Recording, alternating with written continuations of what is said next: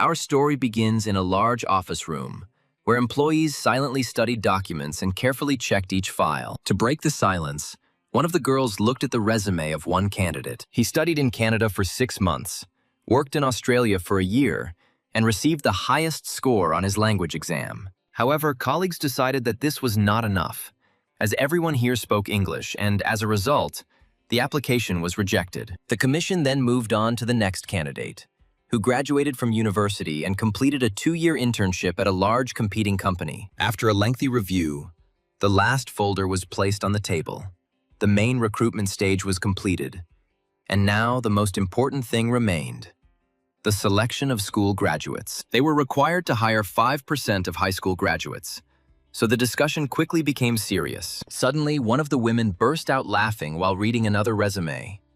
She was amused by the candidate's unusual self-introduction. The school graduate directly stated that he understood employers' desire to evaluate people by numbers, but asked that his experience and views be taken into account as well. He went on to write that the Tessin company itself is a place where a person's value is determined not only by formal indicators. These words caught the attention of the commission, and some employees even noted that the candidate clearly flattered the company and its employees. The girl admitted that among her school resumes, this self-introduction was one of the best. Then, attention turned to the applicant's achievements, and it turned out that he had received his tax consultant certificate in just 11 months. One of the men noticed an even more impressive detail.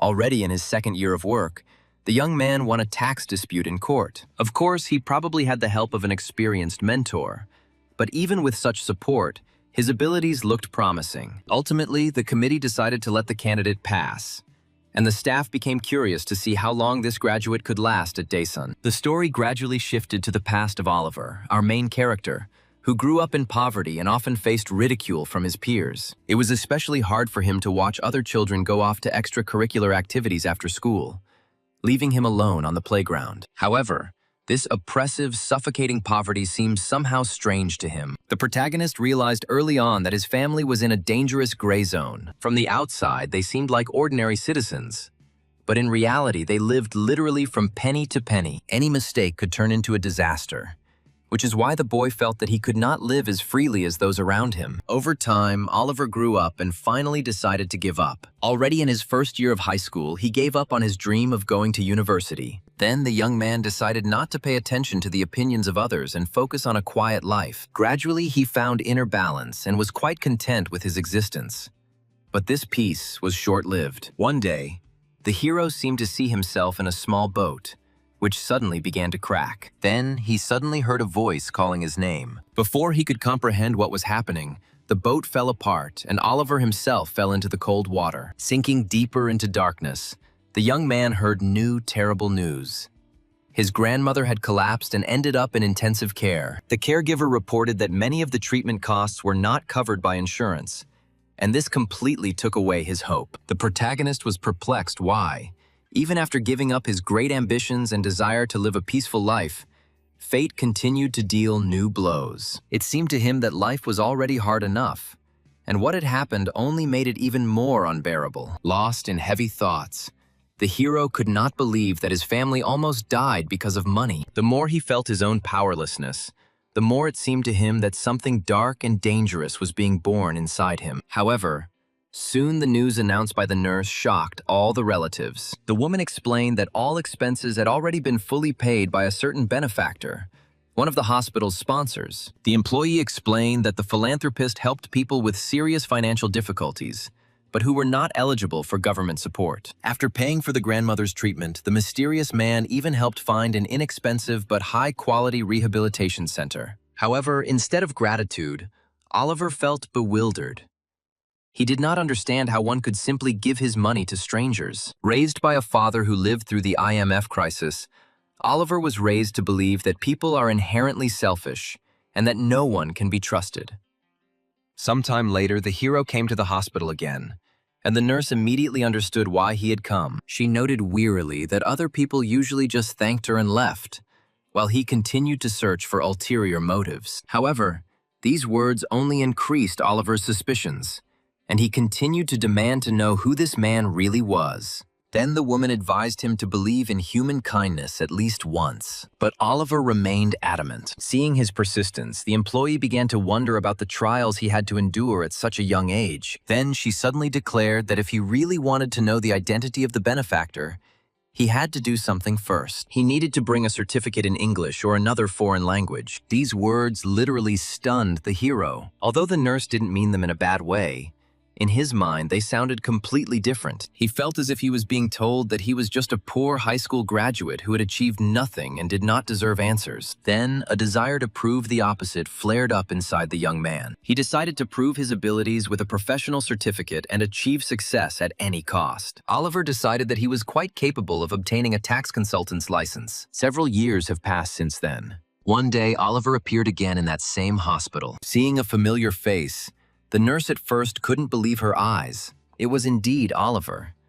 But he looked completely different now. A completely different person stood in front of her, in an expensive suit and with a mysterious box in his hands. The young man greeted her and admitted that he had been a little late. He then handed over a document that made the woman freeze in surprise.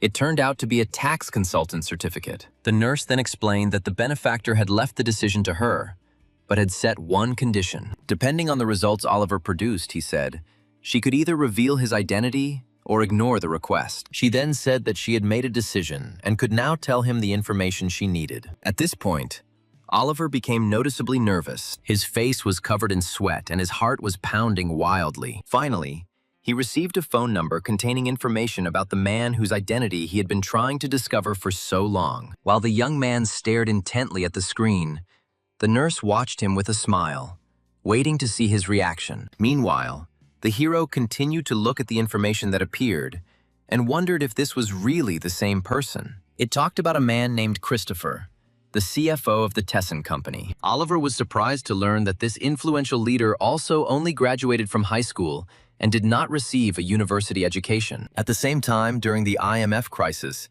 he managed to turn a difficult situation into an opportunity for growth, rising from accountant to manager. The IMF crisis destroyed Oliver's family, while for Christopher, it proved to be a springboard to success. Noticing his interest, the nurse said that it was this man who had paid for his grandmother's treatment. Hearing this, the young man thought even more deeply. On the one hand, a high position explained the presence of a lot of money. On the other hand, the main question still remained. Why would such an influential man spend it on strangers? Oliver wanted to understand how such a naive person managed to survive in the cutthroat world of business and rise to the top of a corporation. After the conversation, Oliver quickly took out his phone. At that moment, the thought occurred to him that the only way to find out the true reason for Christopher's actions was from himself. He had already received a message that the hero had been officially accepted into the company's social programs management department. Looking at the time, the hero saw that it was only 5 to 8 in the morning. He then put on a suit, took a suitcase, and went to the Daesun No. 5 training center near Sadang Station, where the first stage was to take place. On the spot, the main character noticed the girl almost immediately. She also turned out to be a new recruit to the corporation. Looking around, he noticed other people. It was clear that they had all successfully passed the final stage of selection. While the group was waiting for departure, the young man recalled the events of a week ago. Then he was delivered a box containing employment documents and a welcome gift from the company. When Oliver opened it, he first thought that there was an ordinary diary inside. However, the contents turned out to be much more impressive. The box contained the latest smartphone in a rare color, wireless headphones, a charger, and even a sports uniform. When Oliver imagined that all 5,000 new employees received similar gifts, the cost seemed enormous. However, he then realized that for a giant like Tesson, these costs were insignificant, which made him think about the scale of the company. If a corporation invested so much money before employees even started working, it meant it truly valued their loyalty. The hero was used to the fact that most companies viewed employees as mere cogs in a machine. But here, everything looked different. Soon, buses delivered the recruits to the training center, which turned out to be huge and well-equipped. However, among those present, there was not a single employee from the main divisions such as Tesson Electronics or Tesson Security. The lists included only employees of minor and little-known subsidiaries. One guy with glasses remarked in surprise that he had never heard of Tesson Wellbeing, and that only one person had been accepted. Hearing this, Oliver gradually understood everything. Now it became clear to him why even a high school graduate without a higher education was accepted there. However, instead of disappointment, he remembered Christopher's story and decided that such a place could only be the first step on the way up. Meanwhile, some new recruits continued to make disparaging comments about smaller subsidiaries. One of them even said that he was uncomfortable imagining having to be around employees of such units. The protagonist just sighed.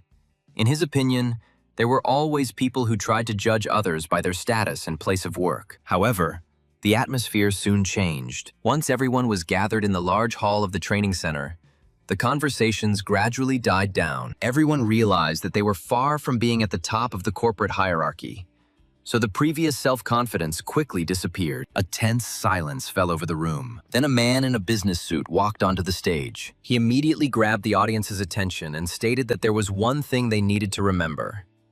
They were in Tessin. After this, the manager noted that many probably considered themselves failures simply because they did not get into the main divisions. However, he explained that simply getting into a prestigious subsidiary is not enough for a successful career. The speaker emphasized that at Tessin, talent and results were always valued above the name of the unit. He called on the newcomers to prove their worth through action, and after the instructor's speech, the hall burst into applause. Even Oliver, who didn't like such corporate events, was forced to join the others. In the following days, the training continued, with employees talking about the structure of the Tessin Corporation, its achievements, and its position in the market. Gradually, many of the interns began to feel almost unconditional admiration for the company. But Oliver remained wary. In his opinion, the corporation would not spend huge amounts of money just for 3 weeks of lectures on loyalty to the company. The hero was convinced that the real purpose of training was to prepare employees who could start work immediately. So he waited for a new test, and after a few days, his assumption was confirmed. The lectures suddenly stopped, and barrels and boxes of various goods appeared in front of the trainees, causing general bewilderment. Everyone received their own item.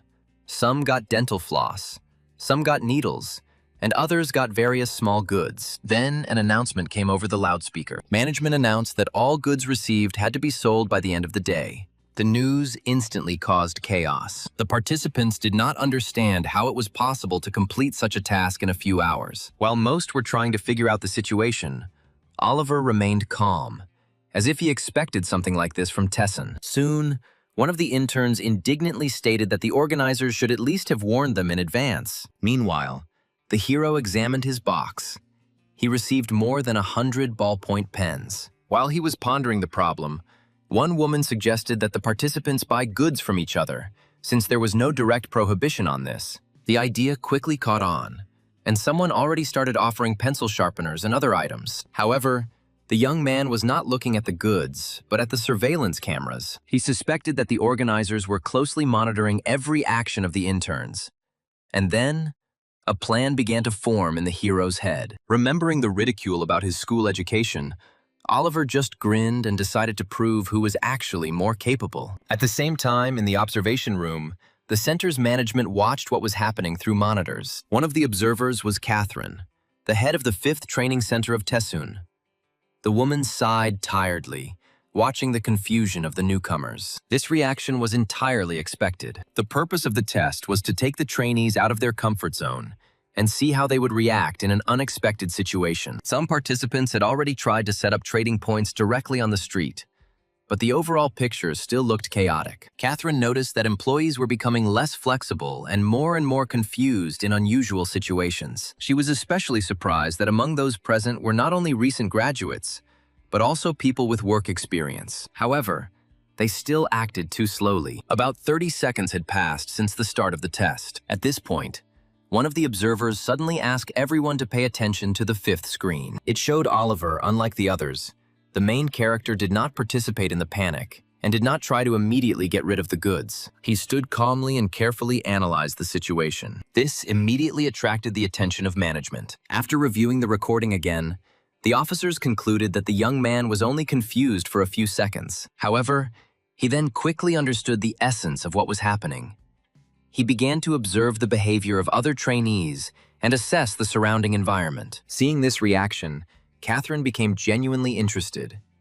It seemed to her that this guy had already figured out the organizer's plan. Meanwhile, Oliver himself took the bag and headed for the exit, leaving the other participants to sort things out among themselves. This finally convinced observers that he was the first to understand the rules of the game and was going to act differently from the others. One of the executives suddenly became serious and asked which office was displayed on the screen. He was told that it was room 32 in the eastern sector, and the intern's name was Oliver, after which the staff looked at his file. It turned out that the hero had been assigned to the Thyssen Well-Being Division, and this news made Catherine raise her head in surprise. Of all the possible options, this division was considered to be practically abandoned by the company. The man sitting next to him also noted that this was far from the best position, and Oliver would be more useful in another subsidiary. However, Catherine disagreed, recalling that the distribution was made after assessing the education, skills, and experience of each candidate. A nearby employee asked in surprise whether Oliver should be kept under separate surveillance. After some thought,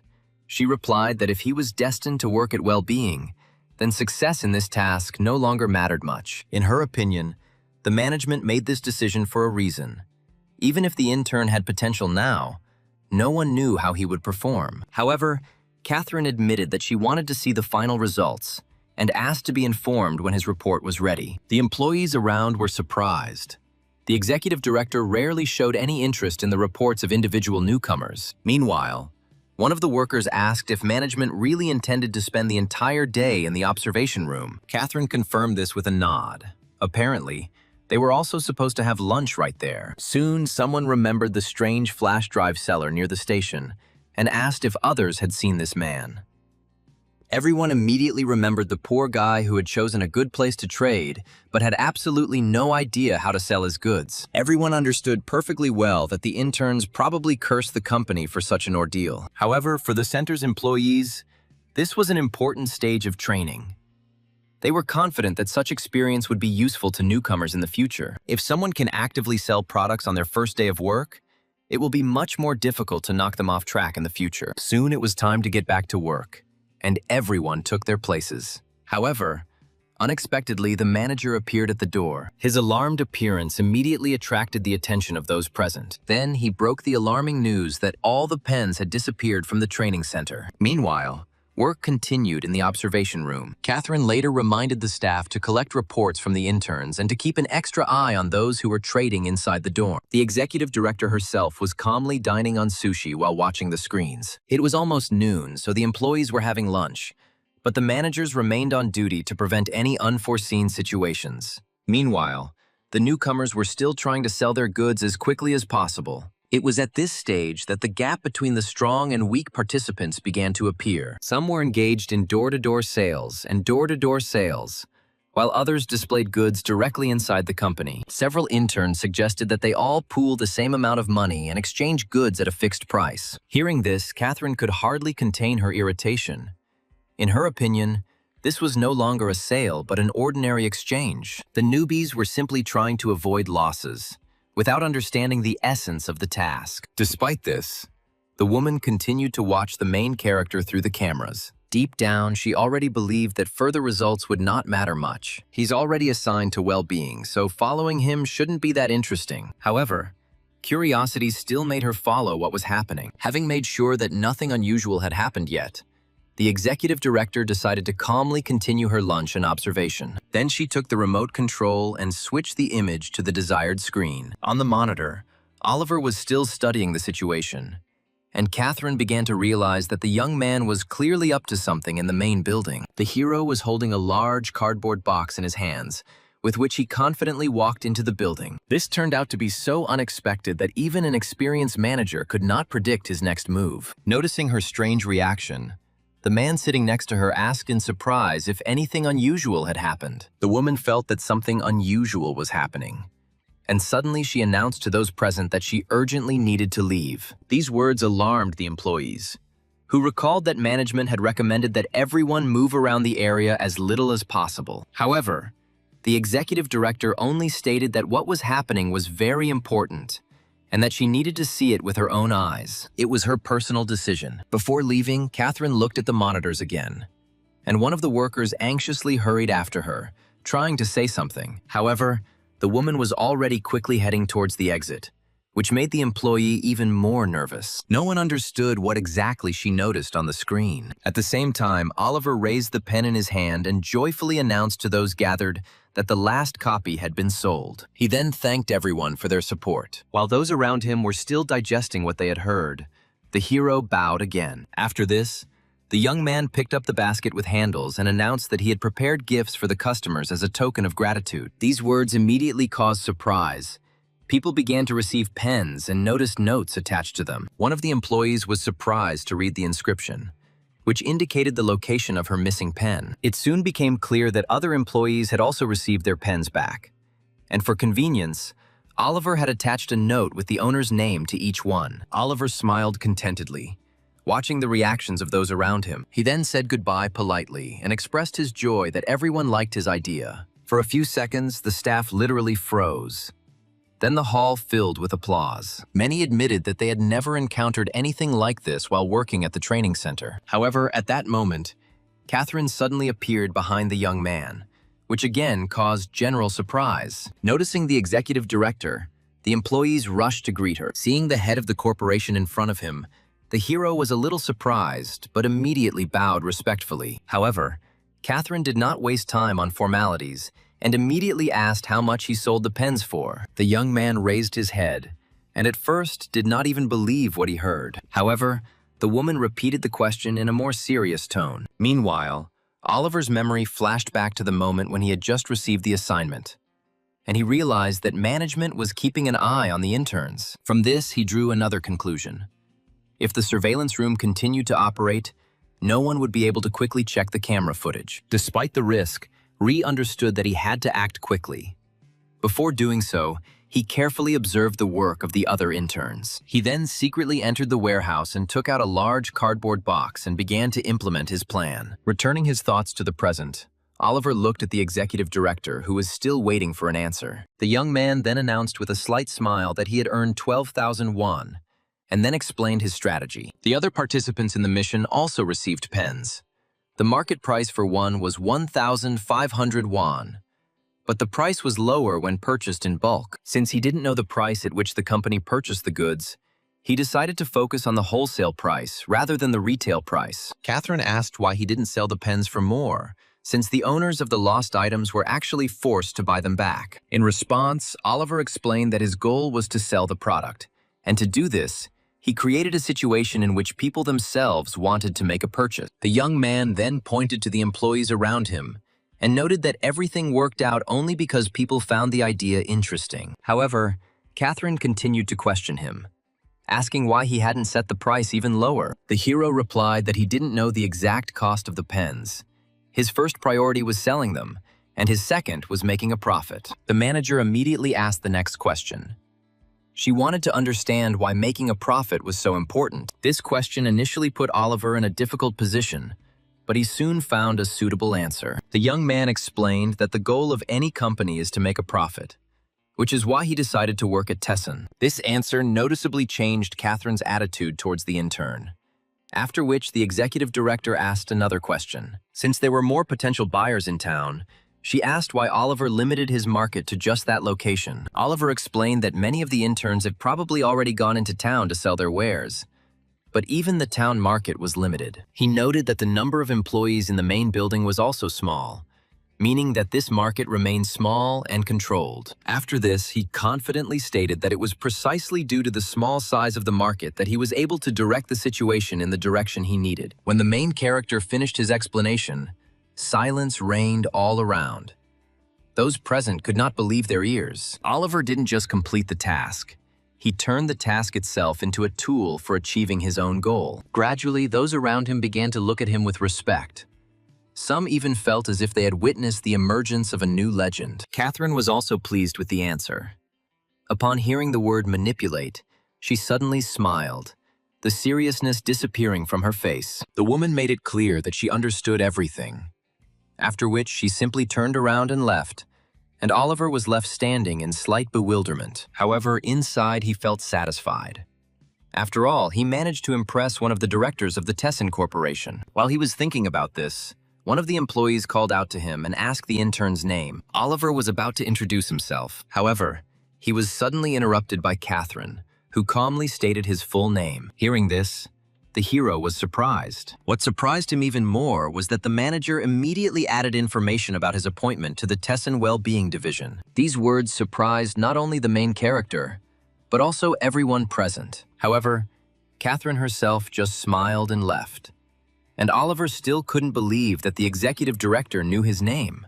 The next day, the interns gathered in the assembly hall, and the hero reflected on the fact that the participants had once again been seated among the company's divisions. Meanwhile, everyone was actively discussing yesterday's assignment, many admitting that they thought the training would be easy, but they were very wrong. Listening to them, Oliver realized that almost all the interns were either exchanging goods or completing the task in the most simple way. But the very fact that the director personally came to talk to him made one wonder whether this would be beneficial or, on the contrary, create problems. At that moment, Oliver looked up and saw Catherine on the stage. He became curious as to why she was the one who was going to perform. Meanwhile, the woman looked around the room and almost immediately noticed the hero, who was closely watching what was happening. For a moment, their eyes met. Oliver even flinched in surprise. Catherine herself was also a little surprised. However, after just a second, Oliver pulled himself together, straightened up, and looked ahead with concentration. Noticing this reaction, Catherine was surprised at first,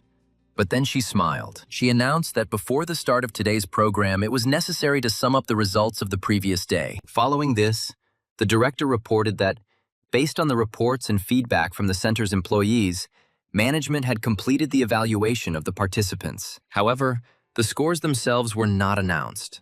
Instead, the participants were divided into teams according to the scores they received. Catherine then explained that 20 teams had been formed, with the top 20 participants from yesterday's challenge receiving captain positions. Then the announcement of the captains began. The leader announced the name of the leader of the 20th team. It turned out to be a certain Collins. He rose from his seat to the applause of those present. At this point, a guy named Charles was convinced that his name hadn't been called yet, only because he was ranked higher. Previously, the guy was a little disappointed that he ended up in training center number 5, but later he changed his mind. The announcement of the leaders continued, but his name was not called. Finally, Catherine announced the leader of the first team. It turned out to be Oliver. Hearing this, Charles sharply turned his head towards the hero. Seeing his calm expression, he became even more angry. Unable to contain himself, the young man loudly protested right there in the hall, demanding to know why Oliver had taken first place. After this outburst of rage, everyone present immediately turned their gaze to him. Catherine looked at the report and asked in surprise if he had any complaints about the results and the appointment of team leaders. However, the young man, having learned that he had only taken second place and had become the captain of the second team, could no longer contain his irritation. He stated that it was not a complaint, but an attempt to understand a situation that seemed completely illogical to him. In his mind, it seemed unfair. He convinced himself that he was not speaking out because he was losing, but because he wanted to achieve fairness. The boy remembered Oliver, who often looked relaxed during training and did not give the impression of being the most diligent trainee. The young man then looked at Catherine and reminded her that the evaluation criteria had not yet been revealed. The manager visibly tensed up and replied that this information was confidential.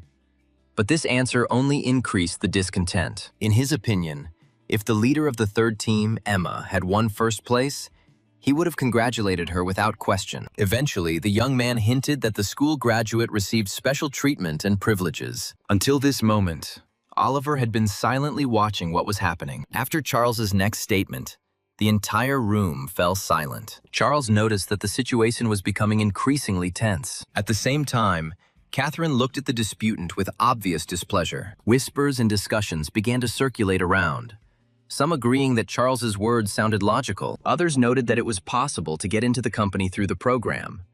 But first place for a recent school student seemed unexpected. Hearing the support of some of the audience, Charles felt confident. He convinced himself that he was simply telling the truth and had every right to ask such questions. However, the next moment something unexpected happened. A smile appeared on Catherine's face, which was at once mocking and contemptuous. Charles was momentarily taken aback by this reaction. Then the executive director spoke in a calm voice. She noted that the intern standing in front of her was very confident. He was probably used to being the best and grew up in a prosperous family. These words completely confused Charles. At first, it seemed to him that he was actually being praised. However, Catherine's tone soon changed dramatically. She stated that there were a huge number of talented people in the Tessin Corporation. After this, the girl got to the heart of the matter and asked if he knew what criteria the company used to select employees. Without waiting for an answer, she explained that almost anyone can be made into a good worker. It's not difficult to create responsible and obedient employees. Over time, they will eventually become part of the corporate system. Listening to her explanations, Charles became increasingly unsure. He no longer understood what exactly this speech was leading to. Meanwhile, Catherine effectively implied that the company could have trained dozens more employees like him. It was this thought that made the young man feel extremely uncomfortable. Realizing that the debater had completely fallen silent, the executive director breathed a sigh of relief and again addressed everyone present. Catherine stated that each intern did a good job and could become an excellent employee of the company in the future. However, among all the participants, there was only one person who was able to understand the true meaning of the test and change the rules of the game itself. After this, she placed her hand on the podium and invited everyone who wished to do so to voice any remaining objections. However, complete silence reigned in the hall. No one dared to argue anymore. Even Charles, who had recently been loudly demanding an explanation, now only silently clenched his teeth in anger. Eventually, he had to sit down in his seat under the gaze of the other participants. Having satisfied herself that the conflict had been resolved, the executive director left the podium. The presenter then announced the transition to the next stage of the program. After some time, the action moved to the company's training ground. Catherine walked forward, lost in her thoughts, followed by a staff member who finally asked cautiously if everything was okay. However, the manager did not respond, which caused the employee even more surprise. Suddenly, Catherine laughed so hard that she even grabbed her stomach and admitted that the events of the day had given her pleasure. She noted that Training Center number 5 turned out to be much more interesting than she expected. Previously, no one expected anything special from it. Hearing this, the employee cautiously inquired whether it would have been a good idea to tell the newcomers in advance what qualities management considered valuable. However, the director immediately rejected this idea, saying that if people knew the evaluation criteria, some would simply start copying the desired behavior. The employee understood that if the manager really wanted to single out the hero, it would be enough for her to simply give him a high position. However, first place inevitably attracted too much attention, and the young man found himself in the spotlight of all competitors. At that moment, the worker noticed a satisfied smile on Catherine's face, and suddenly realized something. It seems she deliberately created difficult conditions for the protagonist to test his limits. Then the girl asked him if he himself was curious to know who this guy really was. If he really was such an extraordinary person, then it was in circumstances like these that his true nature would surely emerge. She recalled the people she had met during her career who were afraid, insecure, arrogant, and even those who openly opposed her. Even her recent argument with Charles came back to her mind. But Oliver was different from all of them. According to Catherine, this young man may have been confused, but he did not allow circumstances to control him. The woman admitted that she had seen such a person only twice in her life. The employee was surprised and asked who it was first. In response to this question, Catherine simply said that she herself was not sure, after which she said that she was tired and advised her interlocutor to also rest a little. The worker nodded understandingly and said goodbye. But in his eyes, Training Center number 5 increasingly resembled a hidden battlefield. The person who created this system, CEO Catherine, was clearly no ordinary leader. The corporate headquarters were staffed by people who had been through countless trials, and he couldn't help but admire their tenacity. However, one thought haunted him. Who was the first person that Catherine spoke about? Meanwhile, events returned to the large assembly hall. About 20 minutes had passed since the results were announced. One of the trainees suggested that the leaders might have been called in to obtain information, and suggested that the others get to know each other for now. After this, the atmosphere in the room noticeably livened up.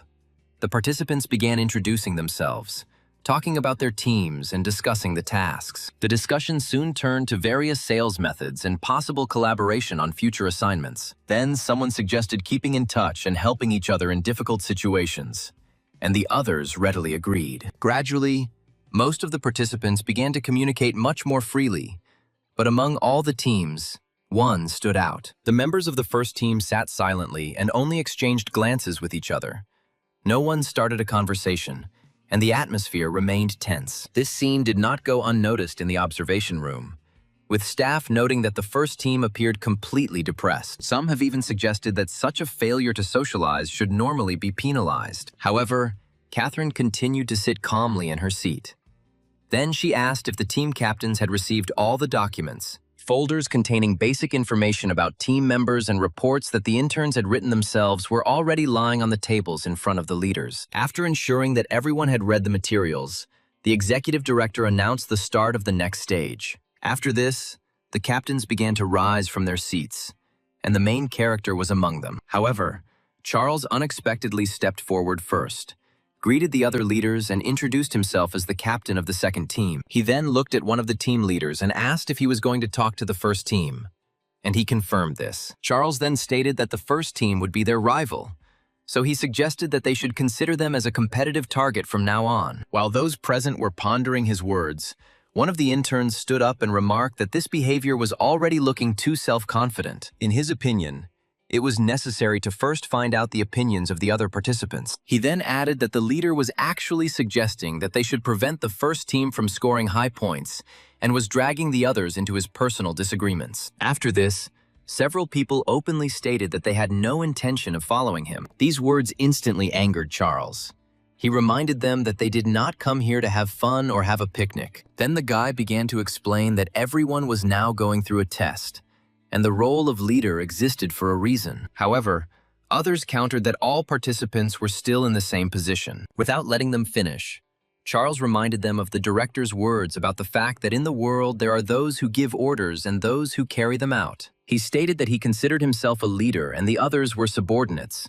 Decisions were made from above, which meant they were not on the same level. After this, he asked if there were any other people who wished to object, but the participants only looked at each other and quietly whispered. Seeing this, Charles decided that he had won. Then he moved on to the main topic and suggested that everyone think as members of a single project team. He already had a clear plan in his head, so he confidently promised that by the end of the training, their team would no longer be in second place. Moreover, he stated that he would make every effort to ensure good results for each participant, since now everyone was in the same boat. One of the leaders noted that Charles understood the organizers' intentions and quickly grasped the principle of division into leaders and participants. Catherine agreed, adding that he was indeed quick to assess the situation. However, she also noticed that the others were gradually moving away from him. In her opinion, the intern had serious problems communicating with people, which meant that this could lead to a serious conflict in the future. Another judge agreed, noting that similar employees were encountered at the head office. After mentioning one of these leaders, Catherine irritably asked not to mention this person anymore. They both remembered well the boss who constantly criticized those around him and demanded unquestioning obedience. Then the attention of those present turned back to the screens. One of the observers suddenly reported that the leader of the first team was already heading towards his people. Oliver walked calmly into the room. He immediately headed towards his team members. The main character looked completely unperturbed. He looked at each person carefully, and his gaze made a strong impression on those around him. At first, the hero noticed Charles's displeased face and the tense atmosphere among the participants. The young man then turned his attention to those who preferred to silently endure what was happening and did not dare to speak out. At this point, one of the participants tried to explain something to the leader. However, Oliver immediately made it clear that he had already understood everything and did not consider this the main issue. After this, he apologized to those present and suggested that they first get to know each other, which surprised many. Oliver then calmly introduced himself, saying that he was the leader of the first team and would be working with them in the near future. After this, Oliver approached one of the team members and greeted him by name. Hearing his name, the guy was noticeably surprised because they had met only recently. Then the hero began to greet the rest of the team members one by one, and after some time, Oliver met all the participants. Seeing the friendly atmosphere, Hank breathed a sigh of relief. He was afraid that his colleagues would start ignoring him. But this did not happen. Meanwhile, Charles watched the proceedings and came to the irritated conclusion that the leader of the first team was creating unnecessary problems. It was then that Catherine realized the reason for his lateness. She noted that the young man spent time researching information about his team members and remembered their names. The hero not only demonstrated an excellent memory, but also gained the team's trust by showing that he was going to support his people. The judges were forced to admit that in matters of managing people, he acted significantly faster than the leader of the second team. Soon, one of the staff members reminded Catherine of the next event on the schedule. She clarified that initially the teams had to follow the route on the map to test their level of coordination. Upon hearing confirmation of this, she suddenly ordered that this task be cancelled and that the next stage be moved on immediately. Catherine explained that she wanted to see something new, not another test of teamwork. She then pointed to the report in front of her and ordered another test to be prepared. At this time, Oliver calmly watched what was happening. In his thoughts, he noted that he had already won the trust of his own team, but at the same time, he had made the other groups wary. The hero saw how members of other teams united with each other and exchanged contacts, while the first team remained on the sidelines. According to the protagonist, the reason for this attitude was that others considered them an easy target. He recalled how he had previously tried to establish contact with team leaders, but they had ignored his initiative. Oliver then came to the conclusion that the only solution was to prove his own superiority. He decided to show everyone that a conflict with him could have serious consequences, especially if someone tried to harm his people. Soon, the hero turned to an employee standing on the stage and inquired about the start time of the next event. However, most of the participants were busy talking, so Oliver asked for an opportunity to gather everyone together. Having climbed onto the stage, the hero attracted the audience's attention with a clap. The hall quickly fell silent, and the gazes of those present turned to him. Then the young man took the microphone and announced the start of the first group task. He asked the leaders to check the presence of their participants and organize the teams in the designated areas. Although many were not happy that the orders were given by an intern rather than a company employee, they still carried out the instructions. Some people decided that he received this responsibility because he was ranked first. When everyone had taken their places, the protagonist once again made sure that the teams were ready. He then handed the floor over to an employee, who announced the terms of a new test. Each team had to come up with a concept for a new product. After this, the participants had to give a presentation, talk about ways to promote their idea, and prepare advertising materials. If a team failed to complete the work on time, they were allowed to continue preparing the next day. The organizer announced that after the presentation, each team would have to select another group and point out the weaknesses of its product. Hearing this, Oliver only smiled. He immediately realized that the test would be much more difficult than it seemed at first glance. Within 5 minutes of the announcement of the task, each team had to make a decision to participate and confirm it by raising a flag. After the new assignment was announced, the interns began to talk among themselves in confusion. After this, the employee invited questions. For a while, there was silence in the room, but then Oliver raised his hand. Having received permission to speak, the protagonist asked whether the right to criticize could be transferred or exchanged between teams. He had already anticipated Charles's possible actions. He would try to buy up such opportunities or use them to put pressure on his rivals. However, the employee immediately refused. So Oliver asked the next question and clarified whether it was necessary to use the right to criticize. In response, the organizer explained that each team had to analyze the weaknesses of the other project at least once. The teams will perform in the order of their readiness. Whoever completes their preparation first will have the right to go on stage first. After this, the hero asked another question.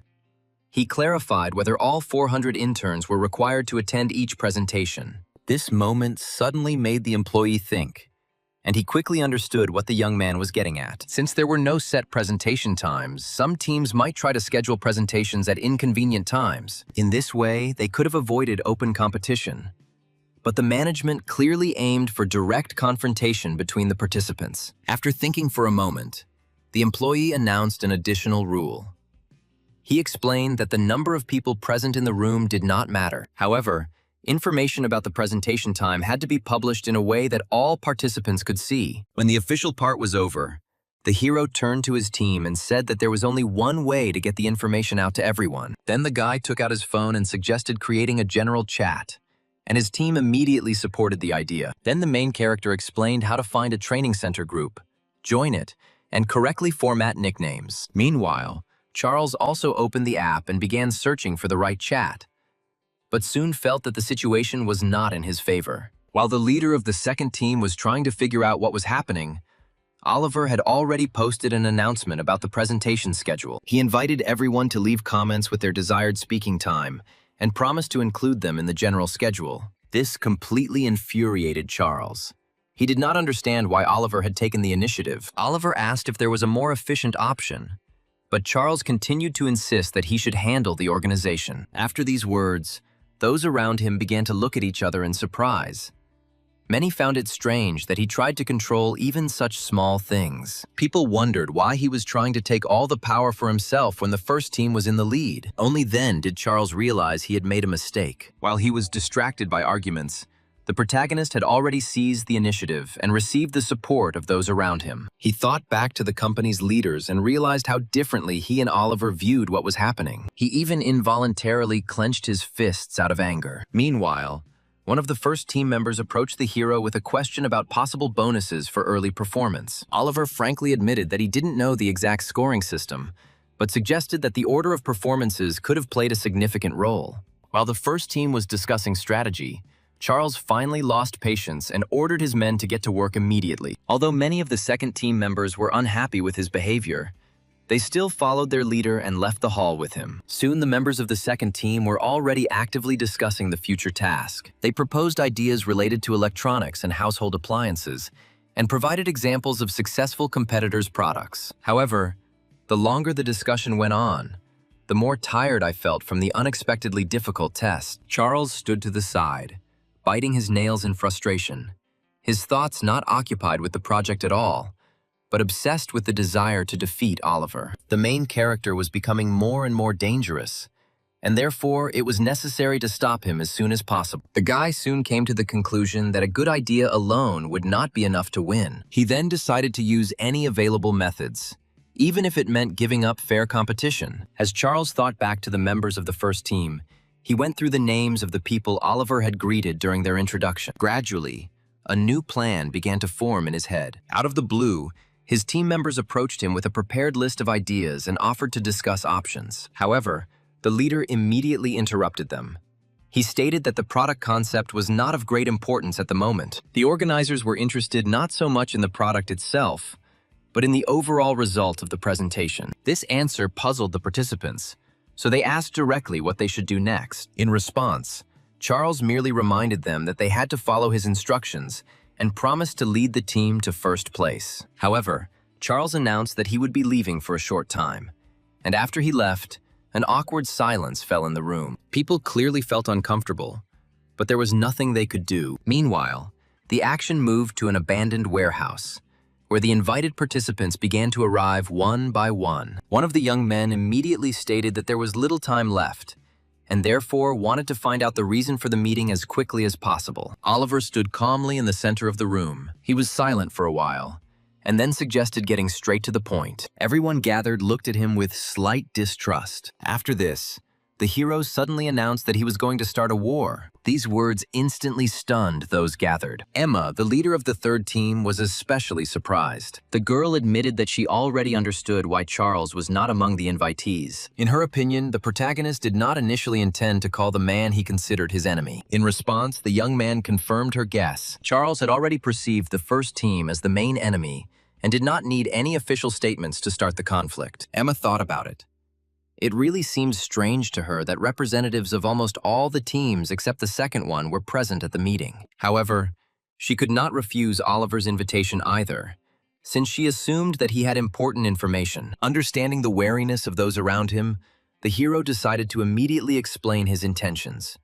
He wanted to ask the others for a favor. He explained that the teams were currently rivals, but he wanted to avoid excessive hostility between the participants. Despite these words, those present remained cautious, although Oliver understood their reaction. In his opinion, the management deliberately pushed the teams towards competition, creating a tense atmosphere. The boy then stated that he intended to confront Charles personally and asked the others to take a neutral position, watching from the sidelines. This proposal made Emma think.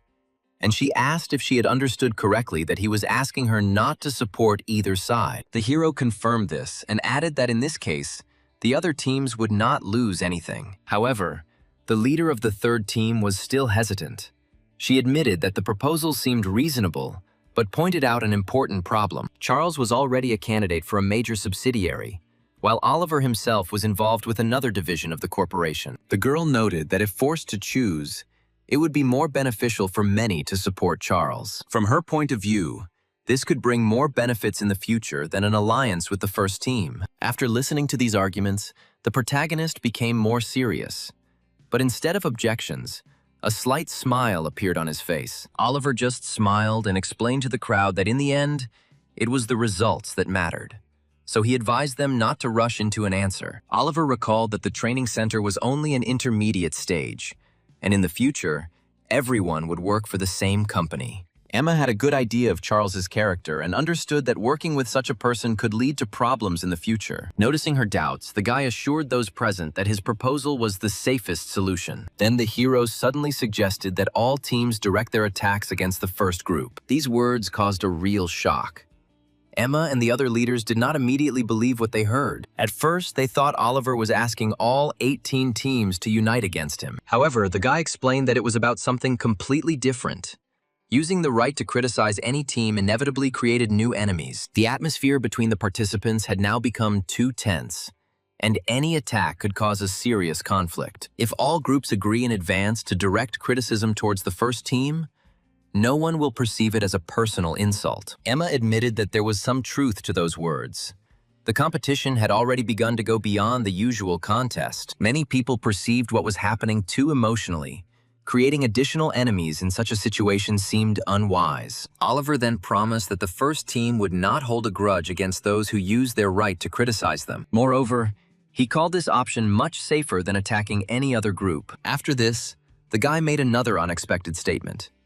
He said that the first team planned to perform last. This news again surprised those present. However, Oliver explained that if no one deliberately delays the process, his team will still have time to present the project. He also admitted that he was considering the option of artificially delaying the performances of other groups and buying time for his own. However, such a plan would inevitably turn all the other teams into his enemies, and this was something he wanted to avoid. The guy then emphasized that it was much more profitable to enter into an agreement that would benefit all parties. Emma watched his reasoning with surprise, amazed at how quickly the guy assessed the various options. Realizing that the discussion was dragging on, Oliver briefly summarized his proposal. The first team had to perform last, and the other groups could use their right to criticize them. Then one of the leaders asked what would happen if the others really decided to drag out their speeches. However, Oliver explained that in that case, his band would simply perform earlier. The offer itself was merely an additional service. This answer noticeably calmed the audience. The guy then turned to Emma and reminded her that she had practically nothing to lose, and there was no point in him deceiving the others. After this, the hero suggested to seal the agreement, and silence reigned in the room for a while. The more Emma thought about what was happening, the more it seemed to her that this was no ordinary high school graduate. The girl even began to suspect that the guy might have been connected to the company's management much more strongly than he let on. However, Oliver only smiled awkwardly and made it clear that such assumptions were far from reality. After finishing the meeting, the hero returned to his team, but immediately noticed a strange atmosphere. One of the participants, Hank, sat with a pen in his hand and was visibly shaking. A worried Oliver approached him and asked if everything was okay. At first, the guy tried to convince him that nothing serious had happened, but his behavior looked too suspicious. Then Oliver began to question further, cautiously. He first assumed the participant was having problems at home, and then wondered if someone was threatening him. After these words, silence fell in the room. The rest of the team members were also in no hurry to intervene in the conversation. Observing the reactions of those around him, Oliver realized that most of them knew nothing about what had happened. Then he recalled his recent meeting with the team leaders and came to the conclusion that it could have been about pressure or threats. After carefully considering the situation, the guy suddenly became suspicious of Charles. Then he directly asked if he was involved in what happened. After this, Hank finally took out his phone and admitted that he had recently received a strange call. Hearing this, Oliver was even more surprised. Oliver noted that the caller was just another new employee, and was unlikely to have a significant impact on his future. However, the boy explained that although they were not close friends, the caller turned out to be an older acquaintance of his from the same school. Oliver quickly assessed the situation. If it was a friend from school and a future colleague, then it would really be difficult for Hank to refuse the request. Then the hero asked what exactly they wanted from him, and he admitted that he was asked to provide details of the first team presentation. The guy then apologized and said that he was ready to provide false information, but Oliver immediately rejected this idea. He knew that such a move would only redirect Charles's hostility towards a member of his team, and Oliver did not want that to happen. After thinking for a moment, he asked to convey that the first team was going to perform last and was planning to attack the second group. This decision surprised everyone present, and several people even asked whether it was really worth reporting this information. However, the hero confidently confirmed his words and hinted that he already had a plan. Meanwhile, Charles was poring over messages in the general chat as teams gradually filled up their presentation slots. Oliver could not figure out what would be more profitable: to act today for the possible advantages, or to wait until tomorrow. What was happening had already turned into a real information war, so he first of all wanted to know the plans of the first team. Soon, a new message arrived on his phone, and after reading it, the guy learned that the first group was going to perform last. The information received was too little, so Charles only chuckled irritably. However, the timing of the performance and the intended purpose seemed plausible enough. Then the leader of the second team decided to prepare for a possible attack. He asked his subordinates about the readiness of the project. They said that the presentation would be completed today. After this, the guy ordered a further study of the weaknesses of platform services, including security issues. Some participants did not understand his logic and remarked that they should have focused on their own presentation. However, Charles demanded that orders be followed without asking any questions, an attitude that increasingly caused discontent among the team. But the guy didn't pay attention to this. He still believed that others were obliged to obey his decisions. After this, Charles went to check the situation in other groups. On the way, he continued to correspond with various people and analyze what was happening. Charles wondered why it took so long to prepare, given that there were 19 participants in each group. Soon, the next presentation began. Representatives of the 17th team presented a device for measuring sugar and cholesterol levels without drawing blood. As he listened to the presentation, the guy gradually lost interest. The idea seemed outdated and didn't represent anything new. He was sure that similar concepts had long occurred to many specialists. The real problem has always been not the idea itself, but the possibility of its implementation. Because of this, Charles came to the conclusion that the team was simply trying to finish the work as quickly as possible, sacrificing quality. When the presentation concluded, the team leader asked the audience if there were any questions or comments. To Charles's surprise, there was complete silence in the room, which he found extremely strange. He saw many weaknesses in the project and didn't understand why no one was going to voice them. Meanwhile, the staff had already announced the start of the next presentation. Seeing this, the guy was completely confused. It seemed incredible to him that such a controversial project had simply been passed without a single comment. Then new presentations began. One team presenting a product for women, another focusing on the needs of older people. However, the audience's reaction remained almost the same. The participants listened silently and did not ask questions. The longer this went on, the more anxious Charles became. He could not understand why no one was using their right to criticize. He himself wanted to intervene, but he restrained himself and only clenched his teeth in irritation. Gradually, the guy came to the conclusion that something was happening that he didn't know about. He then decided to postpone his own presentation as long as possible and first sort out the situation. It was soon late evening, but the teams were still actively presenting their projects. Watching what was happening, Charles still didn't understand the big picture. At the same time, another circumstance was bothering him. Hank had been ignoring messages all day. He wrote to him repeatedly, trying to find out news about the first team, but received no response. Over time, his messages became more and more insistent. In the end, he even threatened to end all relations if he continued to remain silent.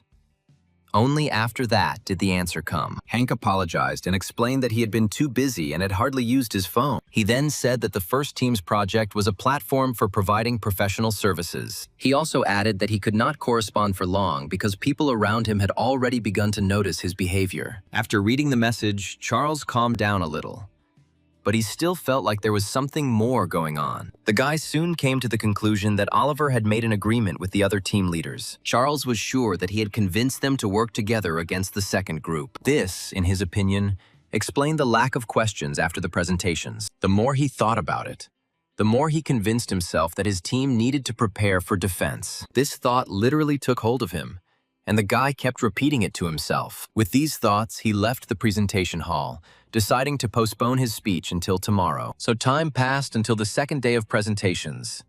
By midday, only 2 teams remained, the first and the second. The participants were already noticeably tired of the protracted event and wanted to finish the competition as soon as possible. Charles waited tensely for the outcome, while Oliver maintained his usual calm. To defuse the situation, Oliver approached his opponent and offered him the opportunity to choose the order of performances. This question immediately alerted the leader of the second team. He tried to understand the enemy's plan, but was unable to. As a result, the guy never made a decision. Then the hero himself announced that his team would be the first to perform. After this, the members of the first group went on stage and began preparing. Taking the microphone, one of the participants began the presentation by describing the challenges that companies of any size could face. Large corporations had their own legal departments, while small businesses were often left without such support. The team then moved on to a pre-prepared scenario, with several participants acting out various crisis situations. Oliver introduced the audience to the project's main idea and presented a service that can provide access to assistance for small and medium-sized businesses. After this, the participants began to introduce specialists available through the platform: lawyers, accountants, and consultants. One by one, the team envisioned the service to bring together professionals from various fields and provide comprehensive support to clients. The project's advantage is the ability to receive a level of expert assistance comparable to the resources of a large corporation at any time. When the first part of the speech ended, the hall suddenly fell silent. Then Oliver took the microphone again. He reported that the entire presentation took exactly 15 seconds. Only after these words did the audience understand the team's idea. The first group created a full-fledged commercial and integrated it into the presentation. Seeing the audience's reaction, Oliver smiled contentedly and moved on to the next part of his performance. The team has now begun to explain in detail how their platform works and the benefits of the service. Services for finding lawyers and tax consultants already existed and were in demand among both companies and individual clients. But the company's problems were not limited to legal and accounting issues. Oliver noted that even a simple contract review required not only accountants but also customs clearance specialists. Catherine carefully analyzed what she heard, but her first impression gradually gave way to disappointment. She felt that after the impressive start, the team was proposing a completely ordinary idea. Emma was of a similar opinion and believed that the only one who really stood out was Oliver himself. Charles also listened to the performance with a smug smile, thinking that the other participants were no different from the other teams. However, the hero then stated that up to this point they had only discussed a standard project presentation. After this, he began to give specific examples of services that the platform could provide. The first example was a legal way to terminate employment contracts. The guy then mentioned the safe transfer of management rights to another owner and the legal use of the company's assets by family members. These statements made many of those present wary, and Emma was especially surprised. She began to realize that she had seriously underestimated her opponent. Oliver explained that his service would help small and medium-sized businesses gain access to the strategies and decisions of large corporations. At this point, someone in the audience remarked that such services sounded too risky. However, Oliver calmly explained that the discussion was about finding legal ways to solve complex problems. Tax optimization and many other methods had boundaries that individual specialists often hesitated to cross. However, a group of experts could work together to analyze the problem and find legal solutions without breaking the rules. Externally, the platform would look like a regular service for finding experts and hourly consultations.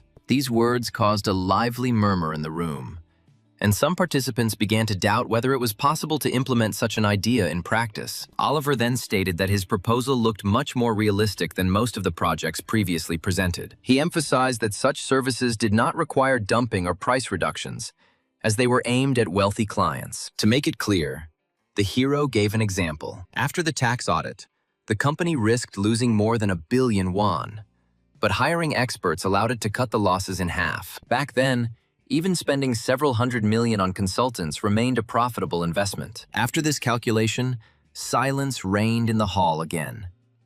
Many participants could not find anything to object to. Oliver added that the service was not intended for the mass market, but rather for wealthy entrepreneurs. Such clients maintained long-term relationships with trusted professionals because they regularly needed their help. By the end of the speech, the audience had become completely silent. In the observation room, Catherine no longer concealed her delight.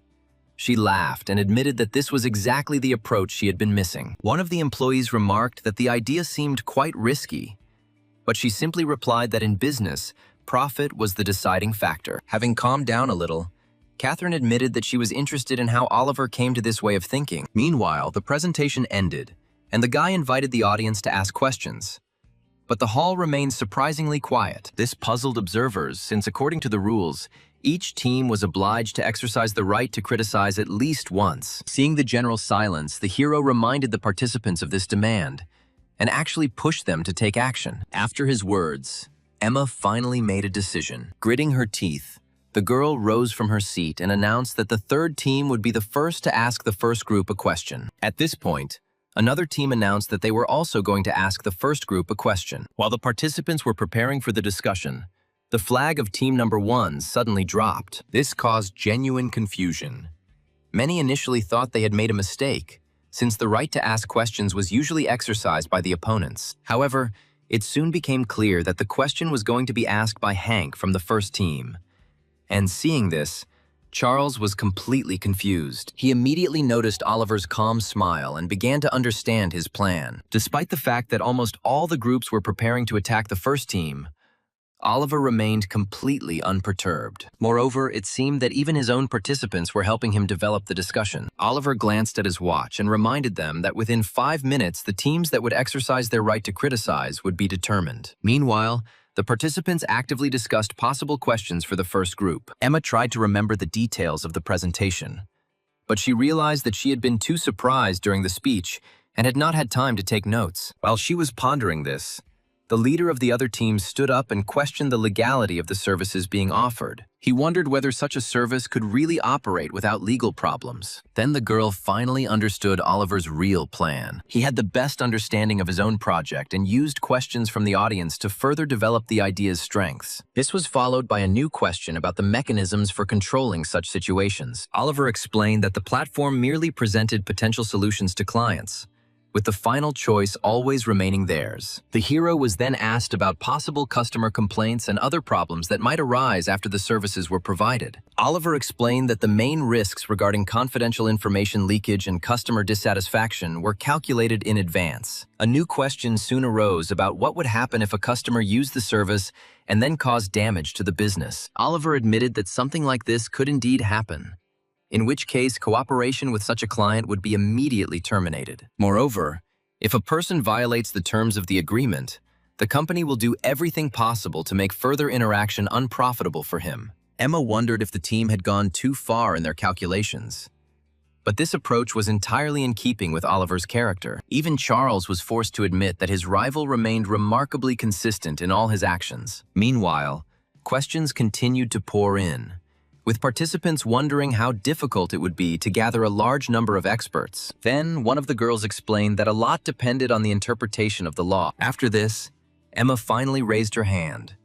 She noted that relying only on a possible victory in court seemed risky. At first, the representative of the first team was a little confused, but then explained that such questions were part of any business. Noticing Oliver's calm gaze, the girl gained confidence and continued answering. She explained that, given the law's ambiguous application, the company could emphasize the service's public benefit. Their service helped people get better quality services. Then the participant moved on to the most controversial point. She stated that if legislation becomes an obstacle to the project's development, It will be necessary to seek changes through the National Assembly. After these words, the hall literally froze. Many did not believe what they heard. And then a wave of surprised exclamations swept through the audience. However, the discussion did not end there. Questions continued to come one after another. Some of them the team had foreseen in advance. Others turned out to be unexpected and difficult. Nevertheless, the first group coped. It was especially noticeable that most of the most pressing questions were asked by the first team members themselves. Emma's team continued to actively search for real flaws in the idea, but this only enhanced the impression of the first group's performance. As a result, all the trainees at the training center witnessed a real solo performance by team number 1. After a long series of answers, Oliver announced that if there were no more questions, the presentation could be considered complete. Emma was the first to applaud. The rest looked at the girl in surprise, not understanding her reaction. However, she didn't pay any attention to this and continued clapping, paying tribute to the performance she had seen. After the first group's presentation, the hall fell silent for a few seconds, and then burst into thunderous applause. Surprised comments poured in from all sides, with participants admitting that the performance was on a completely different level. Oliver listened to this praise with noticeable satisfaction.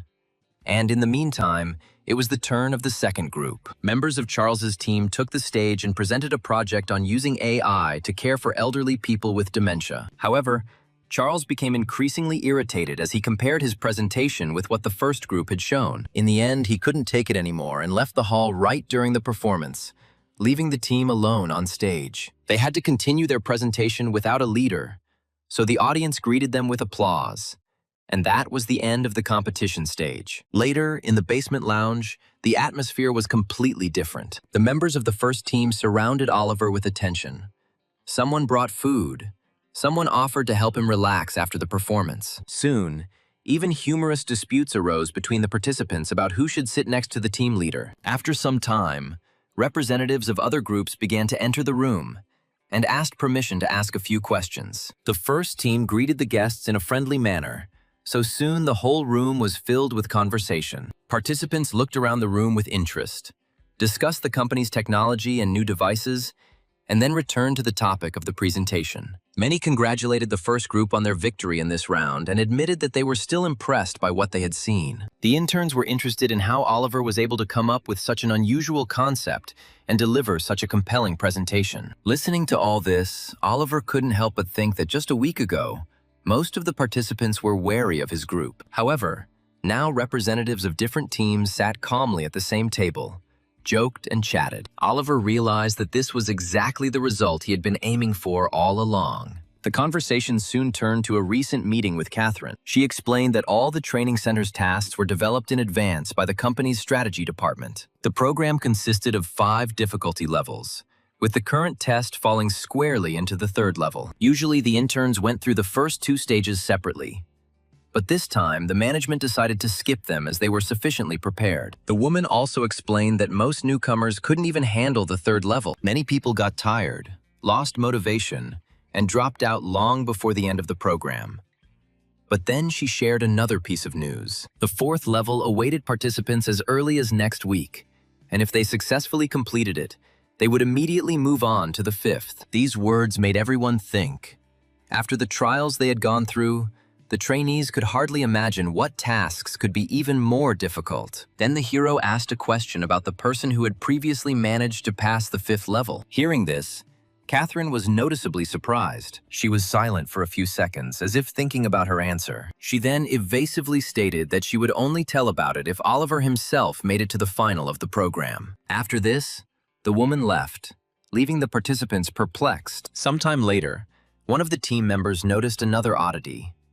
In the new distribution list, the group compositions had changed. This immediately sparked a lively discussion among the trainees, who began to carefully study the updated rating. The action then switched to Charles, holding the phone to his ear and talking dejectedly to a senior colleague. He admitted that he had made a mistake, and he was so ashamed that he considered himself unworthy of even showing himself to his interlocutor. The elder first scolded him sharply. A man with such abilities should have easily taken first place. He recalled that he had initially expected to see Charles in one of the leading subsidiaries. However, due to the overcrowded training center, he was transferred to another unit. Sometimes you meet people who are too different from everyone else. And in that case, all you can do is come to terms with their existence. The training center attracted talented candidates from all over the country, so it was natural for a few unusual individuals to appear. Hearing this, Charles admitted that he did not understand how to proceed. And then the elder advised him to simply forget about Oliver. According to the information he had, the leadership had already shown a special interest in the main character, so fighting him was pointless. He also noted that if Charles had focused on completing tasks in the usual way, there would have been no problems at all. He recalled that this was only the first serious test, which meant that there were still plenty of opportunities to prove oneself ahead. Charles reluctantly agreed, and the elder added that it was through such defeats that people grow. No matter how talented Oliver is, he is unlikely to climb too high up the career ladder in the future. He also said that the company's director still held Charles in high regard. Hearing this, the guy finally felt relieved. Before ending the conversation, the senior suggested meeting for dinner after graduation. After the call, Charles thought about it and decided to follow his elder's advice and temporarily abandon the fight for first place. Even if Oliver remained the center's top intern, his future would still be spent working in an insignificant department like well-being. He soon left, convincing himself that making useful connections was also a kind of talent. Meanwhile, training continued, and the second week passed relatively calmly. However, Oliver's team understood that the real tests were still ahead, so they waited patiently for the next serious task. On Saturday, all the interns were gathered again in the large hall, and Catherine came up on stage and asked if the participants had had a good rest. Then she announced that it was time to exercise her thinking a little. She presented a new challenge. By the end of the day, each group had to create a logo or name for the Tessin company using dominoes. Immediately after the announcement, employees brought out many large boxes into the hall. While the trainees watched in bewilderment, the boxes were carefully placed in front of the teams. Then Catherine explained the rules in more detail. In total, 20 domino colors were prepared, and each group consisted of 20 people. Therefore, each team could choose only one color to work on. She also warned that once a decision had been made, it would be impossible to change it, so it was necessary to act with caution. Oliver, however, watched what was happening carefully. Unlike many other participants, he immediately sensed a catch. From the expression on Catherine's face, the boy realized that the test was unlikely to be an ordinary game of dominoes. While the others were pondering their choice, the woman asked everyone to look at the wall on the left. At this point, the staff hung up several large posters. She then explained that the posters showed the final images that the teams had to assemble from dominoes. In total, 4 different drawing options were offered, one of which had to be chosen to complete the task. Finally, Catherine pointed to the documents lying underneath the posters and said that detailed diagrams of each option were there. At first glance, the task seemed simple, but the deeper the hero delved into the details, the more he realized how complex it was. Oliver carefully counted the number of domino colors and boxes. Then he began to estimate the possible distribution of resources between the groups. According to his calculations, once the teams had sorted through the boxes, it would be virtually impossible to track down the remains of each color. In total, participants were offered 4 versions of the final image, each requiring a different number of colors. The first design required only 4 colors, while the other versions used between 8 and 10 different shades. He soon came to the obvious conclusion that all groups would inevitably have to exchange resources with each other. Catherine announced additional conditions. She said that the task must be completed before 5 o'clock in the evening. In addition, the girl warned that any acts of violence, theft, and other actions that fall under criminal law were prohibited. This formulation immediately attracted Oliver's attention. This moment seemed to him too important to be an accident. After the start was announced, the participants began to gather within their groups. Almost all the teams looked confused. The members of the first group immediately turned to Oliver, waiting for the leader's decision. But even he was in no hurry to give orders. The guy pondered the situation in silence for a while, after which he finally announced his plan of action. The hero suggested dividing the team into 2 parts, and he instructed 9 members to immediately go to the boxes with dominoes. At the same time, Emma and her group were trying to figure out the rules. One participant suggested that the smartest decision would be to choose the first design, as it required the fewest colors. At first glance, the idea seemed logical, but the girl quickly found a problem. The other groups were probably thinking the same way. If the majority chooses the first design, everyone will need the same colors, and then a shortage will inevitably arise. Emma then wondered about the number of dominoes of each color.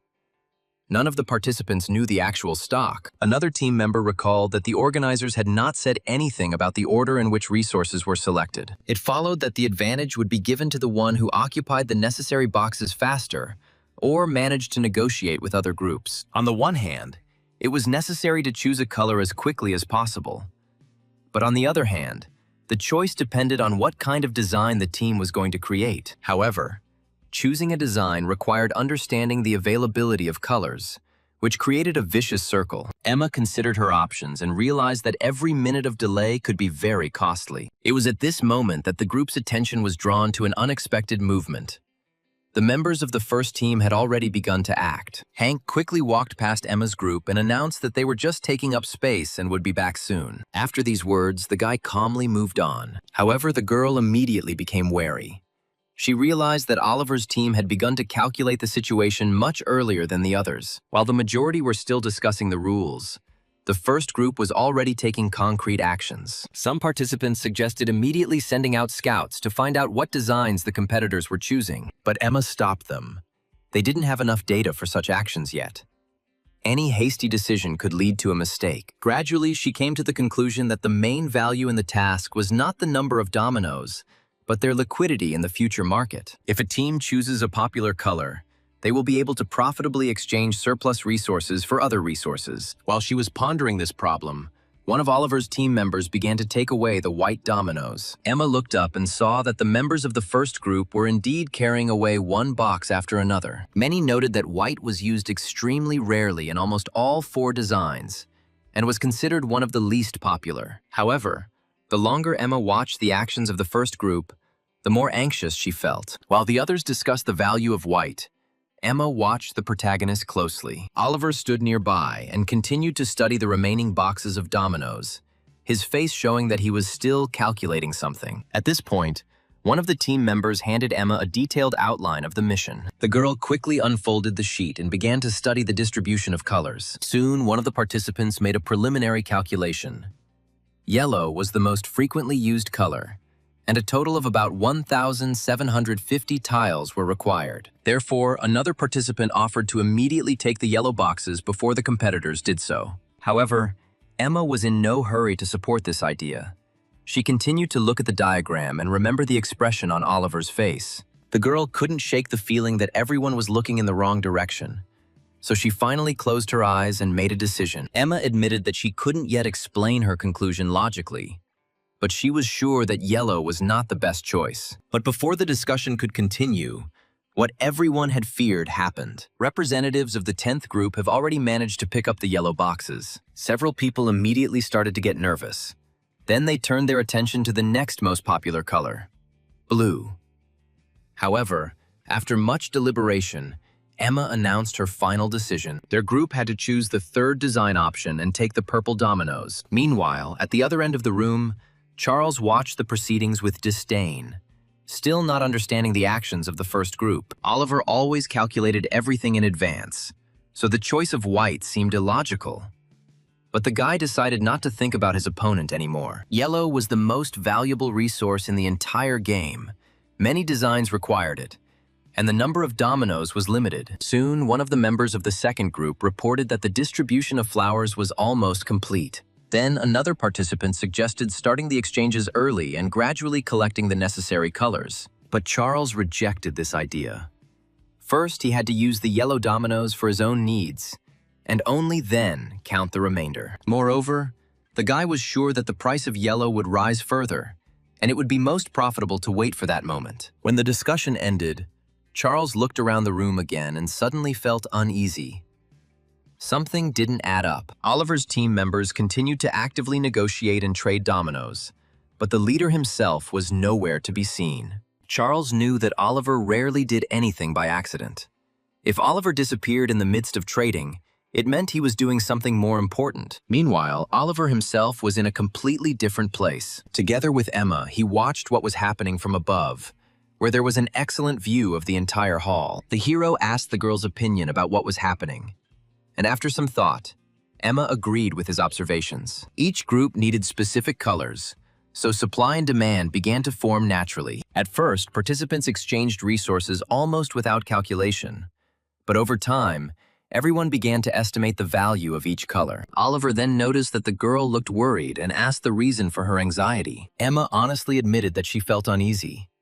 Leaders were supposed to be with their teams and lead the process. However, Oliver only smiled calmly. He noticed that the girl trusted her comrades too little. However, Emma continued to object, believing that the market would soon reach saturation point, after which exchanges would begin to slow down. But Oliver suddenly interrupted her thoughts, suggesting that the other teams might indeed be worried. However, according to him, Emma's group had nothing to worry about. After this, the hero reminded her of the chosen purple color. Purple dominoes were used in all 4 design variations, so demand for them should have remained consistently high. Hearing this, the girl calmed down a little.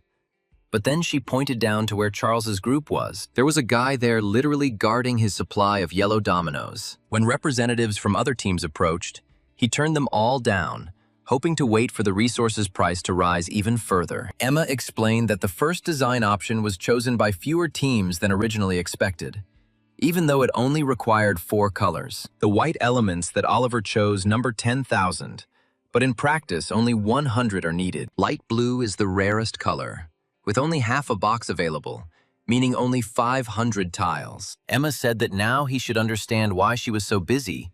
She also wanted to go down as soon as possible and check the situation personally. However, the hero remained calm. He noticed that Emma's group had the most important resource, the purple dominoes. The girl agreed, but noted that this was precisely why she had to constantly monitor the situation. Emma then decided to return to her team, but Oliver suddenly stopped her with a question about the light blue color. He then reminded that this color was used only in the 3rd design, and there were about 500 of these dominoes in total. At that moment, the girl realized what he was getting at. The owners of light blue dominoes could not use them as a primary resource. Otherwise, they themselves would be left without means for exchange. After that, he called dominoes currency, a wording that surprised Emma. She noticed that Oliver viewed what was happening not as a simple exchange of goods, but as a real financial market. Moreover, he offered Emma to form an alliance with them. While they were discussing this idea, Charles watched them closely. He noticed that Emma and Oliver were talking separately from the others for a long time, and this caused him great concern. He realized that the first group had the almost useless white dominoes, while Emma's team had the all-important purple ones. Therefore, he became increasingly afraid that the two were preparing some kind of common plan. Then Charles thought about holding his own auction. He decided that such a mechanism would allow him to benefit from the yellow dominoes without depending on Oliver's actions. However, soon one of his subordinates reported unpleasant news. It turned out that the exchanges did not go at all as expected. The chips weren't selling as fast as they expected. But that's a problem with other colors too. Moreover, white dominoes unexpectedly became the most popular color on the market. At that moment, Charles couldn't believe his ears. The most useless resource suddenly turned into the most sought-after commodity. Turning around, he saw how the members of the first group were actively changing the white knucklebones into a variety of colors. The guy cursed in despair, realizing that this bastard had gotten the better of him again. Looking up, he noticed Oliver and Emma above. The hero even waved his hand at him in a friendly manner, which Charles considered an outright mockery. His irritation instantly turned to anxiety. Charles then demanded that his team urgently find out what was going on. But the answer was even more unexpected. He was informed that Emma's group would only accept purple dominoes for white ones, and would not accept any other colors. Hearing this, Charles was completely confused. Now he began to understand that Oliver had turned an ordinary game into an economic system. Meanwhile, after listening to Oliver's explanation, Emma thought for a long time. The girl gradually realized that the guy was suggesting that the color of the dominoes should be the main means of exchange between the teams. Essentially, the discussion was about creating a reserve currency, similar to the one used in the international financial system. The more she thought about this idea, the more surprised she became. Then Emma finally understood why the first group had taken the white dominoes from the very beginning. But suddenly, a new thought struck her. She asked the hero if he had tried to take control of the entire exchange market. Oliver just smiled slightly and replied that this was precisely why he needed an alliance. He then offered Emma a partnership and explained that together they could control the entire market. Oliver suggested that Emma's group gradually release purple dominoes in small batches, and only for white dominoes. At first, the rate was supposed to be high, for example, 5 whites for 1 purple, and then gradually decrease to 4 to 1, and so on. The first group was to officially publish the exchange rates between the different colors. Then Emma understood the idea. They were going to create their own exchange center and determine the exchange rates themselves. In his plan, the second group sold purple dominoes and regulated their price, while the first controlled the exchange of all other colors. However, the girl was still interested in her own benefit. She admitted that her group had the advantage now. In response, Oliver asked if her team had managed to collect enough burgundy and blue dominoes. These words shocked Emma. She knew perfectly well that it was with these flowers that they had serious problems. Moreover, it became clear that Oliver had been closely monitoring the market and the actions of her team from the very beginning. Oliver explained that the union would make it much easier to collect the remaining flowers, and all types of currency would flow into the first group's exchange center. This will allow Emma's team to use the white dominoes they received to acquire the necessary resources. The girl noted that with this approach, the white dominoes would quickly run out and the market would stop. But the hero had already foreseen this problem. However, Emma was still tormented by another question. She asked why the guy chose her team. Oliver was silent for a few seconds, then calmly explained that the reason was the color purple. These dominoes were present in all required patterns. Without them, no team would be able to complete their project. Hearing this, the girl finally understood the value of her position. Then the hero confidently declared that from now on, the first and second groups were in the same boat. Moreover, he promised that she would not regret her decision. After this, the guy took out his phone and sent several messages to his friends. Having received the signal, the members of the first group immediately began to work. Hank brought out a special board to publish exchange rates, and Emma's team received new instructions. Purple dominoes must be sold exclusively for white ones. The message stated that any other colors were to be rejected. Watching as both groups began to implement the plan, the girl asked how the first group was going to get the rest of the colors. Oliver explained that they took advantage of the confusion at the very beginning of the game. While the first group acted faster than everyone else. While everyone else was analyzing everything, his team managed to sell most of their white dominoes and receive valuable resources in exchange. By this time, there were already about 5,000 white dominoes in circulation. Thanks to numerous trades, Oliver's team has effectively flooded the market with this particular color. It turned out that the team managed to exchange a huge number of chips from other groups. The hero himself remained calm. Everything that was happening was part of the strategy he had developed at the very beginning of the mission. Immediately after the start of the test, the young man distributed responsibilities among the participants. He instructed everyone to figure out what color and what pattern each group had chosen, without missing a single detail. Soon, reports began to arrive to Oliver. Some reporting group numbers, colors, and patterns, others counting the number of dominoes of each color. It turned out that there were about 4,000 red chips, 3,000 orange chips, 5,000 yellow chips, and about 3,500 green chips. Oliver then ordered the white dominoes to be exchanged as quickly as possible, assigning a separate negotiator to each group. Moreover, after a successful deal, participants had to immediately propose a new one, without giving their interlocutors time to think. Some did not understand why they were wasting so much of the white dominoes they had worked so hard to collect. However, the hero insisted that speed was more important than profit, and that deals had to be closed at any cost. He also said that if the other side started to doubt, they should be told that white dominoes would bring good luck in the future. Although many considered this legend strange, they still decided to trust the captain and carry out his orders. Soon, Hank went to negotiate with one of the groups that owned the turquoise dominoes. He offered to exchange their chips for white ones. At first, the interlocutors refused, explaining that they were still discussing the situation within the team. But the guy continued to convince them. He reminded them that their pattern required a lot of different colors, and the white dominoes would be needed later anyway. Therefore, in his opinion, it was more profitable to obtain them in advance. After a short deliberation, The other group agreed to the first deal. Although the initial plan was to exchange only a small number of pieces, the participants suddenly wanted to buy 100 white dominoes at once. Hank was stunned by the request and noted that no one knew the fair price yet and the price could change later. His interlocutors acknowledged the reasonableness of these arguments and reduced the volume of the purchase. The first deal took place, after which both parties exchanged dominoes and left satisfied with the result. They exchanged at a rate of 10 turquoise tiles for 30 white ones. However, it didn't end there. Hank soon returned again and reported that his team wanted to buy even more light green chips. Then came a second deal, and later he tried to negotiate a third. But this time, another group had already refused. Its participants declared that they no longer needed the white dominoes. Then Oliver's team representative realized that the key moment had arrived. He approached one of the negotiators and confidentially told him the secret information. According to him, the captain believed that keeping the white dominoes would be profitable in the future, since there was some special plan behind it. These words made the guy think. Hearing Hank's words, he immediately lowered his voice. Oliver himself wondered why the first group chose the white dominoes. If Oliver was behind the decision, then there was certainly a reason. So he agreed to the exchange and asked about the required number of chips. And so, another deal was made. Both sides were pleased with the result.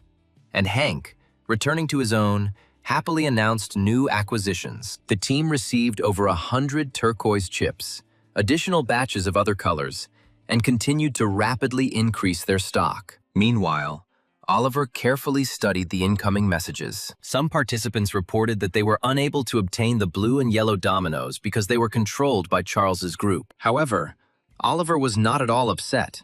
He reminded his comrades that he had anticipated such difficulties in advance. He then ordered that active trading be stopped and that the exchange rates of the other teams be monitored. About 10 minutes later, Hank reported that the market had gradually stabilized. In response, the hero reported the official exchange rates and ordered that they be used as a guide. Then the boy finally realized what his captain had in mind.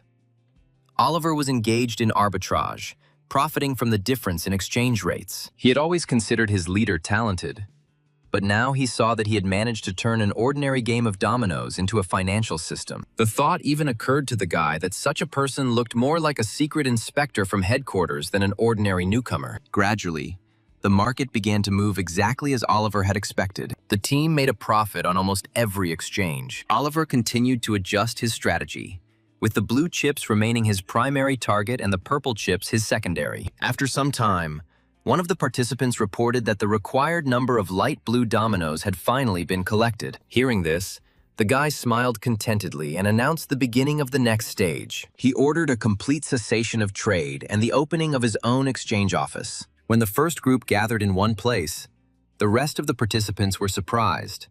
Charles was especially attentive to what was happening. He became increasingly concerned about the actions of his rivals. Realizing that Emma's group had been accepting payment for purple chips exclusively in white dominoes, he finally understood the general idea. The whole scheme quickly came together before his eyes. First, the participants brought their chips to the first group and received white dominoes.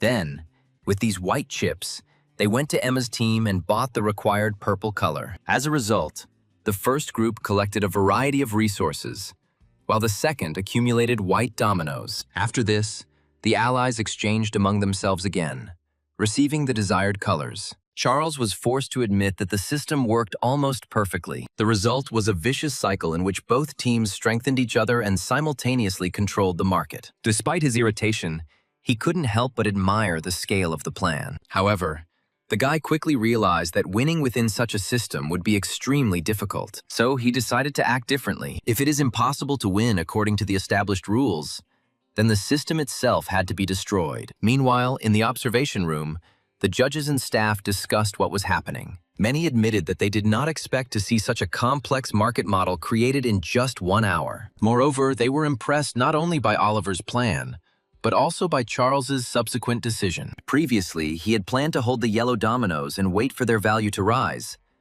But now the market was changing rapidly. Therefore, he ordered the immediate start of the sale of yellow chips, and at the same time, the organization of an auction within a limited time. The judges noted that the decision was very smart. If he had delayed a little longer, the value of the yellow color could have fallen sharply. The judges recalled the beginning of the challenge, when the first group bet on white dominoes. The opportunity to capture the market through white chips and alliances with other teams was much less obvious than choosing a rare color. Even negotiations with teams that didn't need white dominoes brought results. From the very beginning, the first group deliberately flooded the market with white dominoes. Usually, people tried to save as many chips as possible for exchange. But Oliver's team did the opposite. White was considered a useless color, and by exchanging it for the desired colors, participants gained profit and became accustomed to using them as currency. Soon, the words of one of the players were heard on the screen, who was happy that he had managed to buy white chips at a low price. This particularly amused Catherine, who noted that Oliver already controlled the market. Soon, the value of white dominoes as a means of exchange will begin to rise, and eventually other teams will have to buy them at extremely high prices. This thought filled Catherine with genuine admiration, and she admitted that this was exactly the development she had wanted to see. A nearby employee noticed that the hero turned out to be a very interesting person. Catherine agreed. He far exceeded expectations. Reflecting on what was happening, she compared the situation to the petrodollar mechanism. At one time, oil-producing countries sold oil exclusively for US dollars. This ultimately strengthened the position of the American currency. To create such a system, Oliver first acquired the dominoes the second group needed, and then helped them get the right colors. Many people knew about the concept of the petrodollar, but few could successfully apply it to a simple game of dominoes. Soon, Catherine admitted that she felt like she was witnessing something extraordinary. After this, she returned to the documents with enthusiasm and thought about preparing the final assignment. Meanwhile, the action moved to the main hall. Oliver watched as the participants desperately tried to find the missing dominoes. Some asked to sell them the colors they needed. Others had already lost hope and simply lay on the floor. Some people stopped taking the competition seriously altogether and started stacking chips for fun. Then Oliver realized the problem that had existed from the very beginning. The rules were designed in such a way that there weren't enough dominoes for everyone, so not all teams were able to complete their designs. While he was thinking about this, Emma approached him and asked about his impressions. She looked down at the hall from the second floor and admitted that she felt as if she were in a completely new world. From here, everything looked different, and the behavior of hundreds of people formed a single picture. Then the hero looked at the participants and summed up. Everything was happening exactly as he had planned. Watching hundreds of participants follow his strategy gave Oliver a real sense of inspiration. A satisfied smile appeared on Oliver's lips. He was experiencing that special feeling that comes after solving a difficult problem. Then the hero thought that all this was just a game with 400 participants. If even this caused so much emotion, then what will the real world of business be like? However, he did not intend to remain at this level forever. He wanted to one day stand alongside the company's best specialists. Then Oliver remembered Christopher, who was considered the brains of the Tessin group, and he became curious about what he was really like. After this, Oliver noted that the company really knew how to create interesting challenges. Emma didn't understand his point at first, but the guy explained that the organizers expected exactly this level of preparation from the participants. Then the hero again plunged into thought. He understood that such high abilities were not expected from newcomers. However, he was sure that this particular task was the very fourth stage that the CEO had mentioned. Oliver stretched and suggested that Emma go downstairs. The girl agreed, and together they headed to the main hall. Their appearance immediately attracted the attention of the other participants. Many decided that since the leaders of the first and second groups had gone down, the game was already over. The hero noticed that all eyes were on him. He even suggested that after his team's crushing success, people might feel irritated or angry. However, everything turned out differently. Instead of accusing him, the participants began to pat him on the shoulder. They jokingly asked if he was really an ordinary high school graduate and not a man with fake work experience. Soon the other interns surrounded him, showering him with praise. Some called him the most outstanding newcomer, while others said they had finally seen the invisible hand of the market at work. It turned out that the participants did not experience any hostility at all.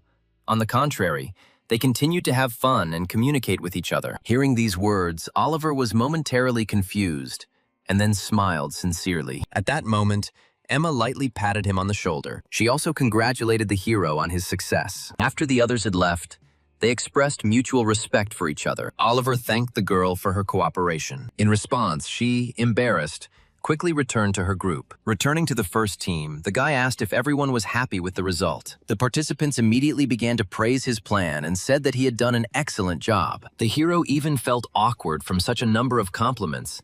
He admitted that everything happened very chaotically. Then Hank grabbed his hand and admitted that he felt proud to be part of this project. In response, Oliver noted that the success was made possible by the entire team, who gathered information and acted promptly. After this, Oliver suggested that they spend the remaining time quietly, stacking dominoes. However, suddenly a familiar voice was heard, and turning around, the participants saw Charles. He asked if the trade was over. Oliver replied that the exchanges were still ongoing. Then the opponent offered to exchange the yellow dominoes for the white ones, and the deal was completed almost instantly. As the hero watched the proceedings, Charles unexpectedly praised his strategy and admitted that he had learned a lot. Then he added reluctantly that Oliver had turned out to be a man worth remembering. Immediately after this, the guy extended his hand for a handshake. Oliver was surprised, but quickly realized that this was his opponent's way of expressing his confession. Although Charles's gaze was a little unfriendly,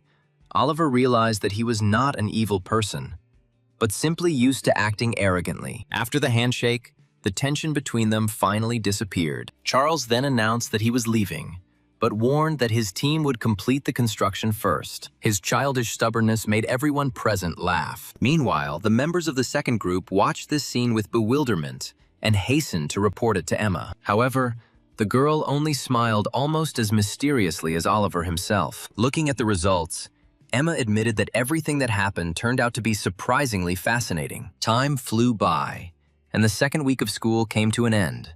Sunday arrived. However, everything in the company continued to work as if it were an ordinary weekday. At the strategic planning department at the Tessin headquarters, work never stopped for a minute. The company's best specialists worked here, responsible for the most important decisions and determining the future direction of development. By this point, the trainees' assessments were beginning to come together, while the participants themselves were preparing for the next test. Newcomers were distributed among different training centers, with the first and second traditionally considered the most promising. Many were confident that the most talented candidates emerged there, while no one usually expected outstanding results from the fifth center. So one of the strategy department employees was very surprised when he saw a new notification on the screen. The document stated that the fifth training center had reached the 4th level of difficulty. Moreover, the report was signed by Vice President Catherine, who is renowned for her strict approach to employee evaluation. The man studied the document carefully. It stated that during the final group task of the second week,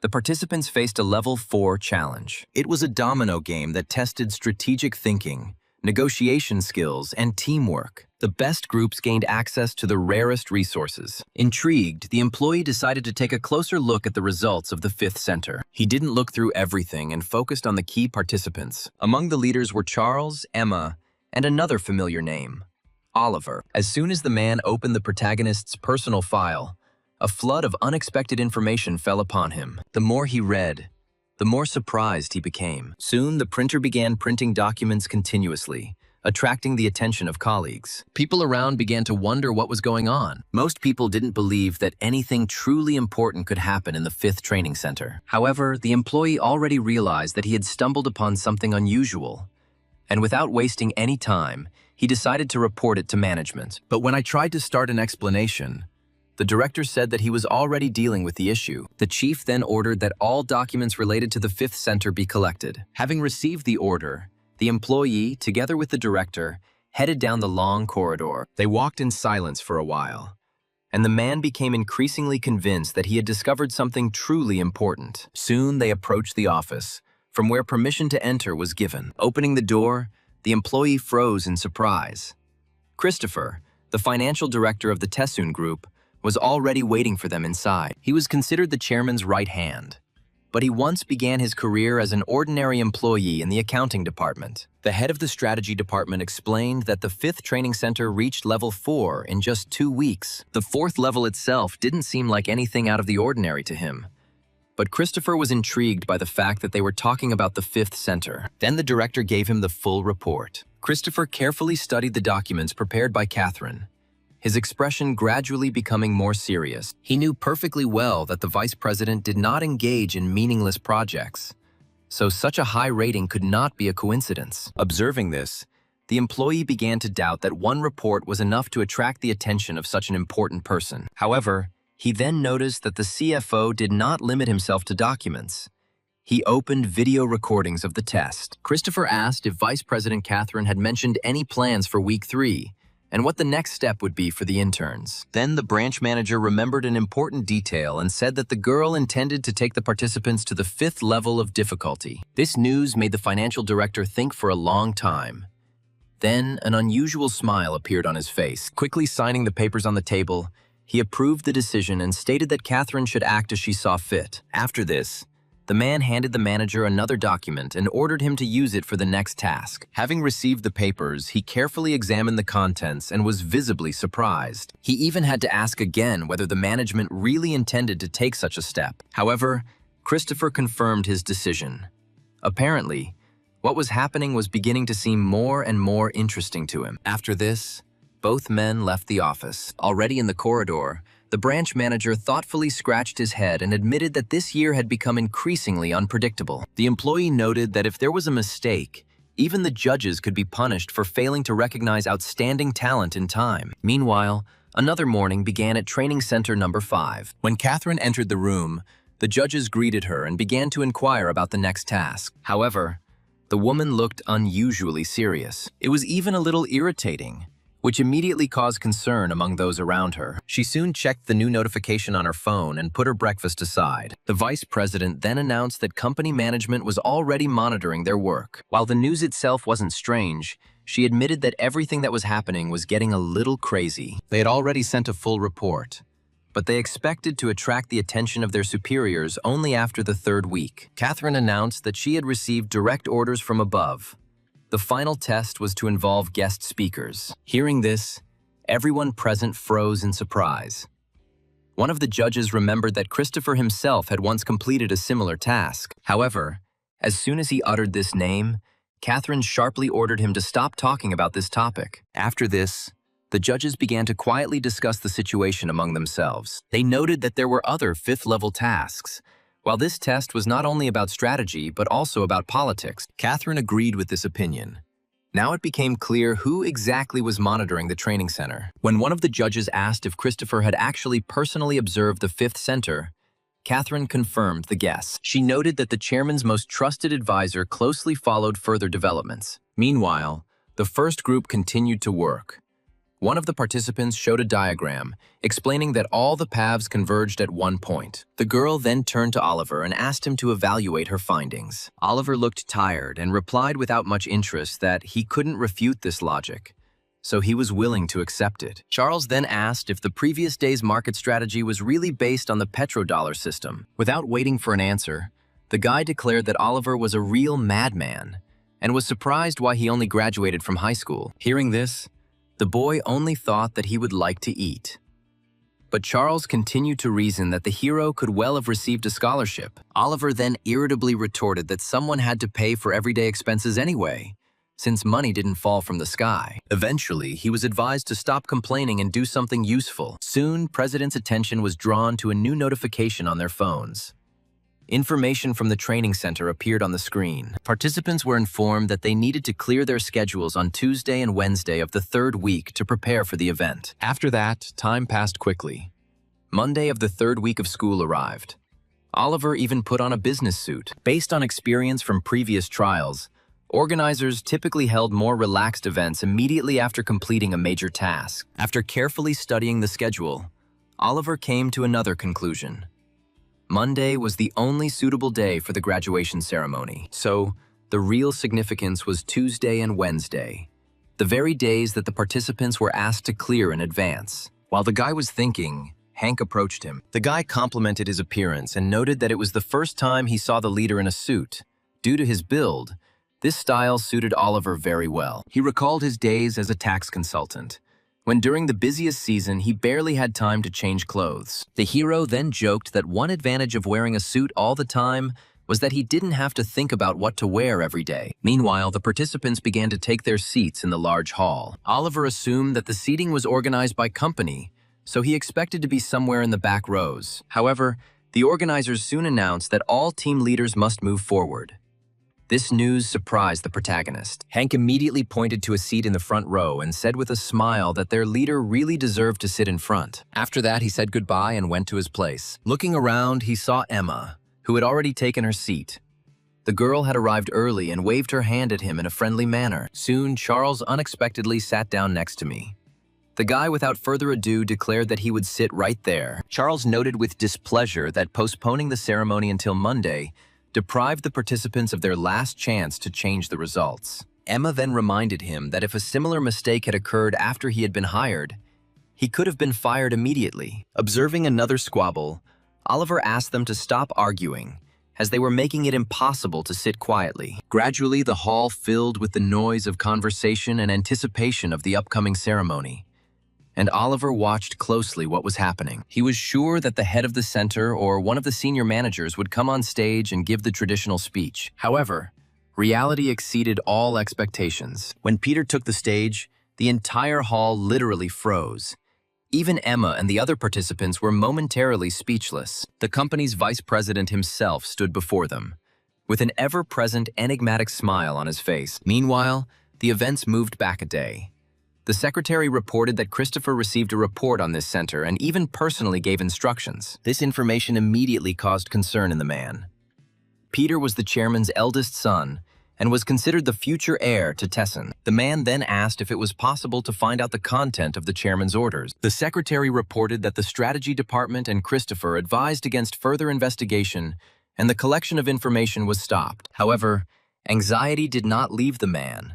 Someone from the 5th Training Center managed to attract Christopher's attention. The man then asked when the next official event with invited guests was supposed to take place at the 5th Center. The secretary checked the schedule and announced that the graduation ceremony would take place tomorrow. Upon hearing this, Peter frowned even more. Although such questions were usually beyond his level, now was the opportunity to find out who had caught Christopher's attention. So Peter decided to personally attend the graduation ceremony of the 5th Training Center and ordered the secretary to cancel all business. The next day, the executives gathered in the waiting room. After looking around at those present, the man was surprised by the number of directors.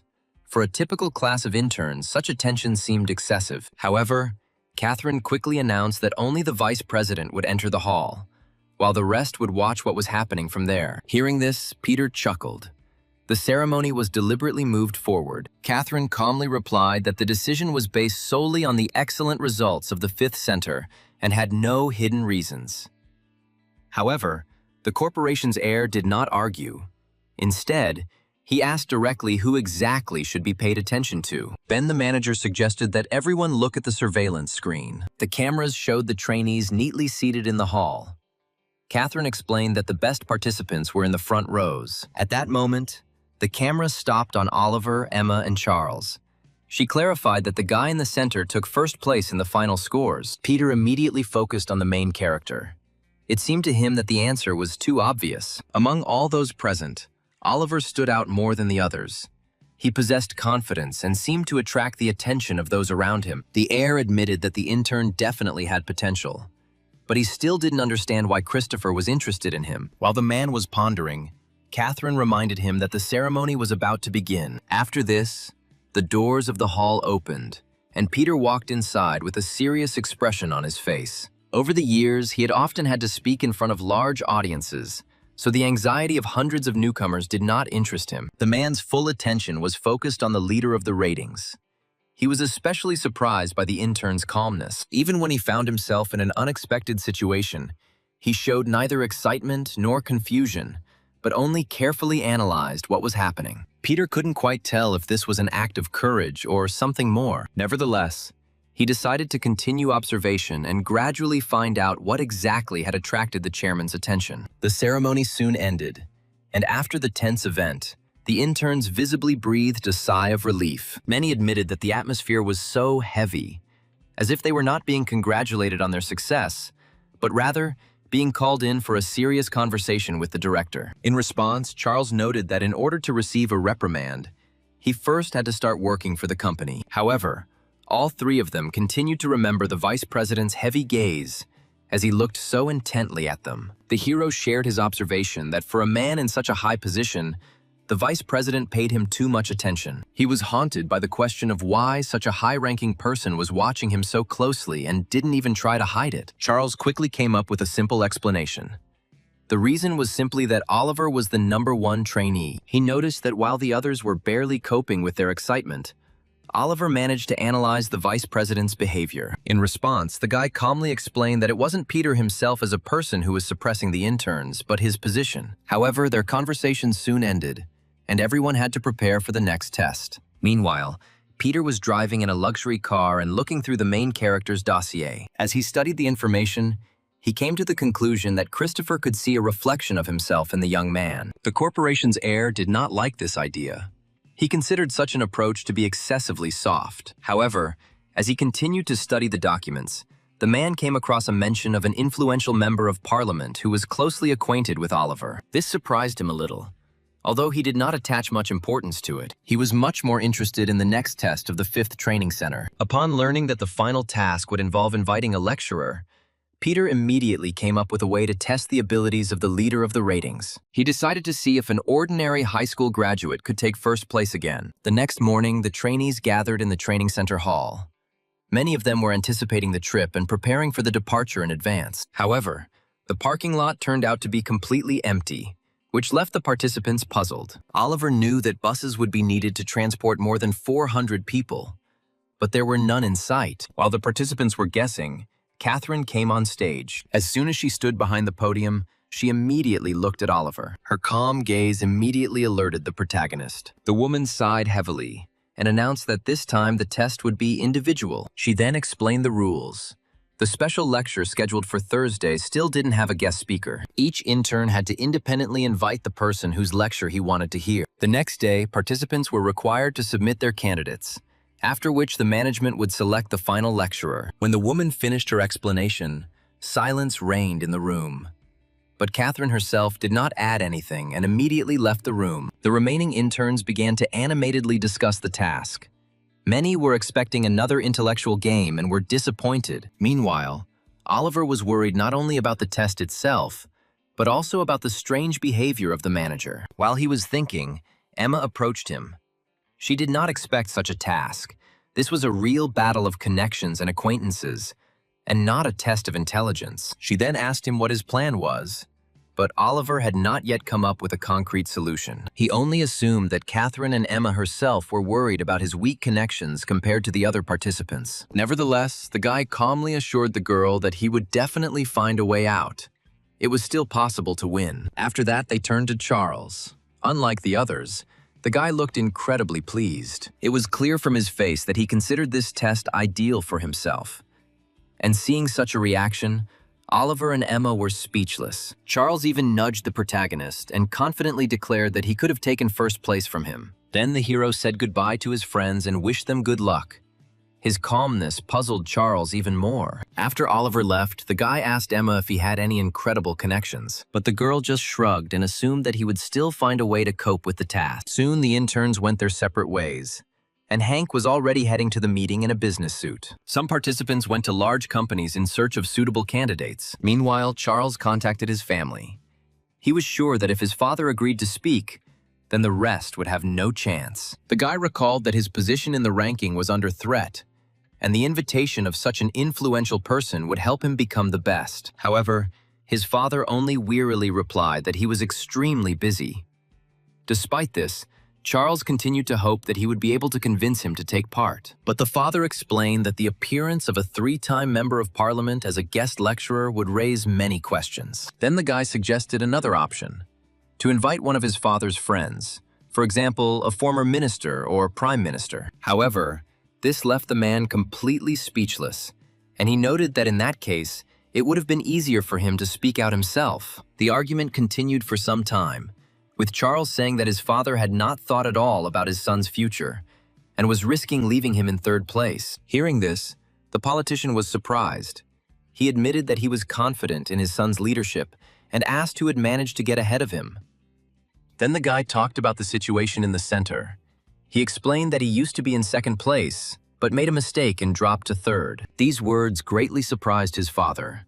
The man even joked that he had finally found someone who made him see the world more broadly. Eventually, the politician gave in, admitting that he didn't want to see his son lose, so he agreed to help. However, the man immediately clarified that he was speaking not at his son's invitation, but as someone who wanted to talk about business values. However, he warned that if, after such support, his son still did not become the best intern, he would have to change the locks on the front door. Meanwhile, Emma headed to her old university, and on the way, the girl reflected on the true meaning of the task. She knew that Charles's father was an influential politician, but she didn't believe that the management only wanted to test the connections of the participants. She concluded that the test was much deeper.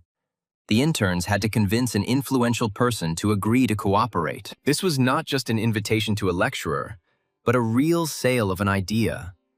And remembering Oliver's words, the girl was convinced of her guess. She realized that the task tested her ability to persuade strangers, find arguments, and negotiate. While the first test was aimed at a mass audience, the current one required winning over one specific person. When Emma reached the professor's office, she was about to enter but suddenly stopped. After some thought, the girl decided not to act hastily, but instead to first develop a strategy. She decided to identify the benefits of the offer and create a picture that the potential lecturer could not refuse. As she left, she suddenly wondered who Oliver was going to invite. This thought brought a mysterious smile to her face and further piqued her curiosity. Meanwhile, Oliver headed towards the subway station. He also had his own goal.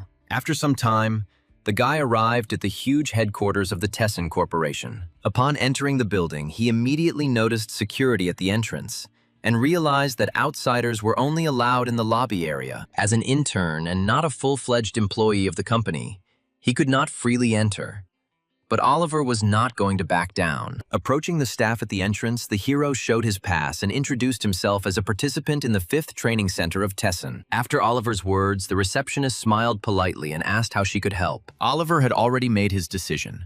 On the way here, he had spent a long time considering his options and had ultimately settled on 2 influential figures. The whole way from the metro station, the guy weighed the risks, trying to figure out whether his plan would work. Now, standing at the reception desk, he finally made up his mind. The hero asked to be connected with Christopher, the financial director's office.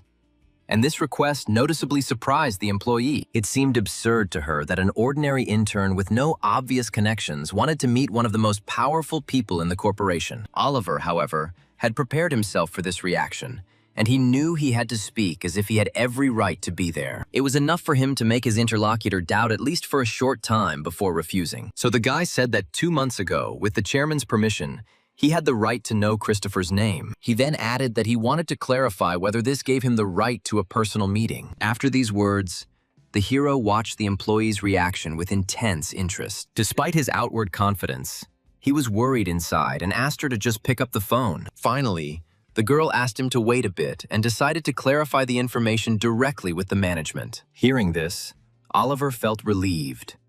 The first barrier had been overcome. She soon contacted the vice president's office and relayed a message from the 5th Training Center intern. After a short conversation, the employee hung up, handed the hero a pass, and informed him that he was expected on the 10th floor. Oliver thanked her and headed inside the building. And on the way to the elevator, he remembered their previous conversation in the hospital. Then Christopher set him a condition. First, achieve the result, and only then get the opportunity to learn more. Now the hero was confident that he had fulfilled his part of the agreement. As he climbed up, the boy thought that the very fact of his appearance here should have forced Christopher to at least give some kind of answer. Soon the elevator reached the 10th floor. The doors opened slowly. What he saw greatly surprised the main character. A spacious corridor with luxuriously decorated offices appeared before him. Oliver moved forward, carefully reading the signs on the doors. Some positions were only superficially familiar to him. He was particularly interested in the office of the Director of Risk Management. The hero wondered what kind of disasters could even be considered crises for such a huge corporation as Tessin. He was interested in what the people responsible for their decisions were doing. The further he went, the more he realized the scale of the company. This was the real center of key decisions. Finally, after a long search, the guy saw the right sign and stopped in front of Christopher's office. Even standing at the door, the hero felt the weight of power concentrated within this room. Taking a deep breath, Oliver knocked, and a calm voice immediately came from the office, inviting him in. Then, Oliver opened the door and stepped inside. A bright light blinded him for a moment. Having barely gotten used to the lighting, he introduced himself. Christopher was already waiting for him. A slight smile appeared on the man's face. He calmly said that he knew perfectly well who stood in front of him. Seeing the influential leaders so close for the first time in his life, the guy involuntarily became confused. All this time, he had been looking forward to this meeting, but now he didn't know where to start the conversation. Noticing the guest's confusion, Christopher broke the silence and said bluntly that he didn't like wasting time. These words served as both a warning and advice, and Oliver immediately realized that the man in front of him was much more complex than he seemed. Moreover, the manager clearly had no intention of helping him conduct the conversation, but Oliver quickly pulled himself together. A confident smile appeared on his face. He noted that he had earned the right to stand here, and wondered if he should be pleased with the result. Deep down, the young man wondered if the pace of his development was in line with Christopher's expectations. In response, the manager calmly stated that he was perfectly aware of everything that was happening at the training center. Oliver immediately grasped the hidden meaning of these words. His achievements had already been noticed and appreciated, which was why their meeting took place at all. Having no other choice, Oliver continued the conversation and said that he came there for two reasons. Christopher immediately said that he already guessed about one of them, but wanted to hear the second one. He then asked the boy point blank what he would do if his request was denied. Oliver immediately realized that his interlocutor had already guessed the purpose of the visit and was not going to waste time on empty talk, so he decided to answer just as directly. The hero explained that he wanted to meet with the vice president and another deputy. He added that if he was refused, he would simply turn to the second one. This answer interested Christopher, and Oliver then explained that the deputy chairman had recently visited the training center. Since his office was in the same building, it was a convenient backup. Oliver noted that the headquarters of the subsidiaries were located in a completely different location, so such a visit seemed strange. The vice president asked him why he decided that the visit was unplanned, and the hero then outlined his conclusions. Usually, the graduation ceremony was held only after all the assessments were completed, but this time it was held already in the third week. Oliver then added that the deputy chairman showed virtually no interest in anyone and had been watching only him for a long time. It was so obvious that the other interns felt awkward, although Oliver was sure that they didn't know each other personally. That's why he decided to take advantage of the opportunity and at least try to get into the office of one of the company's executives. After listening to the explanation, Christopher admitted that the guy had thought everything through carefully. Moreover, he praised him for his ability to assess risks. These words noticeably strengthened the hero's confidence. However, the vice president then asked about the second reason for the visit. After this, the atmosphere in the office instantly changed. Oliver looked seriously at his interlocutor and reminded him that it was he who paid for his family's treatment. Hearing this, the man visibly tensed up. The hero's memory immediately flashed back to the days he spent with his grandmother in the hospital. He knew perfectly well that Christopher only helped those people who were truly in a hopeless situation. The vice president tried to interrupt the conversation, assuming that the conversation would be about another thank you, but the guy shook his head. He explained that he had not intended to offer the usual words of gratitude. Then the hero admitted that he had been imagining this meeting for the last 2 years, and all this time, he wanted to ask only one question. After a short pause, he asked Christopher if he believed there were things that could not be judged in terms of profit and loss. He asked whether there were absolute values that must be preserved under all circumstances. Then Oliver told a story from his childhood. When he was a child, there was a small store near the school. One day he really wanted to buy some sweets, but after counting the money, it turned out that exactly 100 won was missing. The boy doubted for a long time whether it was worth spending money on such a trifle. However, he then turned to his friend Sally and asked her to lend him the missing amount. The girl was surprised and pointed out that he didn't even have 1,000 won. She was sure that almost every child had such a small amount. These words literally nailed the boy to the spot. At that moment, Sally's mother approached. Having heard the conversation, the girl immediately scolded her daughter for her tactlessness. She then apologized to Oliver, handed him the money, and offered to buy herself something tasty. Sally sincerely did not understand what she had done wrong, and only repeated that she had told the truth. But her mother hastened to take her daughter away. It was this incident that made Oliver first consider whether there were values that should remain more important than any profit. Over the years, The boy increasingly observed his parents arguing over money. Then he realized that poverty affects not only the material side of life, but also a person's mental state. Material poverty, one way or another, led to emotional poverty. Even simple joys gradually turned into a source of anxiety and guilt. Then the hero admitted that he often thought about Christopher's actions. Perhaps he did charity work out of a sense of responsibility or regret. However, Oliver was interested in something else. As the CFO and the chairman's right-hand man, this man constantly made decisions based on profit. So Oliver asked again whether he thought there were absolute values that stood above profit. Christopher was silent for a while. However, he then unexpectedly replied that he hoped so. This answer surprised Oliver much more than he expected. Then the hero asked another question and inquired whether his interlocutor regretted his actions. The vice president said he didn't believe in regrets and always tried to make the best decisions. Oliver agreed,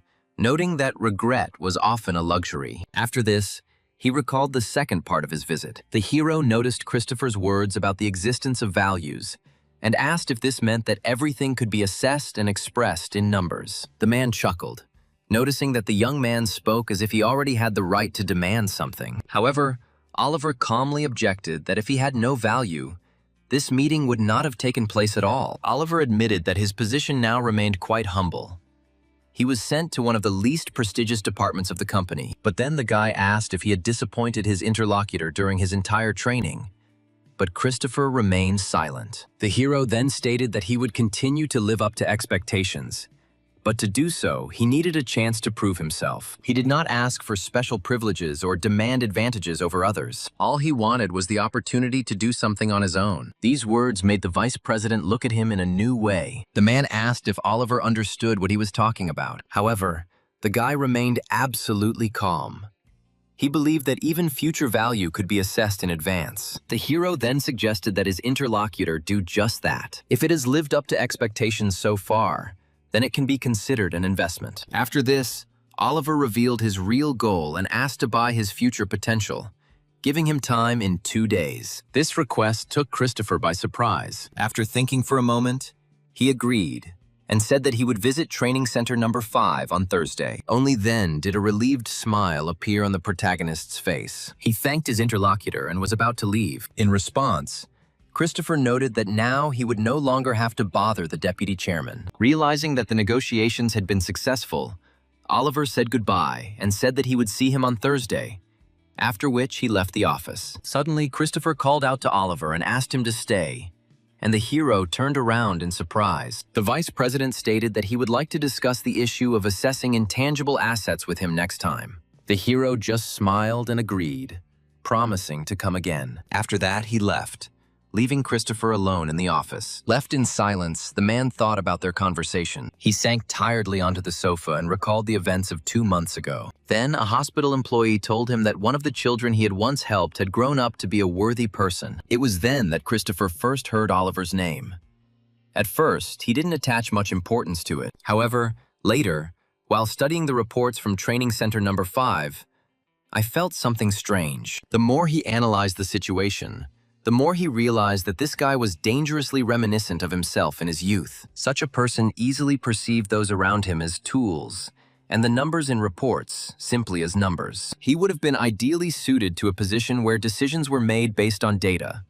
But that was precisely what was causing the concern. Christopher knew that this kind of thinking would help the company thrive, but it could also harm countless people. If he was given influence too early, he would become a ruthless weapon.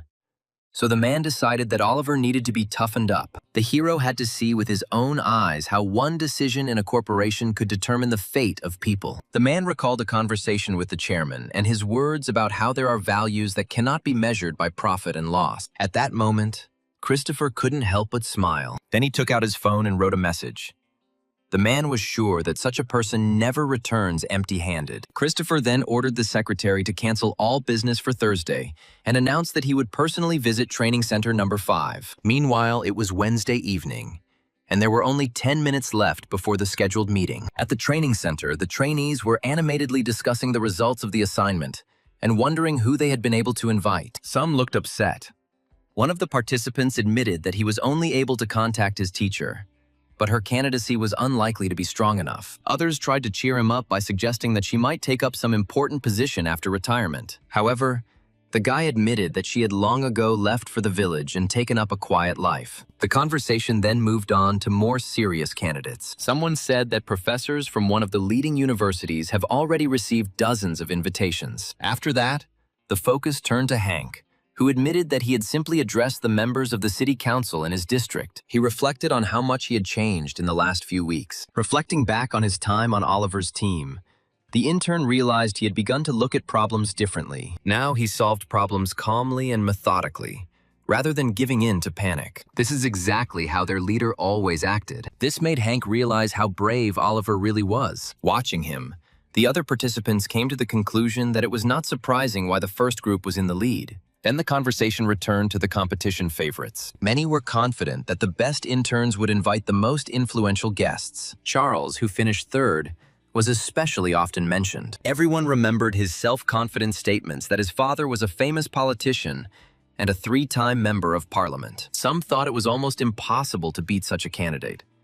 But then someone remembered Oliver. The interns agreed that Oliver was unlikely to go down without a fight, so everyone was curious to see who he was going to bring. Meanwhile, a taxi pulled up to the training center building. When Oliver came out of it, many were noticeably surprised. However, the main character himself remained extremely calm. Hank immediately sensed that the guy had changed again over the past few days. His demeanor became even more confident and calm. Soon the trainees headed to the main hall, and at exactly 5 o'clock in the evening, all the participants were already in the auditorium. Catherine announced that the final speaker for tomorrow's lecture would be chosen not by the organizers, but by the interns themselves through a vote. Those who were unable to invite a guest or did not intend to participate in the selection had to remain in their seats. The rest had to introduce their candidates and explain why their performance was worth noting. After this, all 400 participants had to vote for the person whose lecture they wanted to hear the most. Charles was the first to take the stage. He said with a smug smile that he had invited his father, a 3-time member of parliament and member of the finance committee. The guy stated that such a guest could share valuable experience in the field of economics and business. Then Emma spoke, introducing a renowned professor specializing in environmental research. She explained that modern companies need to find a balance between development and environmental protection. After her, other participants spoke, each trying to highlight the merits of their candidate and convince the audience to support their choice. However, the number of speakers turned out to be smaller than expected, and many decided that competing with candidates of such caliber was pointless. When everyone had finished, Catherine announced that there was one last participant remaining. At that moment, the entire room focused on Oliver. Even the judges were looking forward to his performance. Oliver calmly walked onto the stage and looked around at the audience. He then addressed those present, reminding them that they were all future employees of the Tessin Corporation. Each invited candidate could indeed give a useful lecture, but the situation should have been looked at differently. Oliver noted that the ability to invite an influential person on behalf of a large corporation was an extremely rare resource. Usually, new employees didn't have a chance to even get close to such people. Therefore, in the hero's opinion, the task should not be perceived as an ordinary popularity contest or a demonstration of connections. These words made many people think. Before that, they believed that the vote would come down to choosing the most influential candidate. However, Oliver stressed that even those trainees who didn't expect to win should take advantage of the opportunity. Everyone present was too focused on the speaker's personality and hardly thought about the content of the speech. Everyone automatically assumed that the more famous the invited person, the more useful his lecture would be. Oliver turned that logic completely upside down, admitting that every candidate presented was capable of delivering a great performance. However, he said, the real question was not who the participants wanted to hear. It is who they really needed to hear right now. Oliver managed to direct the audience's attention not to the status of the invited guests, but to the practical value of their knowledge. In concluding his speech, Oliver once again emphasized that all the proposed candidates were worthy of respect. However, the main criterion for selection should not have been the speaker's fame, but rather how useful his experience would be for employees. Oliver's long speech made Charles feel very irritated. He could not understand what exactly Oliver was getting at. However, Catherine, who was watching what was happening from the sidelines, on the contrary, looked quite pleased. The hero then gave a specific example. The most suitable candidate for the role of lecturer was the financial director, Tessin Christopher. Emma literally froze in place upon hearing this name. There was an immediate uproar in the hall, and surprise gripped not only the trainees, but even the judges. Oliver recalled that Christopher headed the company's strategic planning department and later became a director of the corporation. According to the hero, it was precisely such a person who could give new employees the most useful knowledge. Moreover, he noted that such an opportunity arose extremely rarely, so it would be unwise to miss it. Catherine watched what was happening with interest. She remembered the events of the last few days. Now it all came together to form a single picture. She noted that it was no wonder that the company's management began to pay attention to this intern. At the same time, Christopher could have quickly stopped all conversations surrounding his person if he wanted to, but he did not do so. Meanwhile, the discussion in the hall became increasingly lively. The trainees acknowledged that politicians regularly spoke at various events, and their speeches could be heard at any time. But the financial director of the country's largest corporation was a completely different story. While everyone was discussing Christopher, Charles was gradually losing his temper. He suddenly rose from his seat and loudly addressed Oliver. At first, there was indignation in his voice, but it was quickly replaced by genuine surprise. He admitted that he simply did not understand how Oliver managed to achieve such a result. Moreover, he did not even hide his envy. Charles openly stated that he himself would be happy to meet Christopher in person. After calmly listening to all the questions, the hero explained that he chose the financial director for two reasons. Firstly, he really considered his lecture to be the most useful for future employees of the company. Secondly, Christopher turned out to be one of the few people he managed to convince personally. Emma immediately clarified whether Oliver himself had actually persuaded the financial director to come to the training center. Charles supported this question.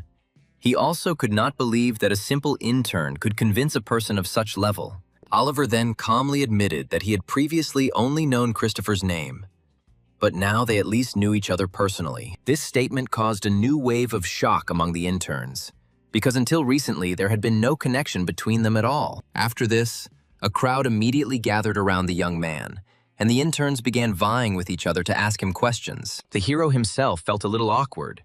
He only replied that it was quite difficult to explain everything that was happening. However, those around him drew their own conclusions, and many decided that management had already begun to treat him differently. However, the guy did not agree with such conclusions. They met only once, and nothing special happened between them. Charles stated that if the man who managed to get past him was so capable, then there was no shame in losing to such an opponent. Moreover, the guy advised Oliver to keep moving forward and show everything he is capable of. These words made Emma and the other interns fall silent for a moment, many not knowing whether to laugh or be surprised. Catherine stepped forward and announced that voting would begin in 5 minutes, and all 400 participants dropped their ballots into the box. Thanks to the training center staff, the counting was completed in just 20 minutes, and everyone froze in anticipation of the results. It soon became known that Christopher had received 361 votes, making Oliver a landslide winner. Later that evening, another meeting was held in the administration office, and CFO Christopher attended in person. Catherine admitted that she expected his interest in what was happening, but she didn't think he would demonstrate it so openly. The man just chuckled and remarked that, judging by the managing director's reaction, she herself valued this intern very highly. These words clearly hurt the girl. She replied that she was the first to notice the young man's potential when others ignored him. However, Christopher only asked if it was really she who noticed him first. This answer irritated her even more. The woman recalled that the interviewers did not see anything special in it. Then Catherine openly stated that Christopher brought Oliver into the public eye too early. The guy had not yet had time to develop. At first, only a few directors showed interest in it.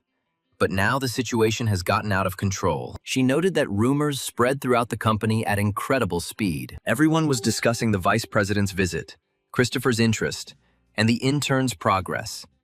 And Catherine felt that such attention was dangerous. If the CFO was truly interested in him, she should have at least given him time to prepare him for this kind of pressure. However, Christopher calmly replied that he would not waste his time on trifles. These words only made Catherine even more surprised. She admitted that her phone was literally ringing off the hook. She suggested that Christopher had deliberately created this situation to warn the hero about the dangers of growing too fast. However, The CFO noted that all of this was just a larger version of what Catherine herself had already been doing at the training center. Christopher recalled that the Social Security Department was a special place within the corporation. Employees who were not considered promising were sent there. It was a kind of dead end, where people simply performed routine work. It was impossible to keep such a person in such a department forever, so that he would have the opportunity to move forward. Changes were needed. A small shock within the system created new opportunities. If given a chance to prove himself, he could achieve results. These words made Catherine think.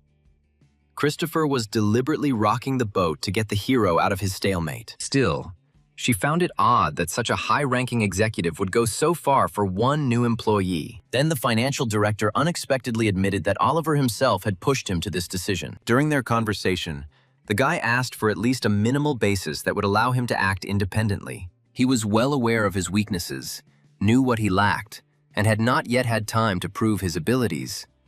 Christopher was clearly impressed by this. He noted that now it only remained to be seen how far this guy could go. After a short pause, Catherine asked one last question, admitting that she needed to understand the limits of her own actions. The woman was interested in what position the hero now occupied, and whether he was considered Christopher's man. If the CFO had truly decided to make Oliver his man, or even his future successor, she should have backed down. However, the answer was quite different. Christopher stated that he no longer intended to interfere with the young man's development. At the same time, he asked her not to do this too actively, as excessive help could only cause harm. Catherine said it was strange to throw a talented employee into the fire of testing and then worry about spoiling him. Nevertheless, she agreed with the arguments and asked if she could at least warn Oliver about what was happening. Christopher never allowed personal feelings to influence his judgment of people, and rumors of his interest in him had long since spread throughout the company. Besides, the hero was heading to the welfare department anyway, so she only wanted to hint to him about the situation. After thinking for a while, Christopher finally agreed.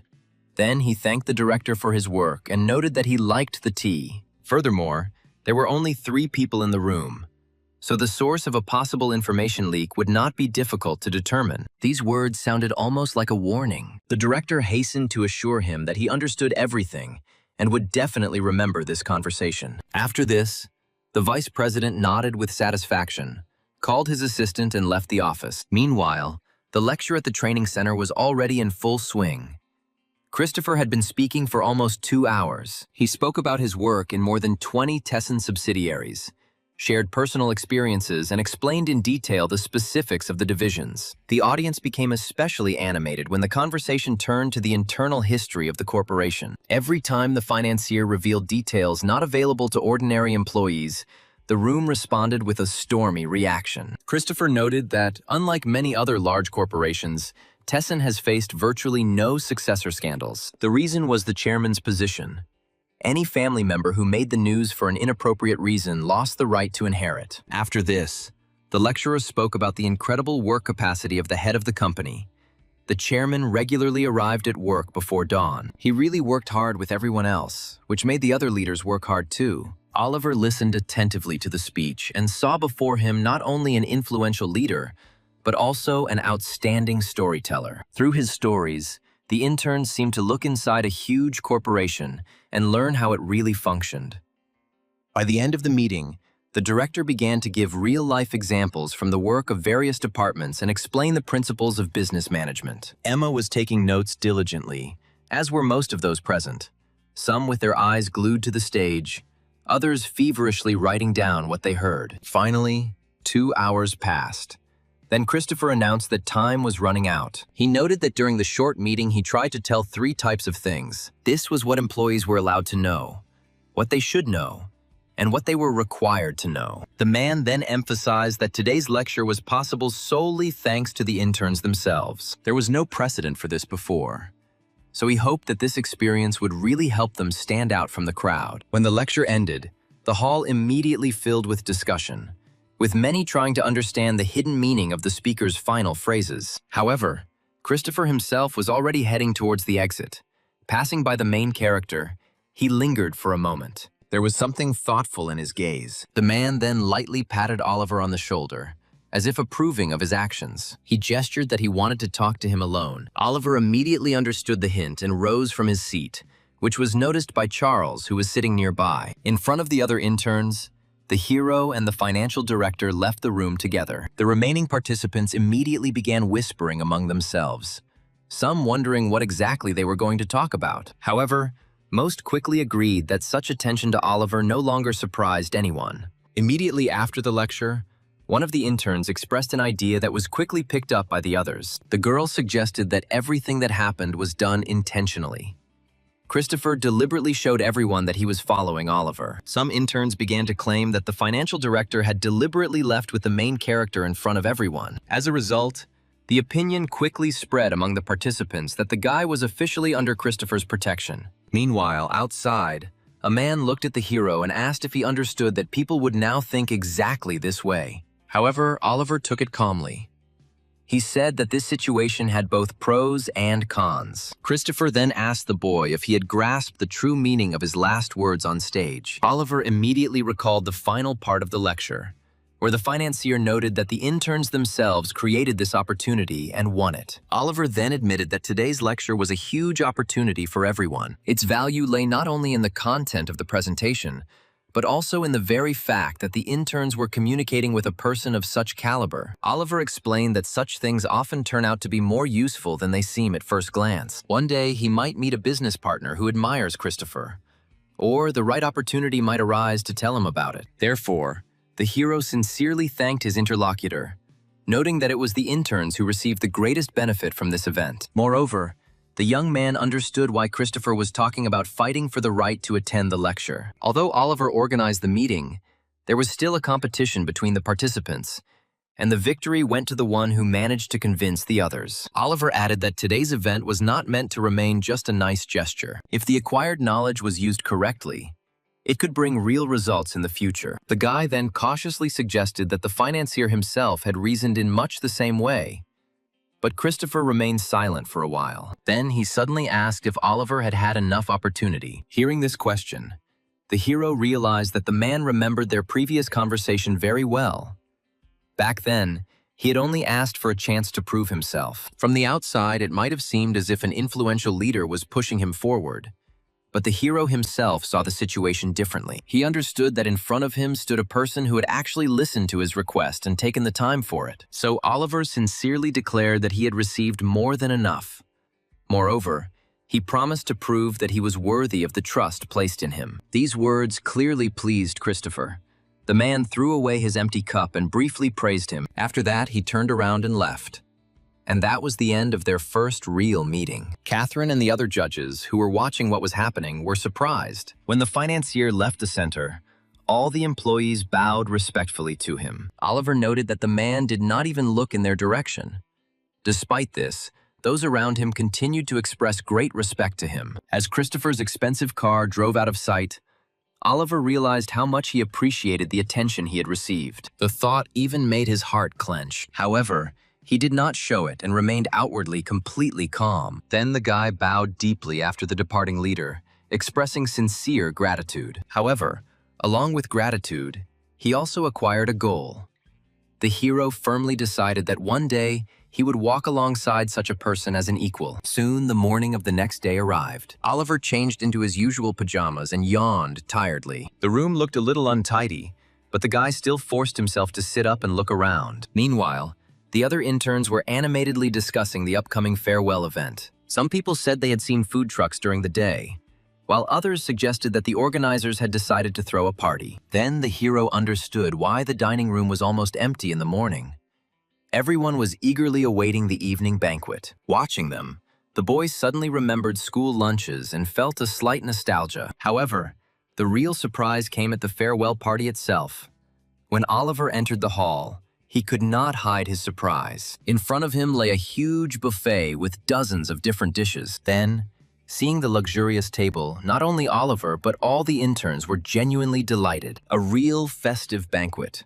A variety of dishes, desserts, and even expensive bottles of wine lay out before them. The program participants animatedly discussed what they had seen, and could not believe that the company had organized such a farewell evening for them. The inspired young people quickly took their plates and began to take their seats. Oliver, as he helped himself to food, noted that the buffet looked no worse than those luxury hotel restaurants he had previously only seen on the internet. While the intern was enjoying dinner, the girls from the group approached him. They asked permission to join, and Oliver immediately agreed, after which other participants gradually gathered nearby. There was a warm atmosphere at the table.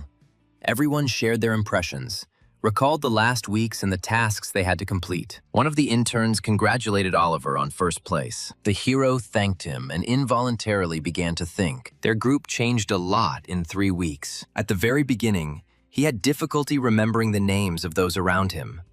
But now, everyone was sitting together, laughing and talking like old friends. Soon, another participant approached the table. A little embarrassed, he handed over his phone and asked to exchange contact information. The guy admitted that Oliver might not even remember him later, but he himself would never forget the time spent here. Oliver readily agreed and replied that he would be happy to keep in touch. After this, a crowd of people wanting to exchange numbers immediately gathered around the hero. One after another, the interns approached him with their phones. It was then that Charles sat down next to the hero. He remarked that he had never seen so many people ask for someone's phone number before, and jokingly compared Oliver to a celebrity. Emma came up next, and the girl immediately noticed the glass of wine in Charles's hands and asked where he got it from. The guy explained that he had grabbed the bottle in advance because he wasn't going to settle for cheap alcohol at the farewell party. Emma reminded him that bringing in food and drinks from outside was prohibited by the center's rules. However, her interlocutors simply waved it off and stated that no one would be able to prove the origin of the wine anyway. The girl was only irritated by this answer, but Charles himself, on the contrary, was even more amused. Then he invited her to have a drink together. However, the intern refused, stating that she had self-respect. The guy just shrugged and turned his attention to Oliver. Smiling, he handed the hero a glass and advised him to definitely try the drink, since such an opportunity does not come along often. Oliver admitted that he had never drunk such expensive wine before. However, he thanked his comrade and took the first sip. To his surprise, the taste was so good that the guy immediately asked for more. This caused Charles genuine delight. He declared that he had not spoken in vain about the quality of the drink and advised him to take advantage of the opportunity while he was being treated. Pouring a second glass, the guy jokingly remarked that this could be considered a kind of bribe. Meanwhile, Emma, raising her glass, suggested that everyone together recite a kind of oath. Oliver was surprised to see this, because just recently she had claimed that she was not going to drink. But no one argued. The hero. Emma and Charles raised their glasses and congratulated each other on the successful completion of their training. Then they clinked glasses and silently confirmed the promise the girl had spoken of. After that, the evening continued, with Emma and Charles, under the influence of alcohol, arguing animatedly, joking and telling stories. Time flew by, and finally the farewell banquet came to an end, and it was time for all the interns to leave. All the interns said goodbye to each other. Emma said goodbye to the hero, but Charles, on the contrary, turned away, as if he did not want to show his emotions. As the car pulled up to the building, Oliver felt a strange mixture of relief and sadness. It was really all over. However, at that moment, someone put a hand on his shoulder. Turning around, the hero was surprised to see director Catherine. Her appearance just before leaving seemed unexpected to him. The woman reminded him that she had promised to tell him something if he made it to the end of the program. Upon hearing this, Oliver immediately became interested. Then the director began to recall events from 20 years ago. She said that there was also an employee training program in those days, although it was not as organized as it is now. It was then that the man in question appeared, and Oliver immediately realized that it was Christopher. According to Catherine, the then unknown employee rose from scratch to a management position and created a real sensation. This proved that his success was not only due to the chairman's support. Later, management was so impressed with the results of that system that they completely redesigned employee training. This is how the current training center came into being, where talented people were identified through competitions, group assignments, and various tests. Listening to her, Oliver gradually realized that the entire modern training system grew out of the success story of the current financial director. The director then asked if he would really be starting work at Daesun Well-Being next week. The main character answered her positively. Then she suddenly pulled him aside, her face becoming serious. Catherine quietly warned the hero that there was a man working in that department who hated Christopher, so he should be careful. Hearing this, Oliver couldn't believe his ears and tried to clarify the details. However, Catherine only said goodbye and wished him luck, expressing the hope that they would meet again. Soon, the car took the hero away from the training center. All the way he thought about the director's warning. If she mentioned this person specifically, it means the situation was serious. Oliver understood that even in the well-being department, which from the outside seemed like a calm place, there were internal conflicts. The more he thought about it, the more convinced he became that working there would not be as easy as he had previously imagined. After some time, the guy returned to his familiar residential complex. Getting out of the car and looking at the large, beautiful building, he suddenly stopped. Memories flashed before Oliver's eyes. His family once lived in a similar luxurious house. In those years, there was fierce competition among the country's largest corporations. At the top was the Mirai Corporation, as well as the Tesson Company. Oliver's father held a high position there as the executive director of Mirai and was highly respected. However, one day, everything changed. Oliver remembered the day his father told his mother that the family would have to move and that hard times lay ahead. Soon, angry people began to gather near the house, knocking on doors, shouting and demanding the money back. Some blamed the company's management for their own ruin, while others demanded that they take responsibility for what happened. Back then, Oliver, who was still very young, did not understand why strangers hated his father so much. People threw garbage into the yard, created scandals, and constantly came to the house. Only years later did the hero realize the reason for what was happening. It was the time of the Asian financial crisis, known as the IMF crisis, when countless companies went bankrupt. Even Mirai faced problems, with the corporation cutting staff, divesting assets, and scaling back business lines. The hero knew that he was not actually the main culprit of what happened. However, he took responsibility for the bankruptcy, insolvency, and management errors of the subsidiary. Then what was to be expected happened. Those around him turned away from him, and the management made the man a scapegoat. After this, the family's life quickly went downhill. Wherever the father found work, the past haunted him. People blamed him for the collapse of the companies, claiming that it was the actions of the management of the subsidiaries that caused a chain reaction of bankruptcies. Oliver watched as the once respected CEO of a major corporation gradually lost everything. The family had to move constantly. First, they left the luxury area. Then they moved to the provinces and later found themselves in an old, damp house. Oliver was still a child then and often sat in the corner, watching what was happening. It was during those years that he developed a harsh outlook on life. He came to the conclusion that the world was full of selfishness, vanity, and hypocrisy, and that kindness without strength rarely helps one survive. Meanwhile, the hero's mother was already waiting for him at home. Oliver's father noted that his son would return on time anyway, so there was no need to worry. Then the conversation turned again to Oliver's employment.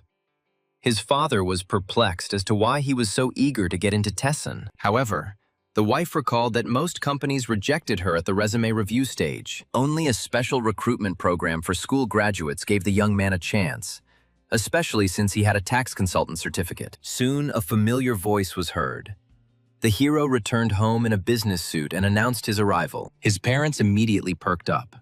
His mother suggested that he take a rest, and said that she had prepared pork belly for dinner. The first thing my father asked me was if he had any problems at the training center. Then the guy admitted that he had indeed caused a bit of a commotion. Upon hearing this, the parents became alarmed and decided that he might be suspended from the program. However, Oliver calmly explained that he took first place among all the interns, and at first his parents didn't believe him. They still couldn't believe that their son had become the best among the entire class. Oliver then pulled out a certificate of honor stating that he had demonstrated the best results during the training of new employees. Only after seeing the document with their own eyes did the parents realize that their son had been telling the truth. While the hero went to wash himself, his mother carefully examined the award. Father also did not hide his pride and even almost burst into tears. The man remembered that Oliver had once failed to enter university, but now he had managed to achieve this result. The woman hastened to reassure her husband. Noting that there was no point in crying on such a day, he agreed, although the joy was still too strong. The next day, the guy put on his suit again and went to work. his first official day at the Taesun Well-Being Division. The journey took almost an hour and 40 minutes. The company was located on the outskirts of Seoul and was significantly smaller than the headquarters. Due to the high cost of housing near the office, the hero decided to live with his parents for now, although early rising forced him to consider moving. As he moved from bus to bus and between stations, Oliver complained about having to get up so early every day. Finally, he found himself near the right building and carefully examined the surroundings. The area looked rather deserted. There were almost no high-rise buildings or residential complexes nearby, so finding an apartment here would have been difficult. However, standing in front of the huge building, Oliver realized that it was here that a new stage in his life began. For a division of the Taesun Corporation, this place looked rather modest and unremarkable, but work was in full swing here. Oliver had imagined this place, but the reality was entirely consistent with the reputation of the lowest division of the Taesun Group. However, the guy was not going to relax just because he took first place in the training center. Influential people watching him came to mind. The hero reminded himself that he had to show a worthy result. He then moved deeper into the building, carefully studying the surroundings. Upon entering the office, Oliver immediately introduced himself to his colleagues and announced that he was starting to work there from that day on. The staff greeted him rather coldly. However, the guy remained confident. Soon, he was invited to the management office. There was the company chairman and a middle-aged man, whose behavior immediately struck the hero as unusual. The chairman, studying the documents, asked with surprise whether the person in front of him was really the best intern at the training center. Having received confirmation, he and his interlocutor were noticeably confused. They were clearly surprised that the best graduate ended up in this unit. Oliver quickly realized that his appearance here had raised questions, and the chairman was clearly showing his displeasure. However, Oliver only smiled slightly. He understood perfectly well that he was not here by accident and had already attracted too much attention. Meanwhile, a man next to the chairman intervened in the conversation and noted that everything was unlikely to go as management would like. Watching him, the hero caught a strong smell of alcohol and was surprised that he was drinking right during working hours. The chairman just laughed and said that the company needed people who worked, not engaged in office politics. Oliver realized that this was another attack on him, and at that moment he finally realized the reason for this attitude. News of his meeting with Christopher and the rumors that spread from the training center had already reached here. From the management's perspective, he appeared to be a man who had attracted the attention of one of the group's most influential leaders. This meant that he automatically became an object of suspicion and hostility. The man next to the chairman remarked that a person who was so keen on political games should work at headquarters. These words made Oliver wary. However, the more he listened to his interlocutor, the more it seemed to him that he did not so much hate him as test his strength. Remaining calm, the hero replied that he had never participated in political games and had come here solely to work. But the man was not going to stop.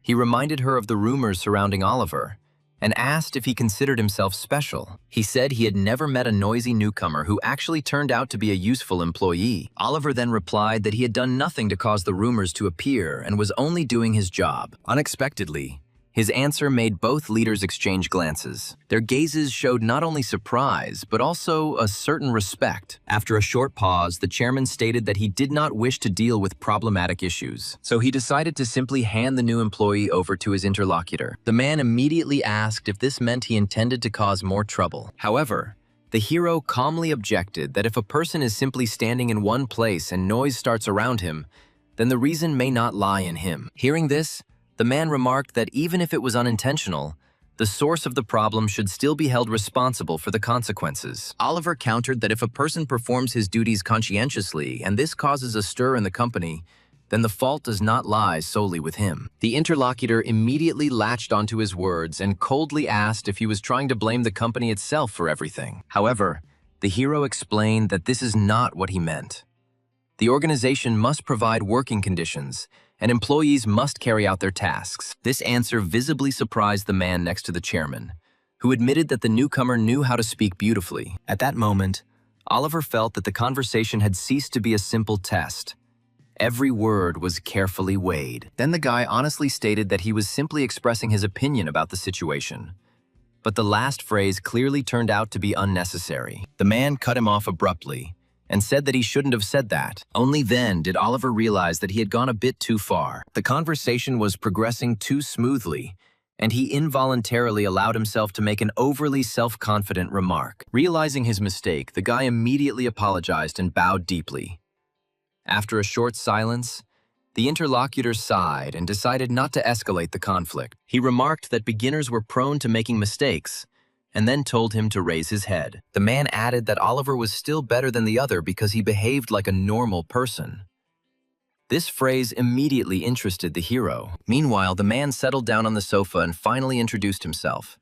His name was Henry, and he headed the business support department. Since the finance department reported to this division, it was the new employee's immediate supervisor. Hearing this, the guy was momentarily confused, but Henry only grinned and asked if he was scared now. But Oliver quickly regained his composure and admitted that even if he had known this in advance, he would hardly have answered differently. The manager didn't like this answer very much, but at the same time, it earned him a certain respect. He then informed the chairman that he would train the newcomer and report back on the results later. But the chairman simply waved him off. He reminded Henry that he knew very well what kind of place Tisun Well-Being was, and the department head nodded silently. Listening to this conversation, Oliver couldn't help but think that on his very first day at work, he had already been labeled as a potential problem. Soon, they left the office and headed around the company premises. On the way, Henry began to talk about the division in more detail. He explained that the company only employed about 50 people. Although the Tessin Group had 41 subsidiaries, their division only served 20 of them. Oliver had already researched this information beforehand. He knew that Tisun Well-Being provided staff for corporate cafeterias. The company also handled budgets and management for all employees working in these canteens. Having heard such a detailed answer, the boss noted the newcomer's good preparation. He then asked if he knew the company's nickname. When the boy shook his head, Henry said with a grin that this place was called the Tessin Cemetery. These words surprised the hero.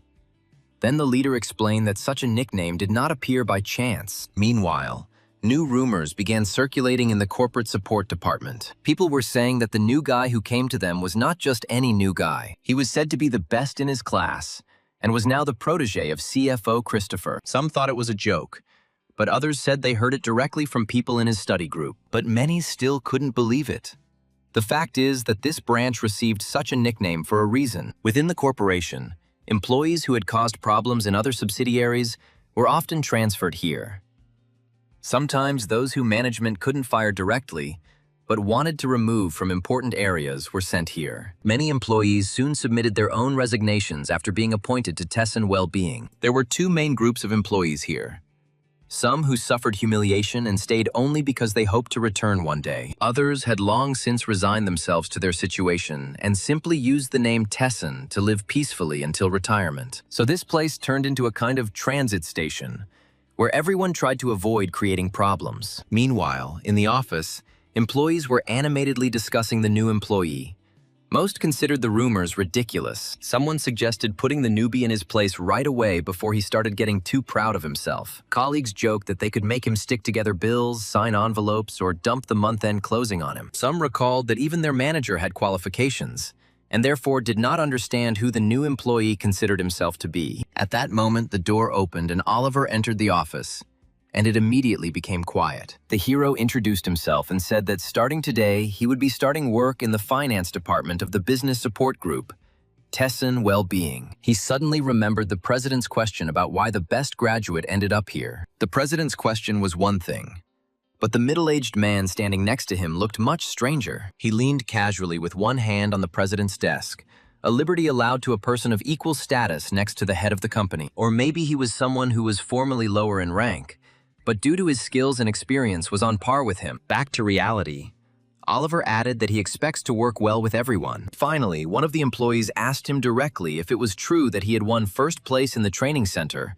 and attracted the attention of the vice president. Oliver was a little embarrassed and admitted that the rumors had spread very quickly. His answer silenced those present. However, one of the employees warned the newcomer that he shouldn't boast too much, as the vice president was an extremely influential person. The hero then replied that he had only spoken to him personally once, but that he was going to do everything possible not to disappoint his expectations. After these words, silence fell in the office again. Ignoring the previous whispers, the guy once again stated in a friendly manner that he hoped for good cooperation. A little earlier, Oliver recalled the words of the group leader Henry, that this place was called the Tessin Cemetery. Gradually, he came to the conclusion that they really were sending people here that the corporation wanted to get rid of. This thought made him wary.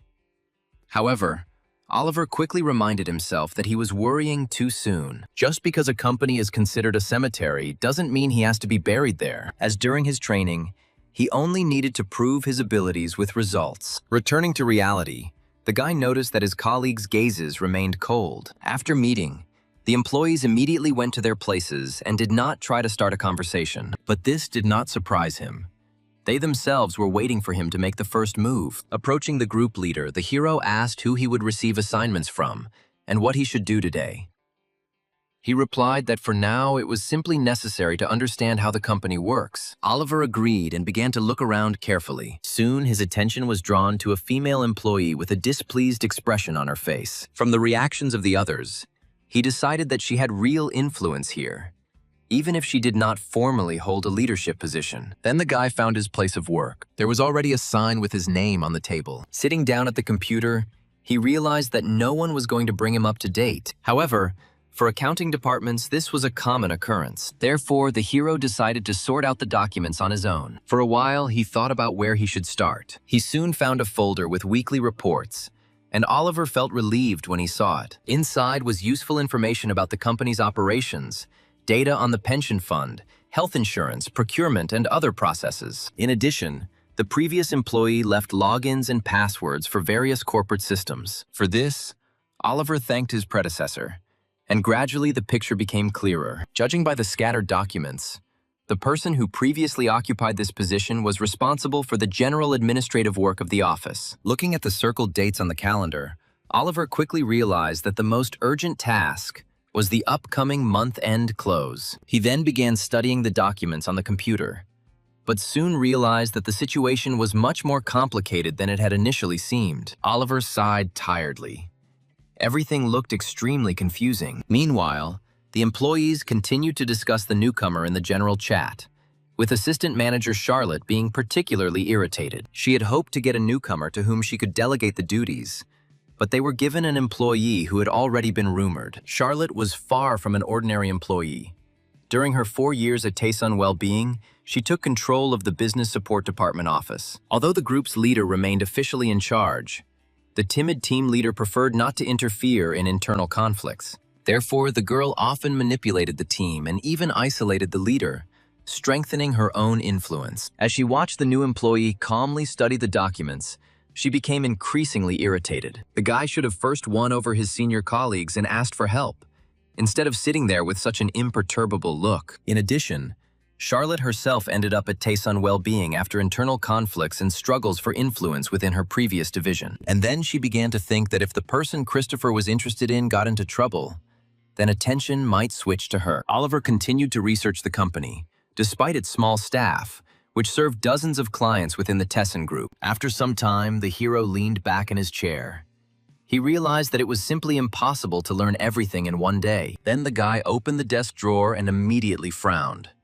Inside lay piles of disorderly piled documents, checks, and various cards. This struck him as odd, and as he studied the papers, he remembered that corporate expenses were usually recorded in 2 ways. Employees are either issued corporate cards or they pay for expenses themselves and then provide receipts for reimbursement. Here, the situation looked suspicious.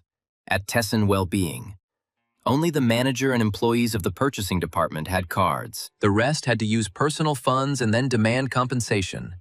And it was these documents that lay haphazardly in the drawer. If compensation was paid without proper evidence, then it could be a case of misappropriation of company funds. At first, he tried to find a more harmless explanation. Perhaps the documents were simply drawn up carelessly, and the expenses themselves were legal. While studying the accounting data, the young man discovered that the amount of unconfirmed advances exceeded 1 billion won. Such funds had already been issued by the company, but their use was not documented. The existence of such accounts was not uncommon in itself, but such amounts could be considered personal use of funds. According to reports, the chairman deposited an amount equal to the accrued interest and then withdrew the money again.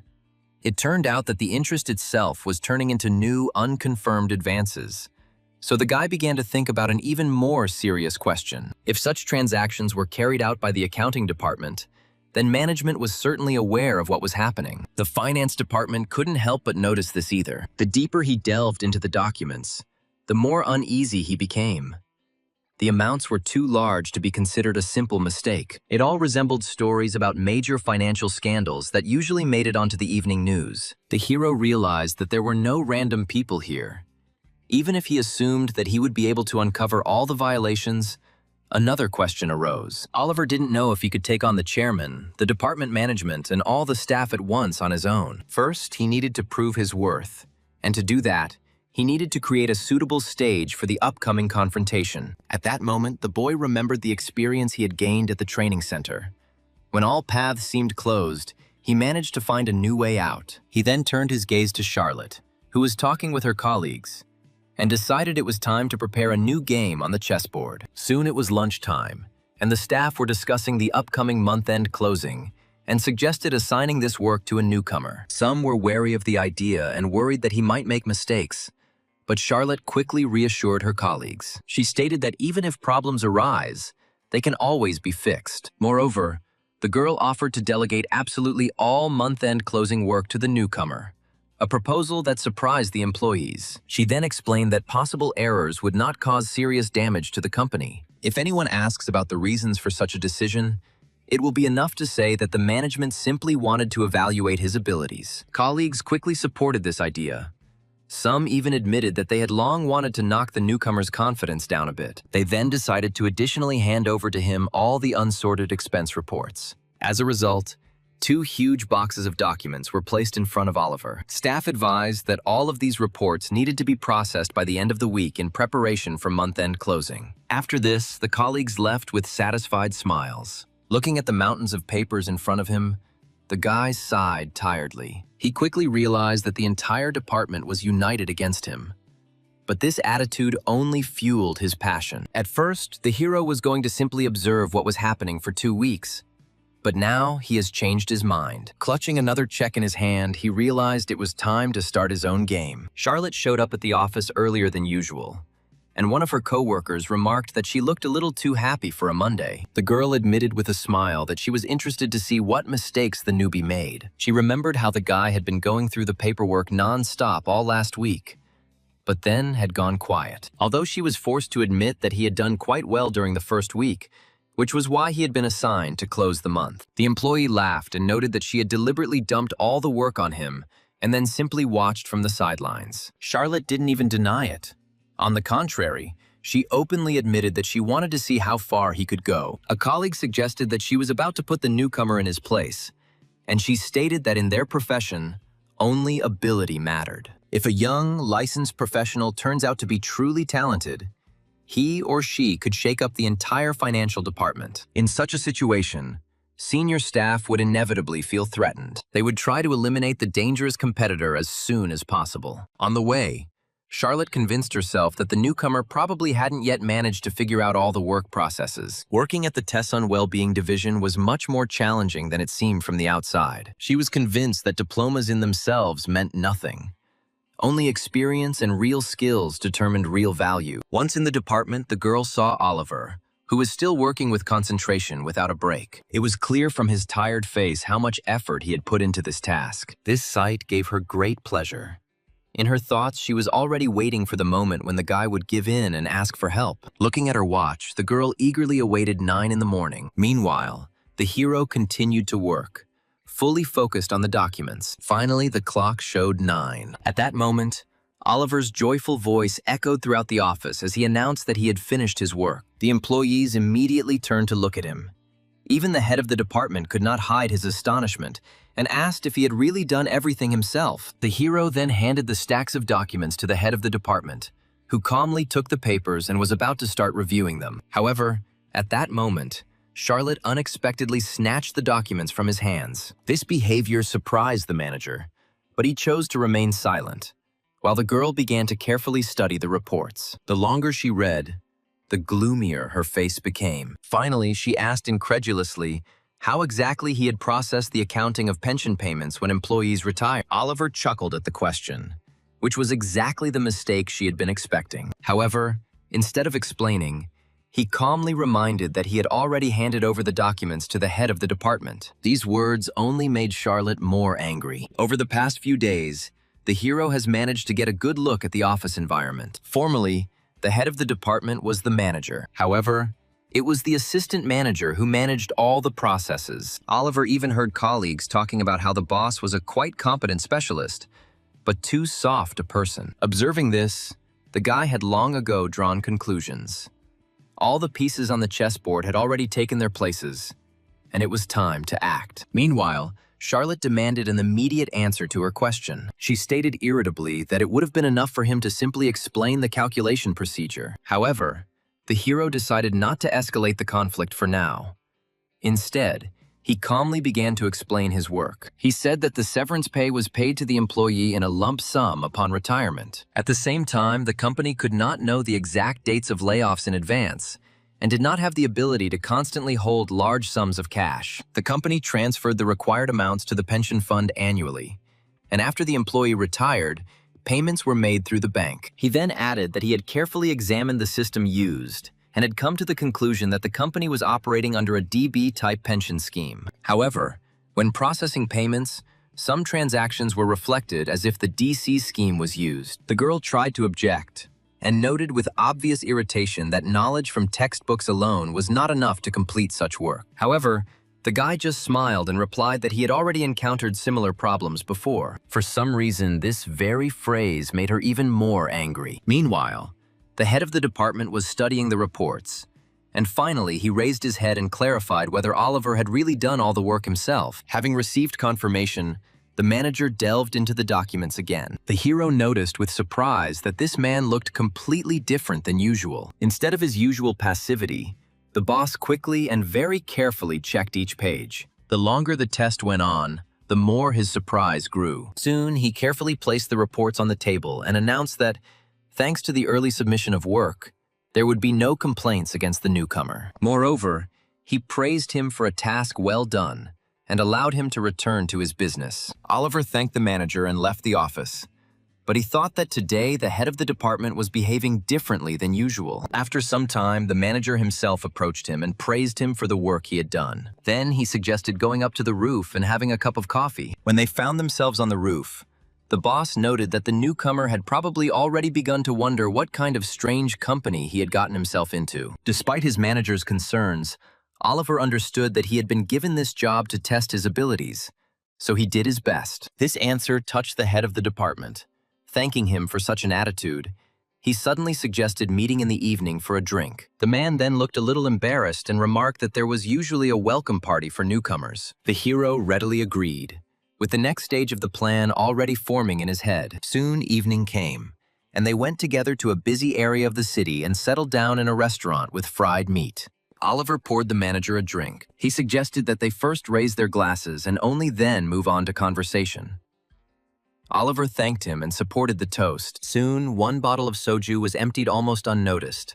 The snacks were almost untouched, and the conversation was accompanied by constant toasts. After some time, the head of the department became noticeably drunk. Then Oliver reminded him that tomorrow was a work day and he shouldn't get too carried away. But the manager just chuckled. In their department, there was nothing much to worry about.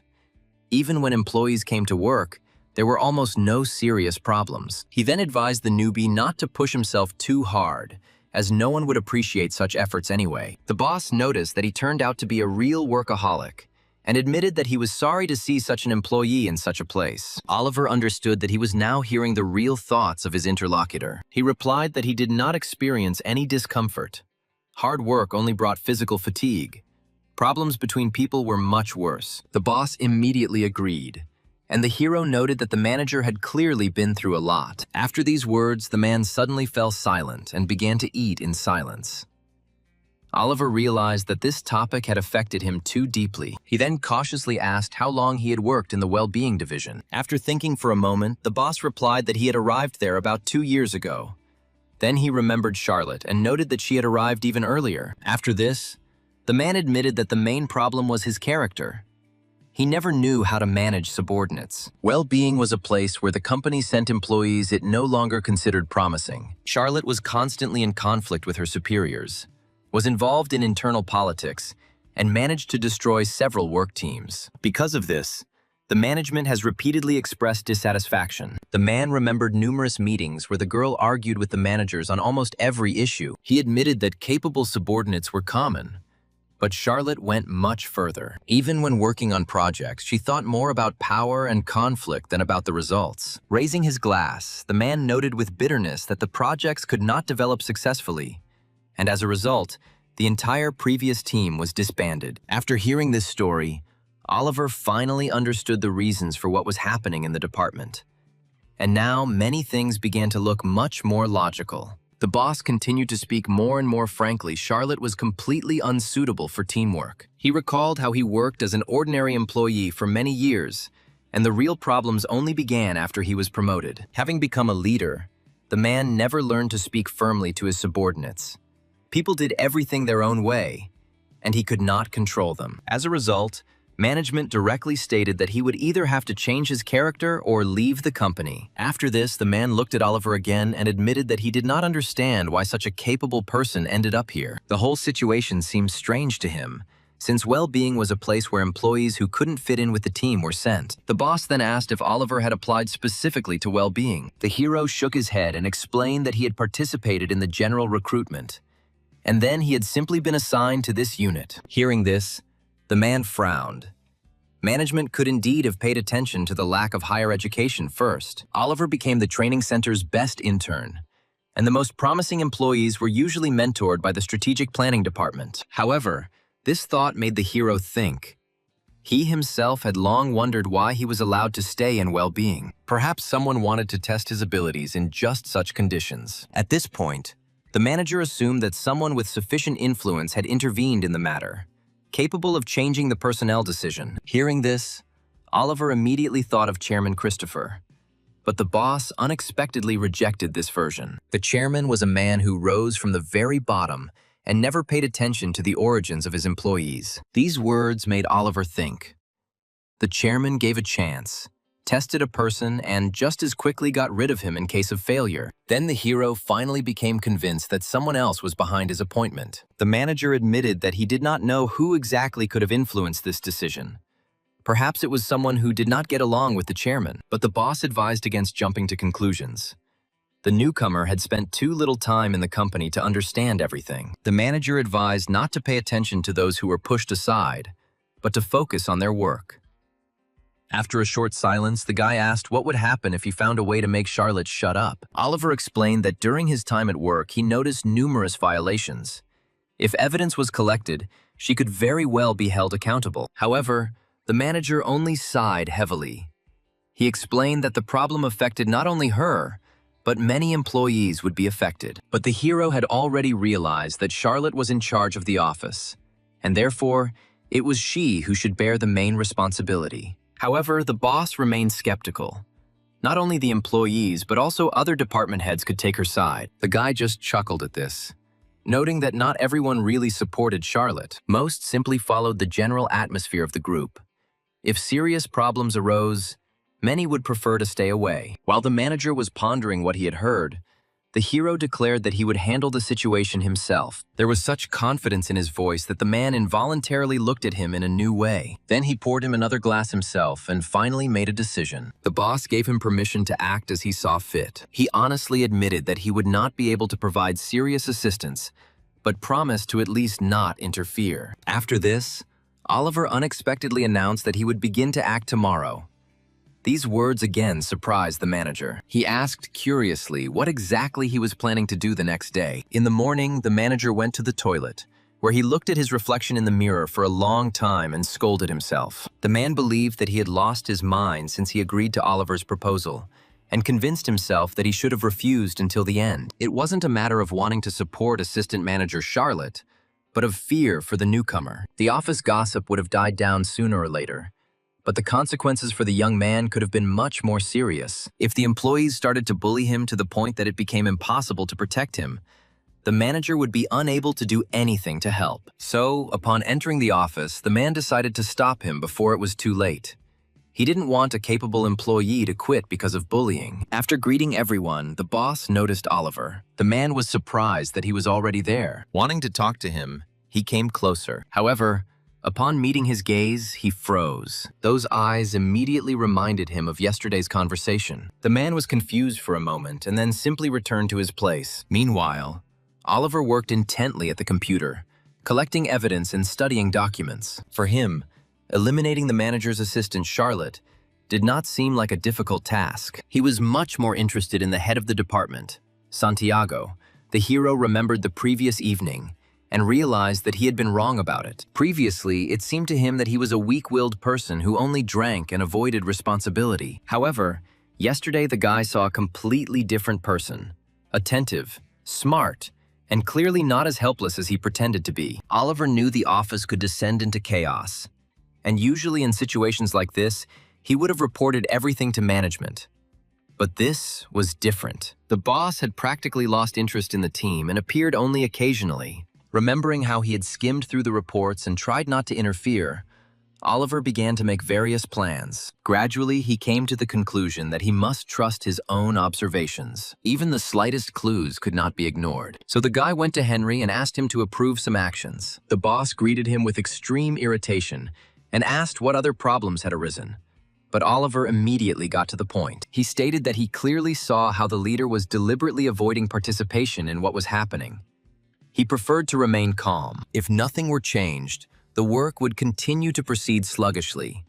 But outwardly, everything would look normal. If order were restored, it would bring the boss a lot of trouble. The hero then added that the manager turned a blind eye even to abuses and violations as long as the department continued to function. After looking closely at Henry, the guy stated that he probably had a serious reason for such behavior. He suggested that the boss was forced to tolerate what was happening, even if it harmed the company and his own reputation. After this, Oliver voiced his main guess. The manager deliberately tried not to attract attention to himself within the corporation. These words finally got to Henry. The man put down his phone, on the screen of which a message about the defeat in the game had just appeared. He then slowly stated that a very problematic employee had appeared in front of him, and realizing that he had gone too far, the guy apologized. However, the manager simply replied that an apology was not necessary and suggested continuing the conversation. He agreed to look at the situation as if Oliver's assumptions were correct, and then asked what was wrong with wanting to live in peace. Henry noted that it was wrong to ignore the abuses, but such violations were too minor. Oliver tried his best to remain calm. He knew he had to gather all the facts and prepare a convincing document. The guy then claimed that he was so eager to cover up the embezzlement story that he was willing to ignore the issue to keep it quiet. However, according to Oliver, his own goal was to destroy this comfortable order. The interlocutor treated these words with obvious disdain, but Oliver seemed not to care. Henry then asked what exactly he was planning to do without his support. Oliver replied that he had not intended to cause a major scandal. If the boss remained neutral, the conflict should have remained between him and assistant manager Charlotte. These words made Henry wary.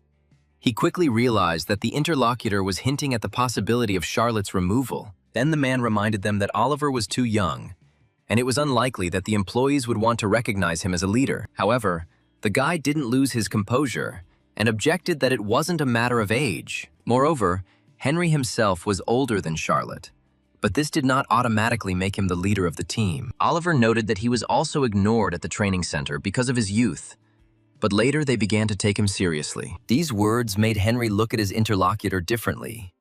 He remembered that the guy was the best intern in his group. After this, the man only asked him not to create unnecessary problems, and Oliver agreed and promised to make every effort. Then he left the office, leaving the boss alone with his thoughts. When the door closed, Henry couldn't help but remember Oliver's words. He said that in a fair fight, he had a chance of winning. This self-confidence reminded him of another man whom he had once considered an extremely unpleasant opponent. An old meeting came to his mind, in which one of the leaders had stated that every crisis was also an opportunity. This man always seemed to Henry like a piece of wood, simple in appearance, but incredibly strong.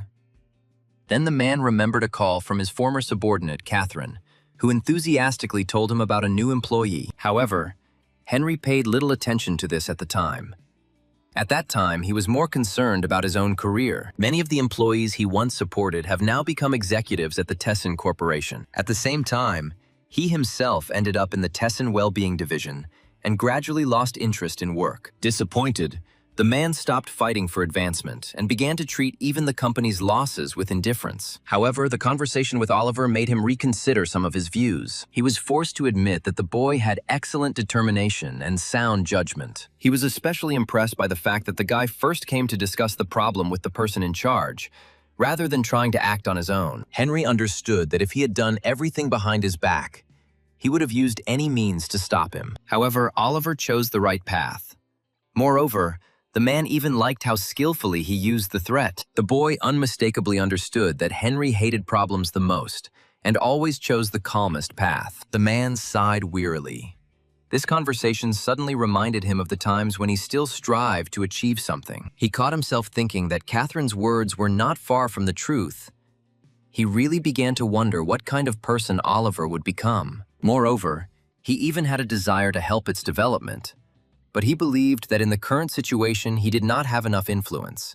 At that moment, a message came on the phone. It asked where he had disappeared to during the game. Seeing the familiar manner of communication, the man sighed irritably and returned to his interrupted activity. Eventually, he convinced himself that what was happening had nothing to do with him and decided not to get involved in it. Meanwhile, rumors about the main character continued to circulate in the office. People were talking about the newcomer running away right after checking in on Monday morning. Charlotte was the one who found this most amusing, and she noted with a smile that he had left right at the beginning of the workday. However, she was worried about the fact that after the disgrace of the end of the month, the situation was already tense, and everyone probably considered her a laughingstock. At this moment, the main character appeared in the doorway, attracting the attention of all his colleagues. Charlotte knew she couldn't let the moment when he made a mistake slip by.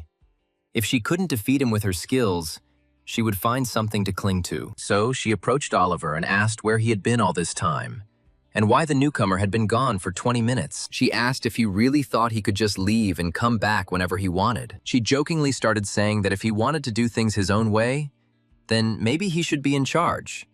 And then he might not come at all. But Oliver didn't respond to her provocations. Instead, he took a deep breath. Then he looked at her and smiled softly, without saying anything in response. Everyone else was shocked by this answer, because usually when Charlotte scolded someone, they looked down. The woman herself was also furious that this newcomer was behaving so brazenly. She asked if he had smirked while she was scolding him. He should have said that he was wrong instead of making such an impudent face. Apparently, he doesn't take the work here seriously. However, Oliver calmly replied that he didn't think so at all. Instead, he declared that the only person he didn't take seriously here was Charlotte herself, which further escalated the situation. The woman couldn't believe he was being rude to her, to which Oliver said he worked overtime every day and she was just chilling. The woman chuckled, saying that now he imagined himself a star simply because he managed to close 1 month. However, Oliver said that he was not proud of finishing the report. As she said, it was not the end of the year and not an audit. There was nothing to brag about. He held up the documents and stated that Charlotte herself said that she did this every month. The hero understood that Charlotte had been doing this work before, and now, according to her, it all came down to the fact that her work meant nothing. Charlotte herself was horrified because Oliver was only 28. He only had 3 years of work experience and he was already behaving so brazenly. She felt like she was fighting a 10-year veteran. However, the woman understood that she needed to pull herself together. If she treated him like the others, she would burn out herself. So she said that, even though he had closed the month and was already beaming with self-confidence, his manners were still poor. Then she asked with a grin if he hadn't gone to university where he should have been taught good manners. This question took the hero by surprise. He did not expect the woman to behave so arrogantly. The rest of the colleagues also began to whisper that this was too much. They believed that family and education should not be touched under any circumstances. And, apparently, the office would now turn into a battlefield. Charlotte was sure that Oliver was furious because she had touched on his personality and education, and she was waiting for him to lose his temper. However, the main character remained extremely calm. Although he was uncomfortable, he did not show it. Instead, he looked up again and smiled at his opponent. The woman froze again with irritation on her face, as he reacted completely differently than she expected. Oliver noted that she had been remarkably consistent from the start, but now she had suddenly moved on to his education. In that case, Oliver also wanted to ask her what he did wrong, and this left Charlotte at a loss. He said that the question wasn't even whether it was difficult to close the month. The point was that she herself had dumped this work on him, but the woman objected that this was their usual work, and it would be fair to assign it to him to test his abilities. Oliver explained that he hadn't complained at all, but now she was scolding him for leaving the table for 20 minutes. Charlotte admitted that she was wrong, but she didn't understand why he had decided to take revenge on her now and talk to his elders like that. Oliver replied that this was exactly what he had been taught. Respect was not demanded, it had to be earned. After that, he opened the box where he collected all the evidence against Charlotte. He said he had in his hands statements from her corporate card and receipts she had submitted for reimbursement for personal expenses. She used the company's money to buy bags, shoes, and even fill her car with gas. And she also bought herself a personal laptop. While that was already a huge blow, Oliver said that wasn't all. He said she had even applied for and received compensation for a family dinner on the weekend. At this point, Charlotte finally lost it and ordered the protagonist to shut up. She asked who he was to get involved in this, and stated that he might have been carried around before, but now he was in the company of Taesun. She said that he was just a newbie. He had no power, and now he was starting a real riot. But Oliver still remained calm and said that in that case, he wanted to apologize to Charlotte. However, he still asked whether she herself followed the company rules by doing all these things. This question caught the woman off guard, and she became truly furious. The rest of the colleagues were also surprised that this newcomer turned out to be such a beast. He was like a real predator. At that moment, someone suddenly called out to the protagonist, and he looked to the side. One of the workers said that he should have at least shown a little respect for his elders instead of causing this mess. Then Oliver made a surprised face and asked who exactly was his elder here. He stated that his seniors, the department head and team leader, can treat someone with respect, but only if it is mutual. The employee then approached the manager, and Santiago noted that he was only remembered at such moments. So he decided to give them what they deserved, and ordered the rest of the workers not to interfere with it. He stated that this was not school, but work, and that this was a normal conflict between adults in the workplace. Oliver even thought that Santiago would shrink back, lower his eyes, and start making excuses. But everything went as he expected. So now that the moment he needed had arrived, the protagonist headed towards the exit of the office. He walked over to the cabinets with folders, opened them, and began looking for the documents he needed. Soon his gaze fell on the box with documents that he had managed to collect over 2 weeks in his free time. He asked Charlotte if she really wanted him to dig deeper, because he was even afraid to imagine what might emerge there. Then the woman began to justify herself, saying that all these purchases were made because she needed them for work. Oliver countered by saying that she had submitted more than one suspicious check, and that she wasn't even in sales, but in corporate support. In all the time he had been with the company, he had never seen anyone else eat lunch at work so often. But she kept getting receipts. At this point, everyone present began to think that all of this was starting to look more like some kind of kindergarten. And then finally, someone intervened in their conversation and ordered them both to stop. One of the workers said that they were indeed wrong and would be careful in the future, after which he asked Charlotte to return all the money. Oliver insisted that Charlotte should resign, but the employee said he was going too far. He asked the protagonist to retreat before any of them got into trouble with the team leader, who would clearly not be happy when he found out about it. And then the main character asked them if they really thought he started all this alone. He said with a smile that the team leader himself had given him approval for this, so he started all this with his support. These words stunned everyone who tried to stand up for Charlotte, but she herself was most surprised. No one understood why the team leader approved this, since he had always been quite indifferent to office affairs. Then Charlotte realized that since the manager had failed, the team leader had appointed a newbie who didn't understand anything. Then Oliver asked them why they didn't go and tell the director or team leader all this directly. However, Charlotte didn't understand why she should even go and directly say that she had embezzled money from the company. She said that this was nonsense because she had been in this department longer than anyone else and knew their leader better than anyone. He would not have started such a showdown. Then Oliver suggested that she go with him and check it all out for herself. Then the woman asked him that, let's say, he really had started all this, But it didn't change anything at all. She was sure that he wouldn't do anything. He definitely wouldn't go to the director and tell her to fire her. To this, the protagonist replied that the director, like him, was not interested in the office's affairs at all. Charlotte stated that she had been running the office all this time, and now the main character was suddenly acting like a saint. The others were sure that nothing would work out for him if she was fired, and the team leader would fly with her. Charlotte has her own logic. If subordinates make a mistake, the blame falls on the manager, not because of general responsibility, but because he did not watch carefully. At the same time, their team leader Santiago knew perfectly well what was going on, but did nothing because he was too lazy. Everyone started begging the manager to say at least something, because if this continued, the entire office would be fired. As a result, opinions in the office were divided. Some believed that the culprit should be fired, but others were completely against it. But at this point, those who stood in defense of Charlotte began to realize that their position was gradually crumbling. The rest said that those who were really at fault should be fired, and that there was no need to lump everyone together. The man was very unhappy that those who had really done nothing now wanted to avoid shared responsibility. Then Oliver stated that those with a clear conscience were not nervous, and they should end it right there. He said he would go to the team leader and lay everything out as is, after which he asked if anyone objected. At that moment, several pairs of hands reached out to him, not wanting to let him leave the office. The culprits began to stop him, offering to talk alone and asking why he continued to do this. Charlotte said that she would take back everything he said if he gave her a little time. The protagonist expected a verbal altercation, but now it all looked more like physical violence. Then he turned around abruptly and shouted at those who were holding him, asking if this was normal behavior for employees of a large company.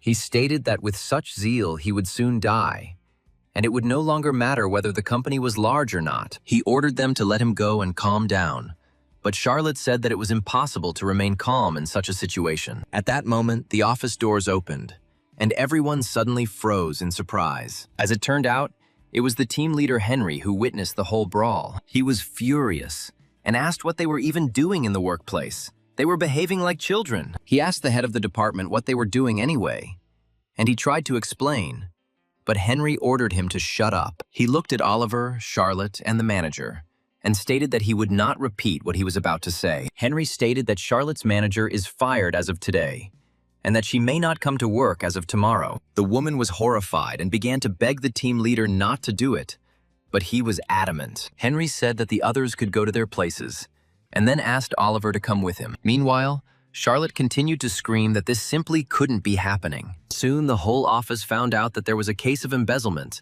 and it seemed they decided to end it all by firing the manager. Charlotte even fell to her knees and continued to beg Henry not to fire her, but he paid no attention to her. When they entered the office with Oliver, the woman continued to knock on the door, begging him to listen to her for at least a minute. Henry still didn't pay any attention to her.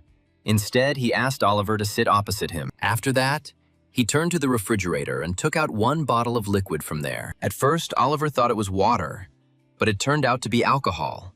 And in his opinion, that was too much. However, after what happened, Henry couldn't keep it all to himself, so he drank half the bottle in one sitting. Afterwards, he asked Oliver how he felt after trying it. At first, the protagonist hesitated, not knowing what to answer, but then said that it turned out to be more difficult than he expected. Now he realized that without power, words are just words.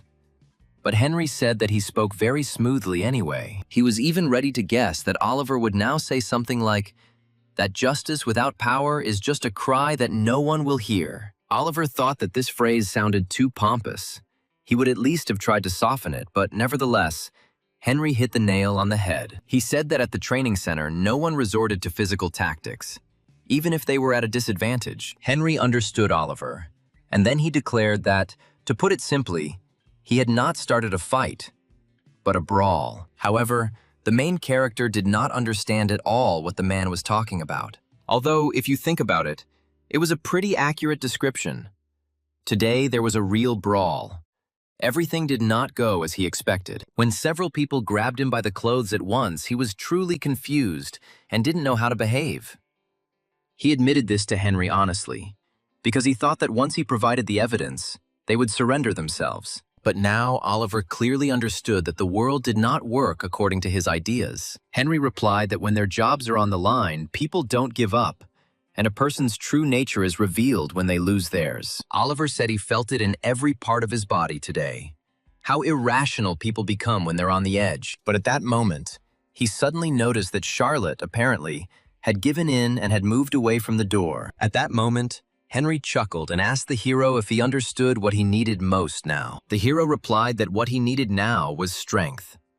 He understood that without strength, even if he was logical to the last comma, it meant nothing. He remembered that the leader was able to end this entire conflict with one word because he really had the power. Then Henry asked the protagonist what he thought he needed to do to gain this very power. At that moment, their gazes met, and apparently, Oliver was thinking about something. At that moment, a new plan was born in his head, and it brought a smile to his face. He approached the team leader seriously and asked him to be his strength. Soon after, he went out onto the roof to have a little chat with his friend Charles. He was very glad to hear from him, but the protagonist said that he actually wanted to ask him about something. At first, Charles laughed at the fact that Oliver himself was asking him for help.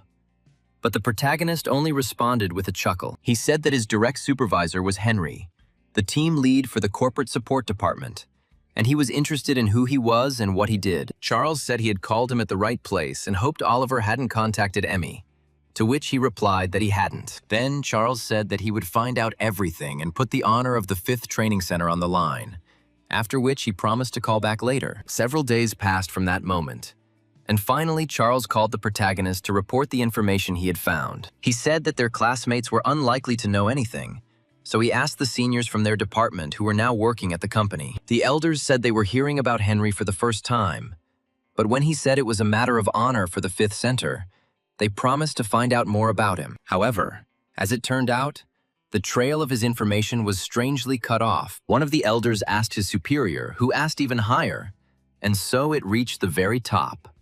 From there came the answer that it was not worth sticking your nose in there. So Charles asked to leave the matter alone if he didn't want to be kicked out, as even a rumor about an investigation could cause problems. Oliver thanked him, saying that it was enough anyway.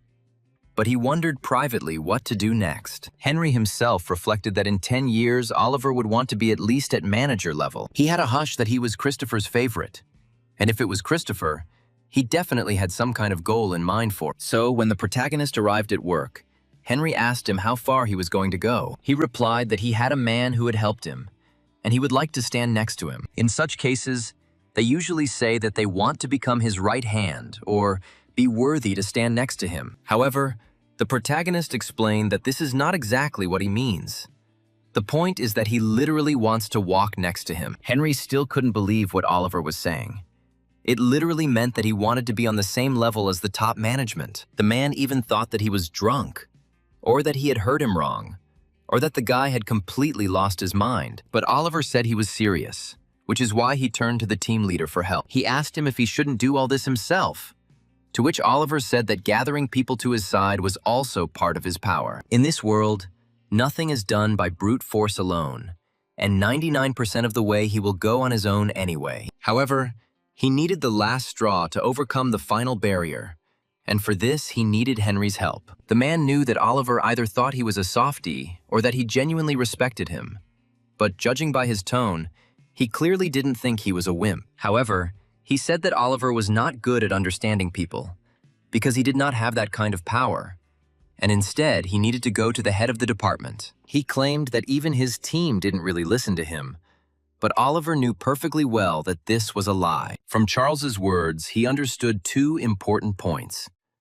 The lower-level employees do not know Henry, but the management does. This means that he used to hold a fairly high position, so high that if he had caused a scandal, everyone would have known about it. In that case, he could prove to be a valuable resource for Oliver. And perhaps this meeting was a real stroke of luck for him. So he said that he didn't know who Henry was before and how he ended up here. But he felt that he was not an ordinary person. At that moment, a slight grin appeared on the man's face. But then he suddenly became serious. He looked menacingly at the main character and asked him who told him about this. Oliver said he was just digging and eventually hit a wall.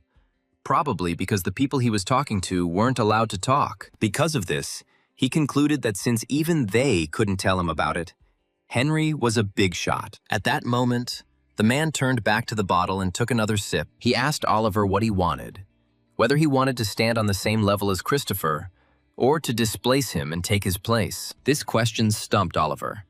Henry spoke as if, depending on his answer, he would be willing to help him achieve this. Then the hero stated that his goal was that he wanted to become like Christopher. If he succeeds, he would even like to surpass him. At this moment, Henry looked seriously at his subordinate. The moments when he, Christopher, and Catherine started their journey in the company came back to him. However, his face quickly became serious, and he suddenly began to act quite irritated. The main character remained calm. He was simply waiting for what the man would say to him in response. All his memories of their warm relationship in the past suddenly evaporated. Henry stated that he actually hated Christopher, and if Oliver had said he wanted to help him, he would have immediately turned him down. But since he said he wanted to become one, that's a different story. Henry stated that Christopher was young and talented, and still had his whole life ahead of him, and Oliver was exactly like him. After this, he quietly repeated once again that the hero really did look like him. So if he was serious about removing him and taking his place, Henry was willing to help him do so. In response, Oliver bowed to him and said that from now on he would absorb everything he could learn. Henry said that he was doing everything so that he would not regret this decision later, after which he began to share the necessary information with him. Sometime after this, the main character returned to his office and, sitting in his place, began to moan loudly. The sounds he made were so loud that they interfered with the work of absolutely all his colleagues. They wondered what was wrong with this newcomer again, and assumed that he was expecting something from them again. Apparently, he was counting on them to offer him Charlotte's assistant manager's table. But they were awkward. They all looked reproachfully at the head of the department, who still couldn't bring himself to take the first step. Finally, Santiago approached Oliver and asked what happened. He said that it was nothing serious, he was just thinking about something. Then Santiago said that if it was about boarding, then he should just say that they had a free seat by the window. It was light and comfortable. However, Oliver said that it was not about where he was sitting now, which left Santiago stumped. He said that it was actually for the best, and then asked the others to tell him if they knew anything. The others didn't understand what he meant, and then the protagonist took on a thoughtful look. He said he believed there was something wrong with the sanitation management team. Henry had told him shortly before that the first thing Oliver needed to remember was that he wasn't going to become a leader right away. As he himself said, he had his own circumstances, and he did not want to stick his neck out.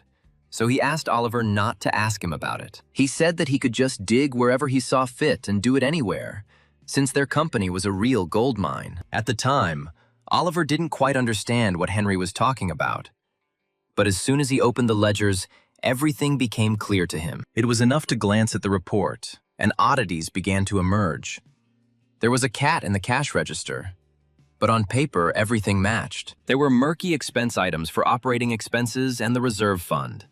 In the financial report, there is a document, the profit and loss statement. It shows income and expenses.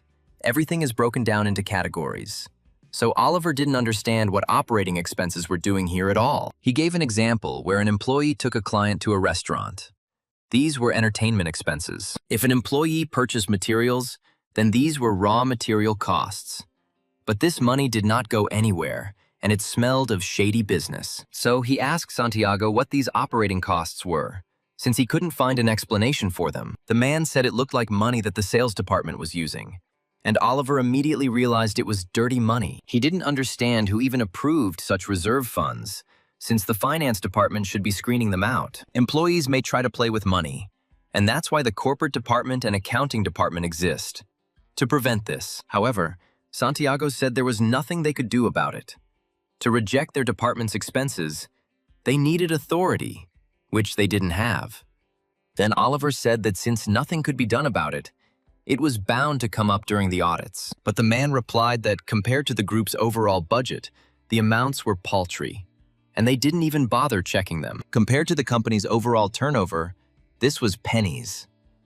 But in any case, it was a pure waste of funds. Santiago explained that their department was a special case, and that this was an order from the chairman himself. His position was that employees should eat, keep quiet, and not create problems, without requiring an expenditure of time and effort. The protagonist was shocked and did not know what to answer, and then asked his colleagues for a favor. Since the month-end closing was over, he asked for help in checking the health department reports and flagging anything suspicious. They immediately agreed, and then Oliver realized that he had taken a trial step and was now confident that he had complete control of the office. There were plenty of shady cases in other departments too, but right now the sanitary department was particularly stinking. At this moment, the head of the HR department suddenly approached the main character. He asked the protagonist if he was really going to conduct an investigation in the sanitary department. Oliver said he just thinks obvious problems need to be addressed the same way they did at home. He said that he would not allow anyone to continue to appropriate money,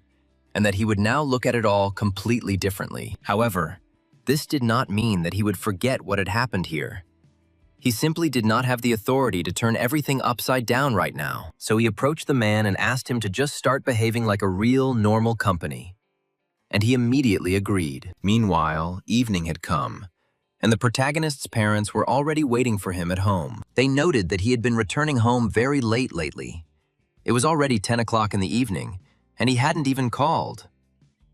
However, my father said that apparently he was simply staying late at work, which is normal in big companies. However, his wife said that there is now a law that respects workers' rights, and it is not allowed to work too much. However, at that moment, their argument was interrupted by the voice of the protagonist, who finally appeared on the threshold of his house. Mom immediately started asking him if he was tired and what he wanted to eat.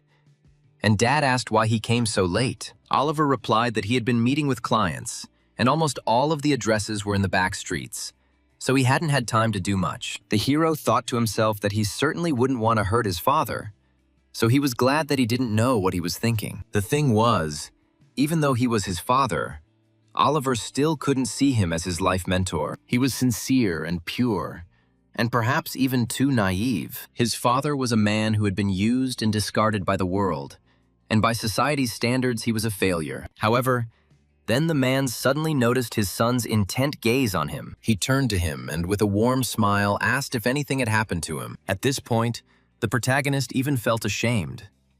And then he tried to change the subject of the conversation. He remembered that his father was a director when he worked at Mirai, and was definitely good at finance. My father said that things might be a little different now, but he definitely understands the basics of management and finance. Oliver then asked what he should do if he wanted to find out if the company's branch had any problems. The father said that it depended on the type of branch, and asked what exactly he wanted to understand.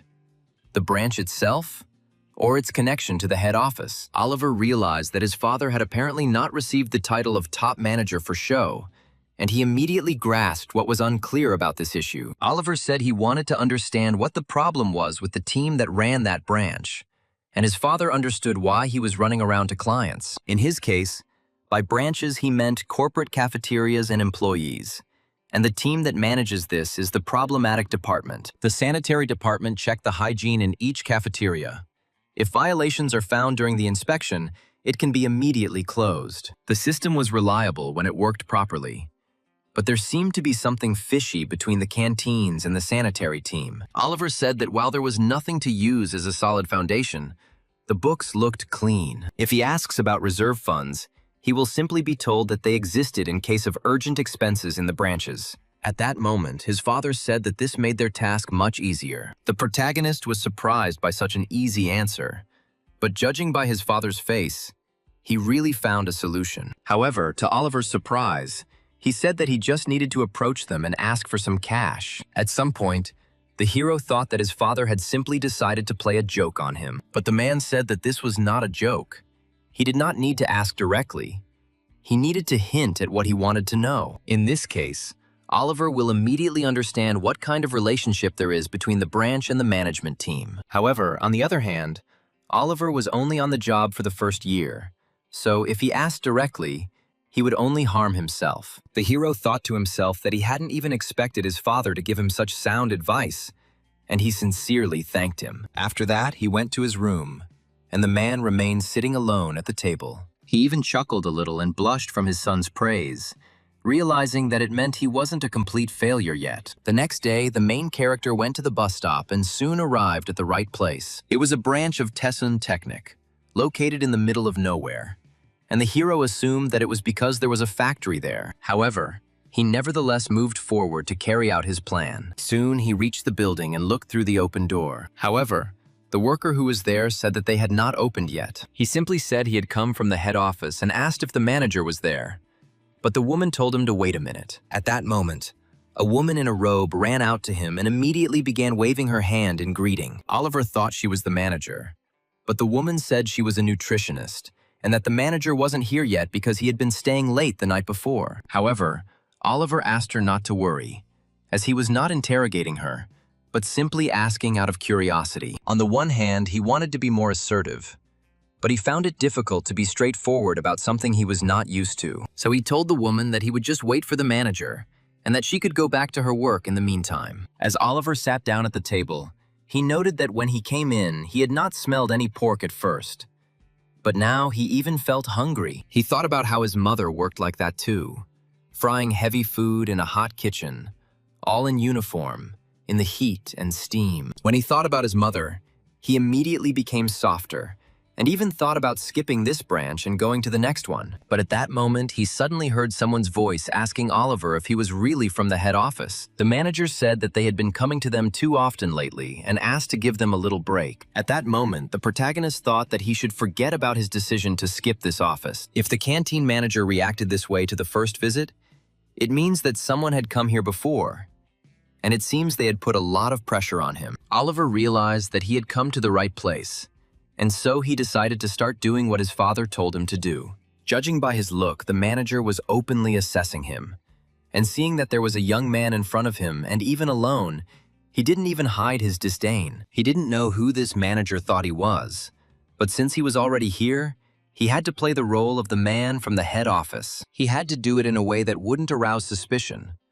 And then he remembered that the manager had just said that they were coming in frequently. Then the hero decided to apologize for the fact that they really started to visit them often. The manager asked Oliver to tell the directors that they were barely coping here, and they were being asked to do more and more. He stated that everyone in the company should benefit, but it turns out that everything is being squeezed out of them. Then Oliver invited him to go outside and talk, and the man quickly agreed. However, he noted that he had not seen Oliver before, so he asked if he was really from head office. The hero understood that he was suspected. As expected, he acted like a man who had something to hide. Then he said that he was indeed from the head office. He had recently gone through the regular recruitment process, but he was still a newbie. Now that the manager knew that Oliver was a newcomer, he began to gently educate him and give him all sorts of advice. However, this was even to his advantage.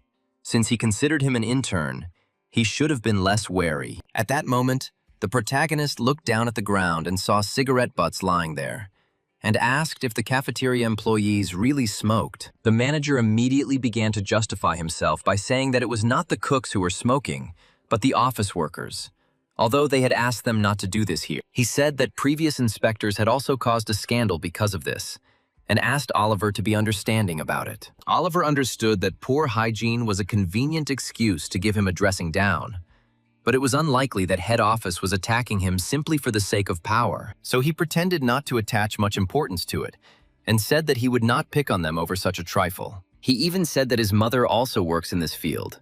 She was a dishwasher, and now she has become a chef. And now that Oliver had lightened the mood a bit, he decided to dig even deeper. He asked the manager if he was worried that he would now run to the office to report everything, and asked him to speak freely. He noted that he really had a lot accumulated, and had already made it clear to him that he could open up, since he was just a newbie. He said that his father had seen his mother carrying the kitchen on her back, so he was not the type to report it to the authorities. Then the manager said that every time someone from the sanitation team comes, they always find something to complain about. He said that before he left, the elders told him something.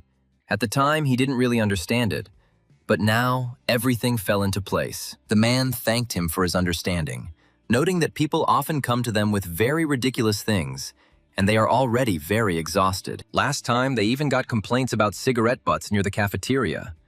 But in fact, it was office workers who were smoking, and they couldn't do anything about it. The manager said that even knowing this, they still gave them points for sanitation. And then Oliver asked if they really were giving them a reprimand, but the manager said he didn't even want to talk about it.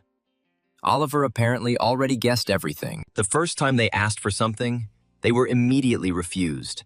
And after that, the sanitary department began to pick on them in various ways. The manager was sure that they wouldn't trust money to a newbie, and since they sent one person, it meant they just wanted to scare them. Sometimes, when they don't want to be seen themselves but still want to hint, they send someone from a lower level. At this point, the protagonist realized that they were trying to extract bribes under the guise of all sorts of inspections. Then he hurried to say goodbye to the manager, saying that he still had other objects that he needed to check. He even felt sorry for this department because of how much they were pressured with bribes here. Finally, he wanted to ask the manager something, and asked him to imagine that he was trying to figure things out as a newbie. He asked if he was really giving these people anything from his own pocket, since their salaries were already low. The man said that now he understood why Oliver didn't take anything.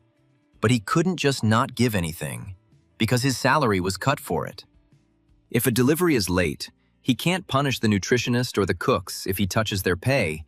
They'll just leave. One time, they really tried and prepared the canteen. That day, the orderlies didn't say anything and just left silently. But even then, their hygiene score was terrible. And it turned out that the actual conditions did not matter at all. However, he asked Oliver not to worry. The technical money came from his pocket, but it was still intended for emergency cases. Oliver realized that they were using the reserve fund, which was supposed to go towards emergency purchases, to pay for these bribes. He already got everything he needed. The mere fact that they were demanding bribes through the medical team was enough. Apparently, they have been struggling with this for a long time. The funds that were supposed to help branches have turned into an instrument of pressure. At that moment, Oliver realized that he had already made his decision. He had decided to tear the medical team to shreds. However, he suddenly realized that he had something more difficult to do first, after which he turned to the manager. He asked if he had a plate of dinner, as Oliver was very hungry. Soon, they brought him a whole tray of dishes. Oliver took a fresh salad and placed meat and rice on a leaf, then wrapped it into a neat roll. Then he took some rice, put it on a lettuce leaf, and added some sauce on top. Then he added some green onion salad to it. And finally, he started on the main course of today's dinner. The main character was very hungry, and therefore began to eat quite quickly. The others looked at him a little askance, but the main character didn't pay any attention to it. He noted that the salad was crisp and the pork had a rich, slightly smoky flavor. It was all perfectly balanced. There was absolutely nothing superfluous in this dish. The taste was so perfect that he even felt sorry to swallow the food. Even expensive steaks did not seem so attractive to him. While the smoky aftertaste still lingered in his mouth, he took a sip of the sprout soup. The protagonist was very pleased. It was a purely refreshing aftertaste that was incomparable to anything. After that, he moved on to another dish. As soon as he tried it, he realized that he was simply speechless. The dish was so wonderful that he couldn't even describe it in words. But Oliver knew that now, after such a divine meal, it was time to return the favor. Meanwhile, the story shifts back to the office workers. The workers Oliver had assigned to check the reports were still doing their work. However, the men did not understand whether they were really going to interfere with the work of sanitary control. Then one of them stood up from his seat and asked if they were really going to face this. It was already clear to everyone what this newcomer was up to. He was going to destroy the sanitary department. But they didn't want to just wait. The man said that he had an idea where he had gone, that he was probably digging through their archives, and that when he returned, he would definitely cause an explosion. After that story with Charlotte, everyone already looked at their team askance. And after this story, they will definitely start blaming all the problems on them. Then the other man asked him if he wanted to just go and tell him to stop Oliver. He didn't believe that he would actually back down if they asked him to, because in that case, he wouldn't have gotten involved in that story with Charlotte. Moreover, they did not understand what this sanitary department was doing that was so important that they would feel sorry for them, given their attitude towards them. There were no normal relationships between the company's departments at all. They all hated each other because someone earned more. In a normal company, there is at least basic respect between departments. But here, the most despised department is corporate support. The sales department gets credit for bringing in revenue. The health department monitors all the branches, but no one cares if they work. The HR department is also not particularly valued because it is not a place to which people strive, but rather a place to which they are demoted. The finance department manages all the money and accounting, and they are the least respected. In the eyes of other teams, the finance department is just a fashionable accountant, and even the sanitary department is a real snob. So almost everyone agreed that if they had been bullied, now it was their turn to do it. Moreover, the orderlies are a completely different department, and their Oliver was from corporate support. When the employee realized that he would not find support here, he immediately changed his mind and said that he was just joking. Then he returned to his work, and all the workers decided to just see how it all ended. Then the HR employee said that perhaps they should also start collecting materials. There was quite a lot of them accumulated. Soon, other departments got involved, and he had no idea how many people were joining in on his cause. When the protagonist returned to the office, he was very surprised by how many documents the workers were able to collect. He hadn't expected them to go this far. But now he could almost immediately run through the data and move on. Although not everything was laid out completely here, everything that was needed was already there. And at this stage, his work became much easier. Then the employees said that the guys from HR and the administrative department also made their contribution. Oliver was surprised that the whole office was on the move, which meant they had a real chance. So he thanked everyone who contributed to this matter, because he didn't expect that they would actually want to help him. But the workers said that, knowing how these arrogant people usually behave, they decided to punish them and asked Oliver to give it his all. Now the hero realized that apparently, everyone had scores to settle with the sanitary department. And now he felt a little calmer. So he thanked the guys for their help and said that he would first go through all the collected data. When he had so much information in his hands, you had to understand exactly what he was dealing with. You had to know every weapon he was holding. At first, Oliver decided to arrange everything by date and make a convenient index. You need to read it carefully so that you can remember it by heart later. So he began sorting the documents by date. It took him quite a long time, but he finally got it. It took Oliver 2 whole days to do this, but he was very pleased when he finally finished the job. Then one of the workers asked if he was really going to leave the office already. He then shouted to the others that their youngest was moving out and asked everyone to hurry. Oliver was very surprised by this, because they could have not participated but still came to help him. So he gathered a team of people who were on his side, and together they went to achieve their goal. Meanwhile, the story moves to the sanitary department. The local director was clearly unhappy that they were only allocated 300,000 won from the emergency funds this time. His subordinate realized that no matter how much money they received, in the end, it all went into the team leader's pocket. In fact, the medical team's theft scheme was ridiculously simple.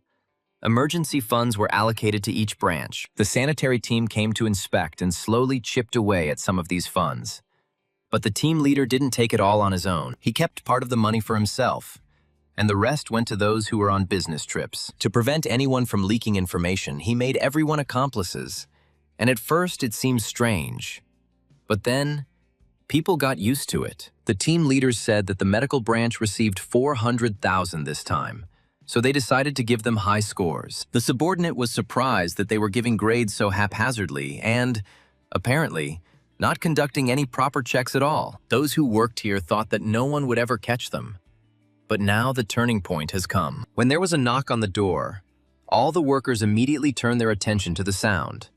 They did not understand who it was. There were no visits planned for today, but the protagonist, without waiting for permission, opened the door. He went inside and was immediately met by that same subordinate. The protagonist smiled warmly at him and greeted the man. When asked who he was and why he had come here, Oliver immediately turned around and took a box out of the doorway. This box contained all the documents that he had managed to collect and sort over the past 2 days. He introduced himself and said that he was a new employee from the finance department. Then the subordinate said that he shouldn't have greeted every team in a row and pointed him to the team leader. Oliver thanked him for showing him the team leader and said that he was there at just the right time. The hero stated that he came because something seemed suspicious to him in the actions of the medical team. Therefore, he stated that he would like to get an explanation from the team leader. At that moment, the man seemed to freeze.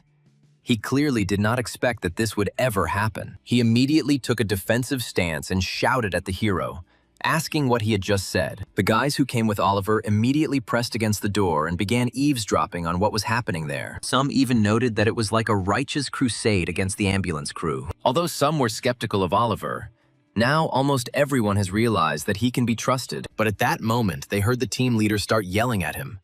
and they began to listen even harder. The boys were so scared that they even decided to run away before it was too late, since it would be bad if they were noticed here. But at that moment, Santiago approached them and asked why the younger one went to the showdown alone, while the older ones were just standing and watching. He said that if they couldn't fight with him, they should at least stand behind him. The workers were still trying to see what was going on through the crack in the door, but it was clearly inconvenient. Then they exchanged glances and decided to do as Santiago said. So the boys opened the door and decided to go in together to support their leader. When asked who they were, the boys said they heard their youngest was up to something and decided to take a look. The team leader said that he was about to go crazy from all these strangers and decided that they were just making fun of him. He approached the head of the department and asked him to say something.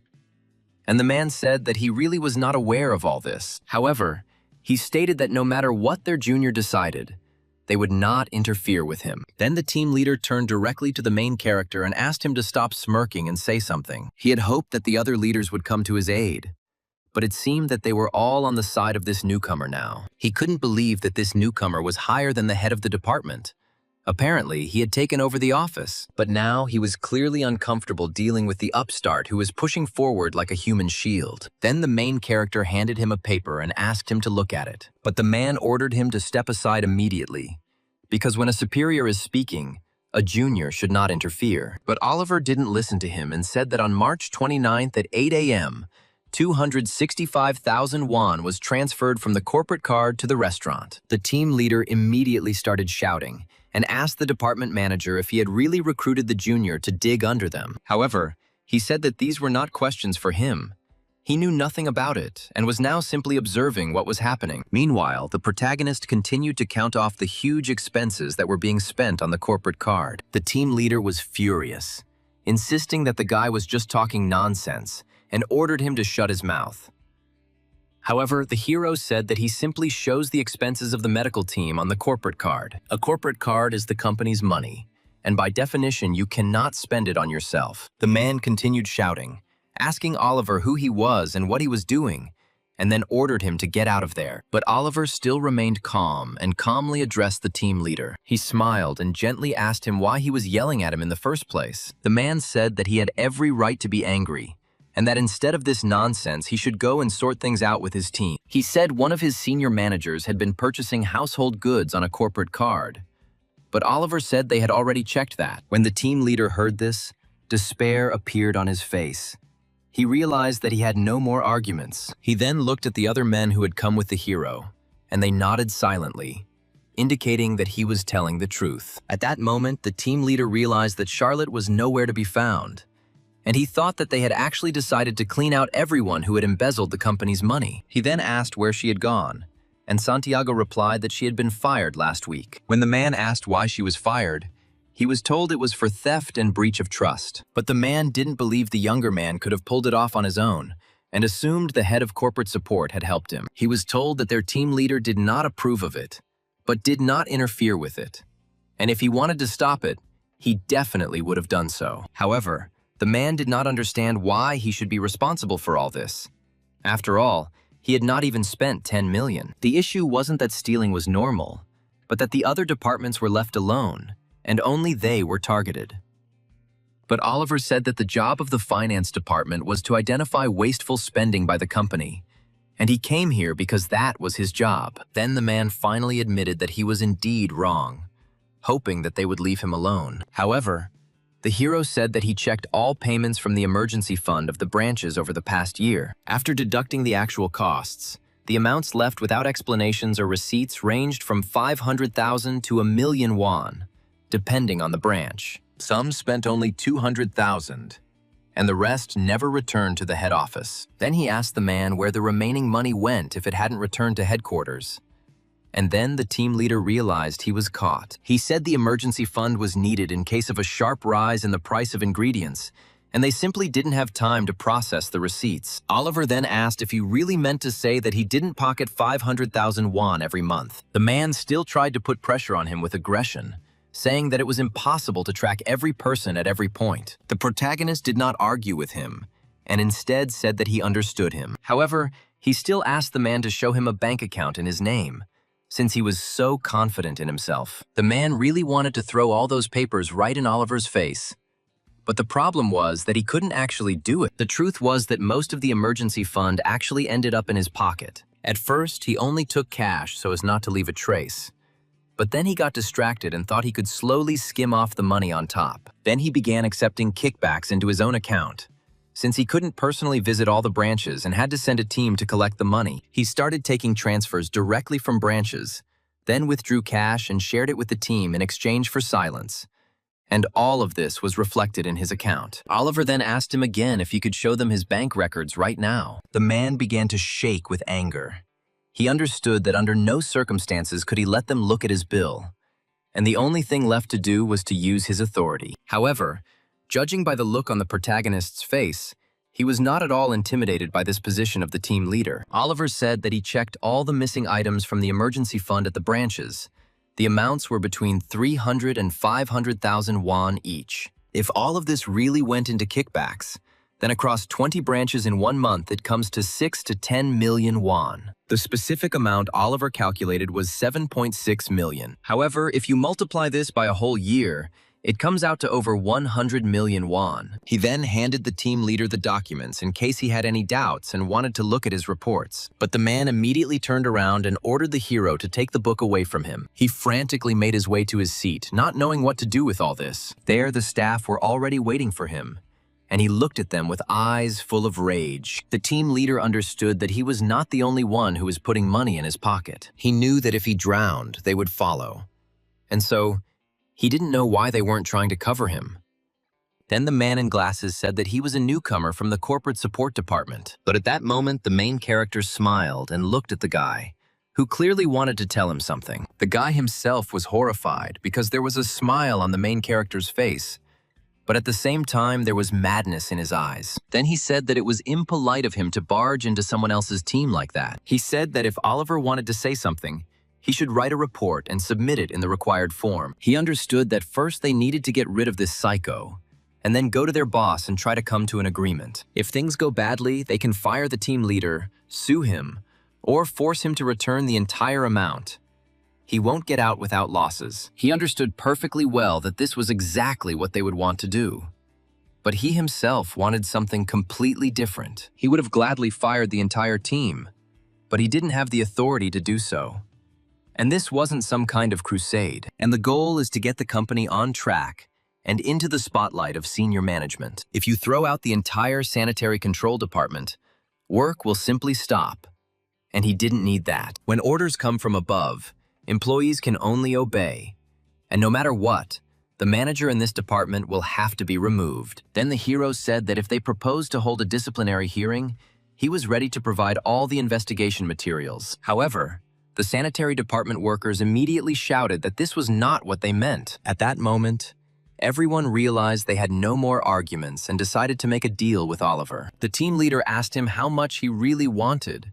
Assuming that Oliver had come here for a share, he asked him to name the amount he wanted for his silence so that he could just turn around and walk away from there. He was forced to do this in front of everyone, but he had no choice but to find a way out. In response to this, the main character only sighed wearily. He asked the team leader if this was really proof that he had given kickbacks and hush money to his subordinates. At that moment, the man realized that he was in a completely hopeless situation. If Oliver doesn't take the money, it means he has a completely different goal.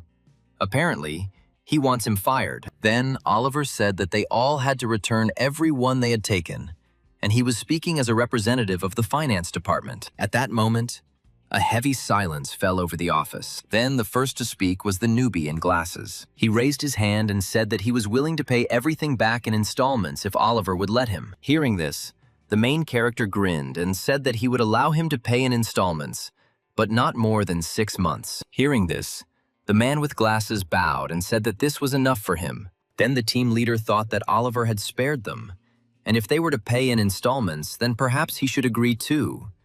It would be better than firing them. However, the protagonist gave him a very disapproving look. At this point, the team leader realized that such rules were unlikely to apply to him. He realized that this bastard would not stop until he achieved his crushing end. So he decided to take advantage of his last chance and ordered that their department's team leader be brought to him. The man stated that he had nothing to discuss with Oliver, and that he would speak exclusively with his boss. Oliver realized that this was the end.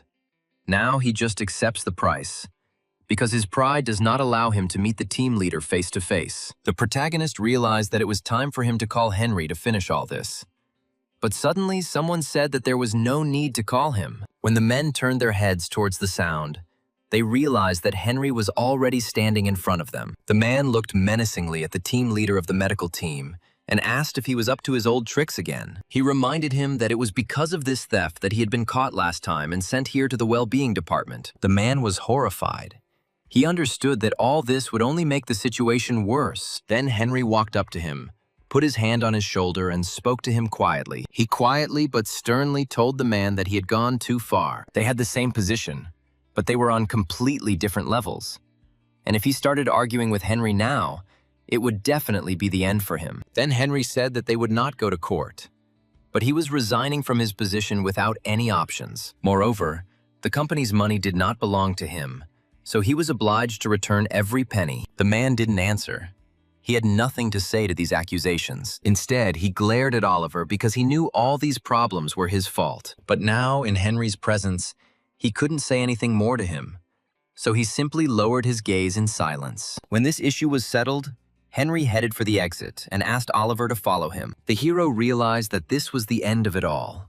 Sighs of relief and alarm were heard simultaneously in the sanitary control department. Thus, the entire sanitary control department was destroyed by the efforts of one man. Meanwhile, the main character and Henry were heading to his office when someone called the team leader. He reported that something had happened here, but there would be no noise at the top, since he had sorted everything out. After this, he received an order from his superior and said that in that case, he would finish the job himself. Finally, the conversation ended, and Henry was able to sit back down in his chair. Turning to Oliver, he asked him what he had learned from the whole situation. He said that when people risk losing what they have, even if you rub their noses in the evidence, it is useless. The fastest way to get them to let go is to force them to do so. Henry confirmed that no one would just give up what they considered theirs. Even if they knew they were talking nonsense, they would argue to the end. In this case, the main character asked what he should do. Henry replied that, as he himself said, power solves everything and it is the easiest thing to do. But the hero said that now he did not have any power. But the man said that even the ability to use someone else's strength is already a skill. He said that he would not help the first person he met. Oliver understood that this time he himself asked for help, and the team leader supported him because he saw potential in him. Then he asked if the team leader of the sanitary department would surrender if he came with absolutely indisputable ironclad evidence. But Henry said that when people are desperate, logic shuts down, which is why politicians denied everything at the hearings. And it worked. Oliver noted to himself that he felt it too. They were trying their best to justify themselves, but inside he was screaming. He understood that he couldn't miss the moment when the opportunity was knocking at his door. He had to go all in. And in the end, he turned out to be right. Henry then asked him what they would do if he backed down, to which Oliver said they would go to the director to negotiate. He understood that it was good that he had pushed them to the end. If the top had started bargaining, there would no longer have been a place for him. Henry said that since Oliver was a newcomer who came here through open recruitment, they didn't even try to persuade him. Then Oliver asked why people weren't just fired, but sent here to what was called the company graveyard. He didn't understand why they should transfer a man who had screwed up in his previous position here if it would be easier to just get rid of him. At that moment, Henry grinned and said that everything was simple here.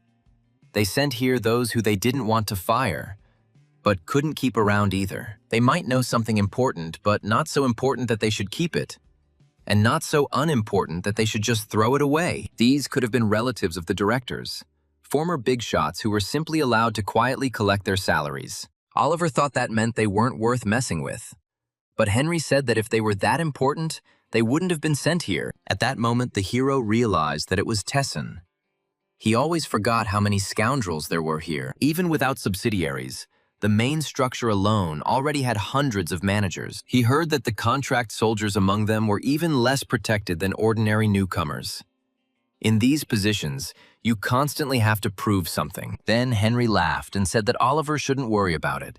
He should just take action. Even if they resisted, he was at a sufficient level to pin them down. When Oliver asked to check on Henry, He said that he was not the kind of person to flirt with. This meant that among all these acquaintances in the company, there were still people who respected him very much. Meanwhile, Henry pulled Oliver out of his thoughts and said that in any case, it was better for him not to try to solve everything alone now. He said that he should take help from others, and asked him to consider this a warning not to do anything rash. He understood that Henry was afraid that he had become arrogant because of his success, because newcomers who are overly confident in themselves often ruin everything themselves. So he said he would be careful.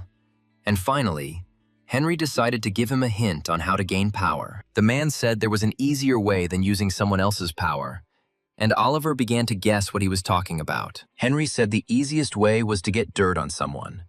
And then Oliver asked if that could really be used. However, the man said that this was definitely not the right thing to do now. Exploiting someone else's weakness was like fighting with a double-edged sword. It was only worth doing this when he was ready to sleep peacefully at night, even having made serious enemies. For Oliver, this didn't make sense yet. Everything could be written off as the newcomer simply screwing up and not raising the stakes. But since the team leader said that he could rely on his strength, he decided to take advantage of it. Finally, Henry said that the main character drew the line quite correctly. What he meant was that he only took on the team leader of the medical team. Everyone was to blame, but it is difficult for one person to carry an entire group on their own. If they had banded together, it would have been difficult to fight back. Oliver thought so too. He realized this back when he was dealing with Charlotte's assistant. Therefore, he decided to strike exclusively at the leader of the culprits. When the others realized that they were not in any danger, they immediately left. On the contrary, they breathed a sigh of relief, because the responsibility fell on only one person. Henry said that such an instinct is an important thing. If you want to survive, you need to choose targets that you can actually overcome. Then he noticed that Oliver was already doing quite well and asked him if the warm-up was already over. The protagonist replied that he was indeed ready and asked what he should do next. The man said it would only get more difficult, and now he wanted to see if he could use his head. He said that Oliver should turn his attention to the sales department and put pressure on them. Soon evening came, and the main character was already at his parents' house. At dinner, his father noticed that his son had been coming home early lately. Oliver knew his father knew how much he hated talking about work, especially when he was asked something like that. But he answered calmly that he had simply finished everything urgent, and he had managed to complete the matter he had spoken about last time. He stated that those people were taking kickbacks, and he ordered all the money to be returned and fired the team leader. Oliver said he did as his father advised.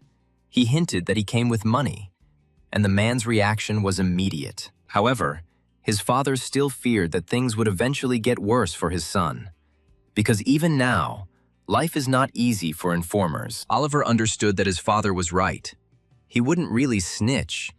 Those who try to expose corruption most often just ruin their own lives. Even when his father was framed, he remained silent and took the blame. The protagonist still remembered those terrible events when strangers knocked on their door. They tried to break down the door of their house, and the little boy had no choice but to cover his ears with his hands and wait it out. However, he was pulled out of his thoughts by his father's voice, who noticed his strange expression. When the hero looked at his parents, he realized that they were surprised that he was behaving so strangely. At that moment, Oliver looked down and said that he had done everything carefully, so they didn't need to worry. He pretended that the team leader was the one sorting everything out and left the cleaning up to him. And in the end, he was the one cleaning up the mess. His father suggested that he must have impressed his superiors greatly with such an act. At first, the main character wanted to answer something, but suddenly stopped mid-sentence and abruptly fell silent. He asked his father if they could return to that house when he earned enough money. He explained that he meant the old house in which they used to live. The main character was very worried because he expressed this dream for the first time, and then he was too young and remembered almost nothing. Little Oliver was too scared to sleep peacefully. He was always afraid that someone would break down the front door. But for him, this place was truly home. It was his goal, and he had a glimmer of hope that one day they would return there. Meanwhile, the story moves to the hospital, where the protagonist's grandmother was still lying. Oliver came there to visit his grandmother. The girl sitting at the reception desk immediately introduced Oliver to her colleague.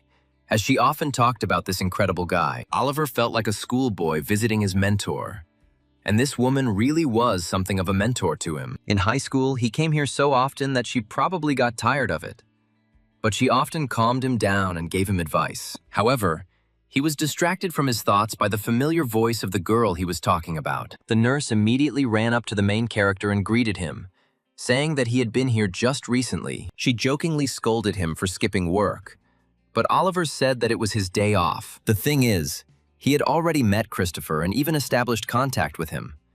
But he wanted to know even more about him. He wanted to hear about the Christopher the nurse knew, the side of him that was still unfamiliar to him. When they walked away, the nurse realized that he still had the same question. But now, under different circumstances, it was perceived differently. Oliver understood that people are selfish by nature. No one would help a stranger for no reason. The nurse admitted that she herself did not know much about Christopher, and she was not sure that her story would help Oliver. The thing is, she's never actually met him in person. They have several sponsors at the hospital, not just him. Most of them are elderly people with money, and they usually want to do a couple of good deeds in their old age. Christopher was the only one of them who was relatively young, so she was surprised. Then Oliver asked her how long ago he started helping the hospital. The caregiver said it started before she started working there, meaning he started helping more than 10 years ago. Oliver noted that Christopher was now 52 years old, meaning he had begun sponsoring the hospital when he was around 40. It was quite interesting. He didn't understand why he would help someone without asking anything in return. The nurse explained that there are people who do good simply because they can, and that is why the world has not yet fallen apart. Oliver understood this. It was just that the President Christopher he knew was completely different. The thing was that he had already met him. The nurse listened to his story with obvious interest, and when he finished, she nodded understandingly in response. The girl said that she knew that Oliver and the sponsor were somewhat similar. It may be because they both work with numbers and value logic and efficiency, but there's more to it than that. The girl noted that they are similar in the way they speak. She remembered that when she first got the job, she called Christopher for the first time, and then he said something. Meanwhile, the story moves to Christopher's office. The man was sitting in his office and was busy signing papers. However, at some point he got tired of it and decided to take a short break. Then he sat down on the sofa and decided to drink a cup of coffee. But it didn't last long. Soon he heard a ringing sound on his work phone and immediately answered it. He received a call from someone who wanted Christopher's opinion on a new sponsorship candidate. It was a family of a single father. He was injured at a construction site. He had 2 children. The older and younger were in school. They had no money. He underwent emergency surgery, but he still didn't have enough money for treatment and hospital stay. The main problem was paying for the hospital room and treatment, which cost about 6 million won. Then Christopher asked to send in the documents and said that he would definitely study everything. There were cases when a request for medical sponsorship came in, he immediately remembered one person. Christopher had only one similar incident in all this time. He was talking about Oliver. Then he got a call that sounded almost word for word like today's. His grandmother lost consciousness, but since the family had working relatives and income, they could not provide him with financial assistance. Because of their situation, they were not eligible for government health care, and they also had a family member who was unable to work. They had no history of alcoholism or gambling, so they met the criteria, and Christopher indicated that it would be a regular sponsorship. However, then everything went differently. He was informed that Oliver began coming to the hospital 4 or 5 times a week. It had been more than a month, and the hospital was starting to ask questions, so they didn't know what to do. It was a hassle for Christopher, at least until he found out why Oliver was pestering the staff so persistently. He was informed that Oliver had decided that he would not rest until he found out who had been giving money for his family's treatment. Then, looking at him, Christopher couldn't help but laugh, because he was just like Christopher himself once was in his youth. Even without meeting him in person, he understood that this guy had experienced betrayal, poverty, and grief. And this made his view of the world like this. Children from disadvantaged families are easily influenced, but it was not his job to guide him on the right path. Christopher had no intention of interfering in his life beyond simply sponsoring him, but he decided to provide him with the conditions. However, the nurse said that if he was saying this just to get rid of him, then he should understand that this guy was already withdrawn. She suggested simply telling him who Christopher was, but he said he didn't want to get rid of him. It was more of a test. In the end, they agreed that the nurse would show him that the world was not so bad, and would try to support him and guide him in the right direction. It was up to the nurse to decide whether to tell him who Christopher was or not, and he trusted her judgment completely. He knew that the girl really did think differently than he did, and if he was right, then this guy probably thought the same thing. He thought that he wasn't even worthy of knowing the name of this investor. When a person hears this, he usually gives up and gives in, or, on the contrary, becomes eager to return with a result. Christopher couldn't just pick this guy up and start teaching him everything. He didn't know what kind of person he was, and he hadn't proven himself yet. But if he turns out to be the second type of person and comes back with the necessary qualifications, then it really was worth investing in him. After some time, Christopher received a new message. The nurse told him that the guy who hung around there every day was now a tax accountant. She stated that he had passed the open recruitment process at Tessin Company and returned with qualifications. So the nurse reported that a staff member named Oliver was already waiting for Christopher in the hall on the first floor. Christopher knew Well-Being hadn't expected him to send someone like that to them. However, Christopher did this on purpose because none other than Henry worked there. Now he wondered if they had met yet. The man was looking forward to what news he would hear next and couldn't wait for it. Meanwhile, new rumors began to circulate among employees in the present. Everyone was talking about how the sanitation team leader had been fired, and they said there was complete chaos there now. However, it wasn't just there that when a team leader of that level is fired,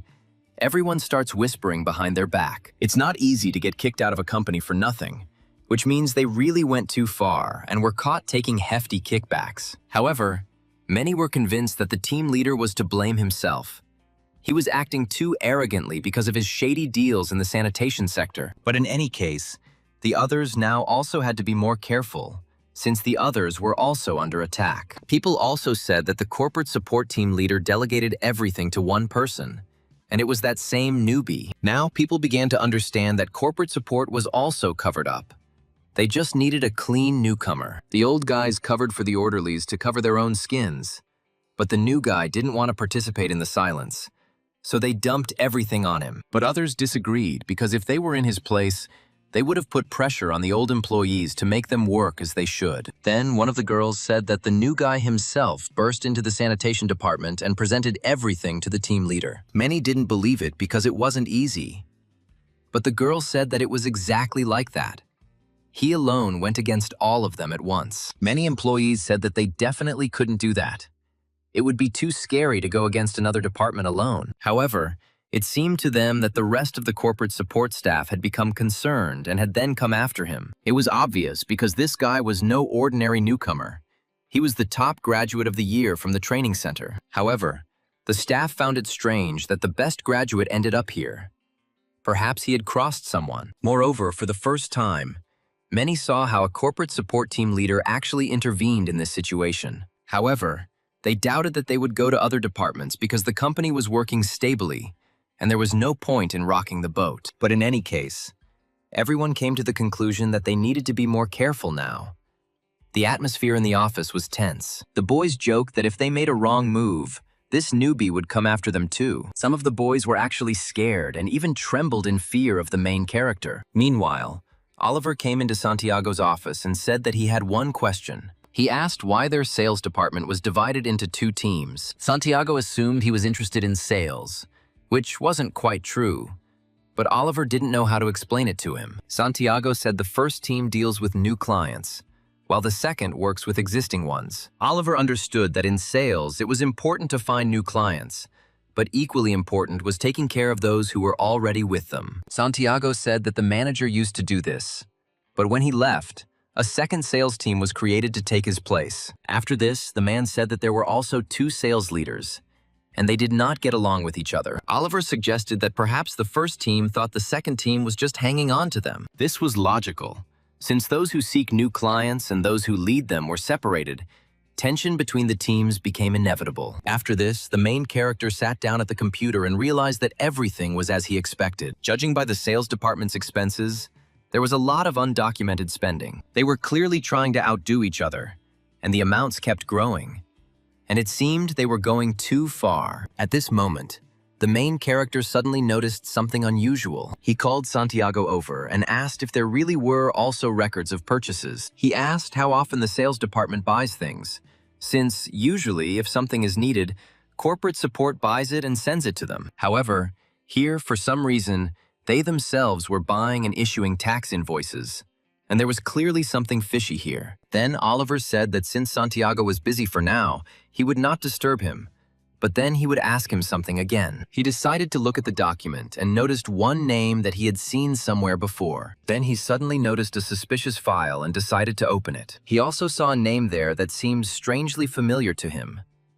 It was the name Samantha. Then the hero opened the desk drawer, and his attention fell on the business card that was lying there. It was an invitation to Mrs. Samantha's anniversary party, which was taking place on the 7th floor. As it turned out, the head of the company receiving money from these accounts was Samantha, the wife of their director. Meanwhile, the story moves to the team leader's office. Henry sat at his desk, hypnotizing a bottle of alcohol. He had already reached out to her with his hand and wanted to drink it, but he stopped abruptly. He realized that drinking alcohol had already become his bad habit, and he tried his best to stop himself. On the one hand, he knew he needed to stop, but on the other, he just wanted to take one sip. Finally, Henry decided he couldn't resist and decided he would just open the lid and inhale the smell. However, at that moment, he was suddenly stopped by a knock on the door. When the man said he could come in, Oliver opened the door and immediately apologized for disturbing him. He was confused by the way Henry looked at the bottle, but he immediately asked why he had come again. Then the main character asked him if he could take care of Director Donald. Henry was shocked. Oliver realized this just a day after he mentioned the sales department. The director's connection with the sales department is not obvious. You need to dig into the documents thoroughly and understand the situation. He understood that Oliver had the eye of a true accountant. They say he won a tax appeal when he was still a rookie. Henry realized that the more he looked at this guy, the more he wanted to push him forward. Then he said that Oliver had already removed the team leader, and perhaps it was time for him to try his hand against the top manager. At this moment, the protagonist thought about his proposal. Just a few seconds later, he asked Henry if this meant he was giving him the green light. The man was surprised. Oliver didn't even ask if he would help him or if he should try first. He understood perfectly well that if he allowed him to do this now, then he would definitely do it. This guy came to him for permission. Oliver literally said that cleaning up the mess was the team leader's job and asked if he could take on the job. Henry grabbed the bottle again.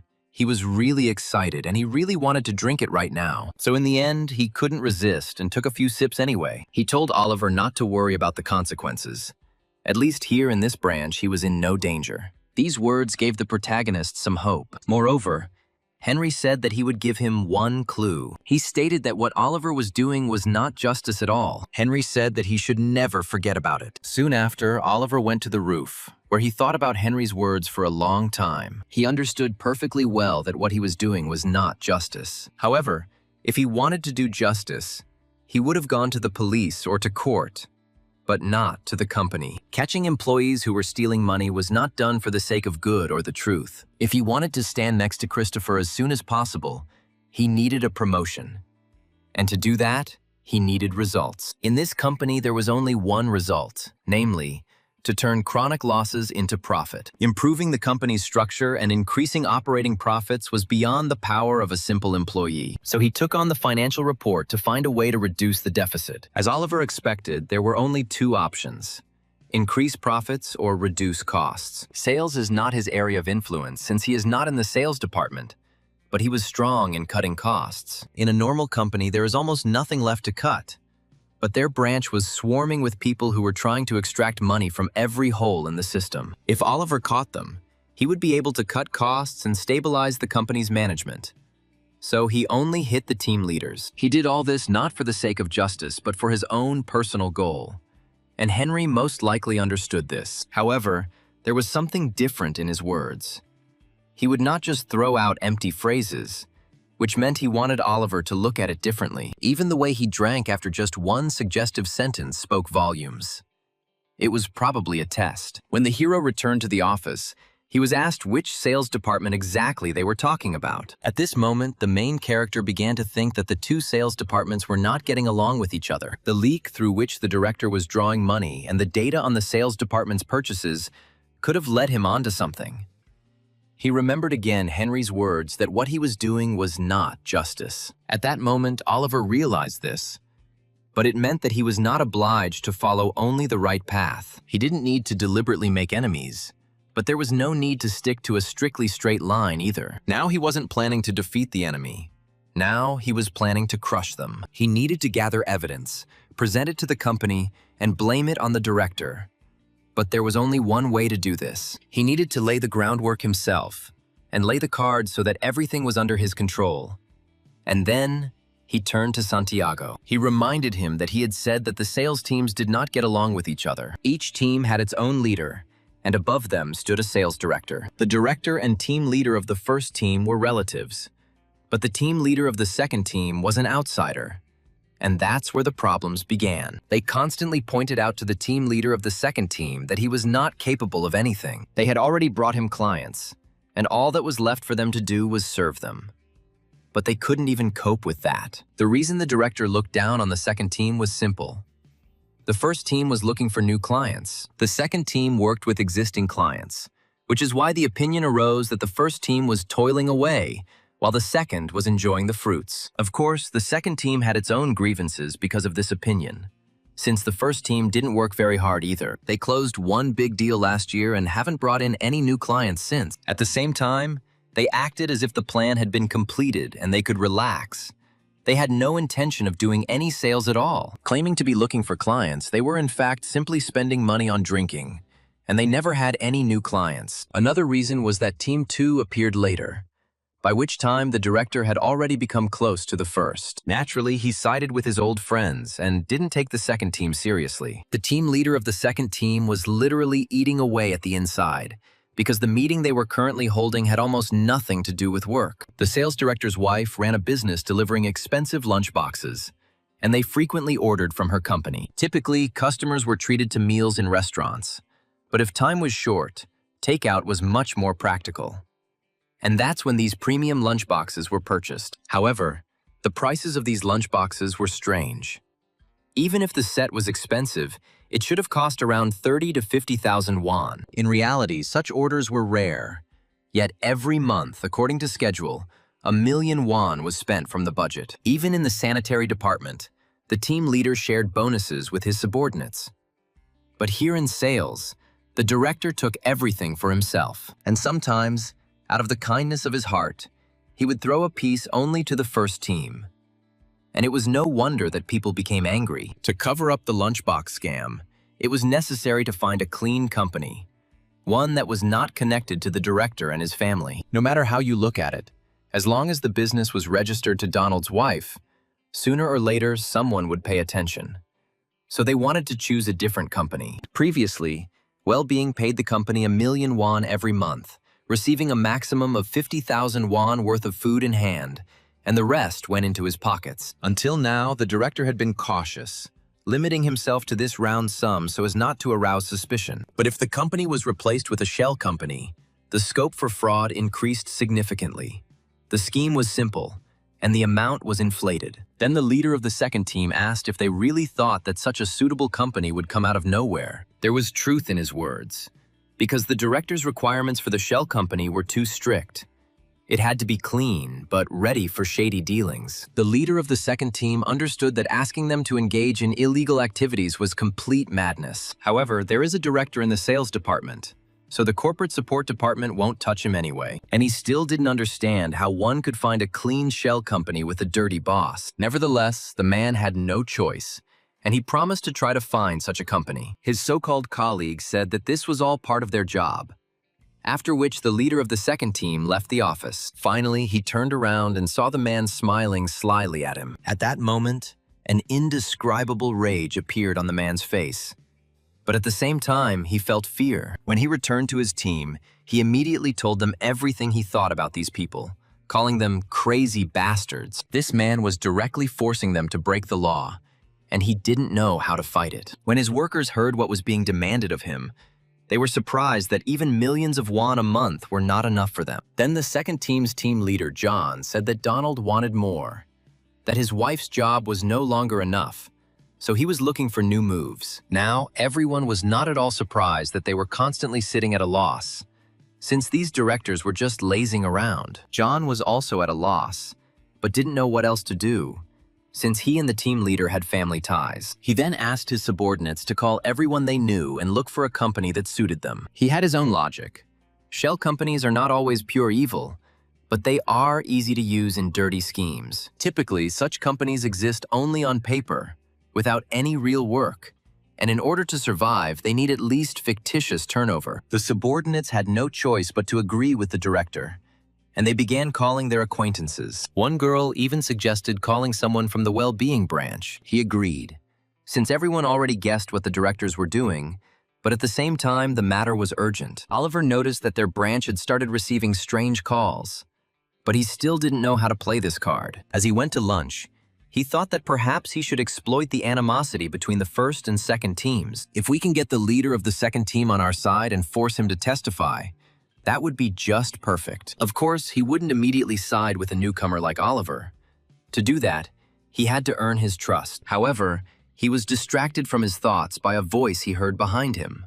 The man behind him was telling his interlocutor that he didn't understand why he was asking him to look for a company that he would use himself. At this point, the hero pretended not to hear their conversation, but continued to eavesdrop, realizing that the information could be useful. His interlocutor continued to say that since he worked in the corporate support department, he should know some companies. At that moment, the hero realized that he didn't understand at all what they were talking about. However, when he heard the words about finding a company with certain conditions, he suddenly began to understand what was being talked about. He heard the last part very clearly.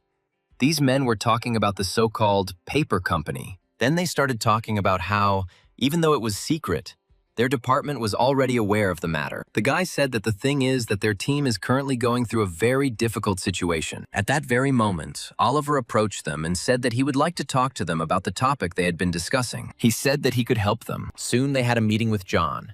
He was glad to meet the financier that his subordinates had told him about. Oliver came to meet him and said that he worked in the corporate support department. John was immediately interested in his candidacy and asked if he really knew a company that would be ideal for them. The hero understood that he needed to earn John's favor, and apparently he succeeded in doing so. The company's terms suited him, and then John asked Oliver if he could contact the CEO right away. However, to the man's horror, the main character said that he was now in prison. He explained that this director owned another company.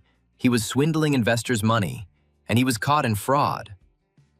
He understood that playing with investments is not uncommon, especially for startups, where it is difficult to show income in the early stages. Oliver now used this information as bait to get closer to the sales department. In fact, he had no intention of introducing them to this company, because then he would be involved in illegal activities. He said that the director needs sales, and since he is sitting, he does not want to manage himself, so he wants to draw the turnover. John took his words into account, but asked how it was that such an ideal company suddenly appeared. He began to doubt that this company really existed, but Oliver said that he had no reason to deceive him. Then John explained that he had not thought about it, but this company surfaced at the right time. Oliver noted that John hadn't fallen for it as easily as he'd hoped, but his suspicion level was still within normal limits. Then he said that he was actually a tax consultant, and before coming here, he worked in an accounting firm and managed dozens of clients. He said that this company was one of those where he worked, and now everything seemed very logical to John. The thing is, tax consultants work in a variety of areas, so it's entirely plausible that he knows such firms. However, John doubted that using the information he obtained as a tax consultant was even legal. The hero replied that it was indeed illegal, but it was a matter that both parties needed. And besides, he was now an employee of Tessoon. He stated that if it does not harm anyone, then they should use all the possibilities. Oliver knew that disclosing information he had obtained in his work as a tax consultant could get him into trouble. But instead of strictly observing the law, he decided to better expose the director's corruption and become Tessoon's man. Then John asked him to tell him the name of that very company. To his great surprise, they discovered that such a company actually existed. John then told his colleagues that this company was a perfect fit for their sales team, which was looking for someone to buy from. He said they were helped by this new guy in the corporate support department in the financial sector. He was a tax consultant. Besides the company he named, he also knew of several paper companies that simply did not live up to the conditions. However, John said that they had one problem. since the director of this company was in prison. But this was the only company that perfectly met their requirements. And recently, exchanging fake invoices is risky. His interlocutor understood that he was saying the right things and eventually agreed to work with it. Donald knew it wouldn't be easy to find such a company, so he assigned all the work to the leader of the second team. Meanwhile, the protagonist returned to his office and told his colleagues about his new plan. They were surprised that he decided to contact the second sales team, since they had never crossed paths before. They didn't understand what exactly they were planning. Perhaps it was vindictiveness because of the way Oliver dealt with the orderlies, but he said they had asked him before if he knew any companies. Judging by everyone's reaction, the request from the second sales team is something unusual, which means their department is doing very badly. The guys even offered to help Oliver, but he said that it was nothing serious, so he would return quickly. His colleagues immediately began to encourage him to simply crush them if they suddenly started asserting their rights against him. Soon he met John again, who was already waiting for him in the office and was very glad to see him. The man explained that he wanted to discuss the details of their deal. And that's when Oliver realized he was in trouble. Once they decided to work with the company he proposed, he had passed the first stage. Now the second depended only on him. However, the thing was that Oliver was going to deliberately set up the deal. He had studied the books and knew exactly how the director was withdrawing money. The problem is that there is no evidence. The mere fact that the company is registered in the wife's name doesn't mean anything. It could be a legal matter. Even if he asks where the goods went, it will be of no use, since in their case, the supplier is a lunch delivery company. The sales department employees will also remain silent, which means he will only have to catch them red-handed when they withdraw money in front of witnesses. Oliver knew his chance had arrived, and the main thing now was to cut off the direct line between the paper company and the sales department. Naturally, they checked the register before doing business, but since they were trading in counterfeit invoices, that was enough for them. John learned that the company had been in existence for 4 years, but during that time, there had not been a single important sale. Oliver said that was why they needed the invoice. This means that Director Donald wants a paper company, but all the real work is done by the leader of the second team, and it is easier to deal with him. However, John suddenly announced that he had heard a strange rumor that Oliver had completely eliminated the medical team. At this moment, the main character froze and did not know what to answer. He decided to take his words back. Now, this matter did not look so simple at all. He understood that John had not been appointed team leader for nothing. However, he understood that at such moments there was no point in pretending to be a hero and arousing unnecessary suspicion. He said he had been working there for less than a month and didn't even really know what the sanitation team did. He pretended it was just a misunderstanding, and at the same time, wanted to know how exactly rumors were spread in their company. John said that this kind of work should fall on the shoulders of veterans, but they dumped it on a newbie. And this was too much. He heard that Oliver graduated first in his training center, and they had a person with that level of training working in the welfare department. Now that Oliver realized that the rumors had spread very quickly, he realized that this was his last chance to deal with them easily. This means that this time he is obliged to see them through to the end, especially Director Donald, the very one that the leader Henry personally pointed out. John stated that he would like to make Oliver a mediator, since he knows the company well and therefore they will definitely listen to him. The hero agreed. He understood that John had also saved him from having to contact the CEO himself. John expressed words of gratitude to his interlocutor, after which the hero asked how many sales their CEO needed. John replied that they would like to start with 3 million won every month, which greatly surprised the protagonist. In his opinion, it was disgusting. Apparently, they thought that this company was their personal wallet. After this, John said that it was better to pay in cash, but if there were any difficulties, he was ready to provide the account number. Then the hero asked him what would happen if they told him that 20% was too little. John replied that they would agree to 30%, but only if the amount exceeded 5 million won per month. Although Oliver agreed, he was surprised. He didn't understand what they were doing and why corporate money even existed. Several days have passed since then. The main character was sitting at his desk, and his colleagues were constantly receiving calls from someone. Oliver couldn't concentrate on work. Several days had passed and he was supposed to receive a call. At that moment, the phone rang. They were calling about a purchase, and the person speaking said that he would now transfer the call. As it turned out, they were called about a tax invoice. As soon as the main character heard these words, he immediately turned his attention to the speaker. When the phone was handed over to the manager, He said that they handled both tax invoices and payment management. However, he thought that the other person had said something strange, so he promised to check it out and contact him. He explained that they were told that Tae-sun had transferred 5 million won to them, and now they needed to know what exactly it was for in order to issue an invoice. Santiago assumed that someone higher up or one of the directors gave permission, and asked him to give him the name of the company. However, as soon as he saw the name of the colors company, he immediately ran away from the office. At that moment, the protagonist realized that everything was going exactly according to his plan. He watched with a smile as Santiago ran out of the office. Meanwhile, Director Carl sat and stretched tiredly at his workplace. He was already thinking about ordering food for lunch when suddenly there was a knock on his door. Santiago asked if he had opened a new account with a client, but the director didn't even understand what he was talking about. The man then said that the office had received a call saying that they had transferred 5 million won and asked for an invoice. Santiago was sure that they had never worked with them, so he came to check.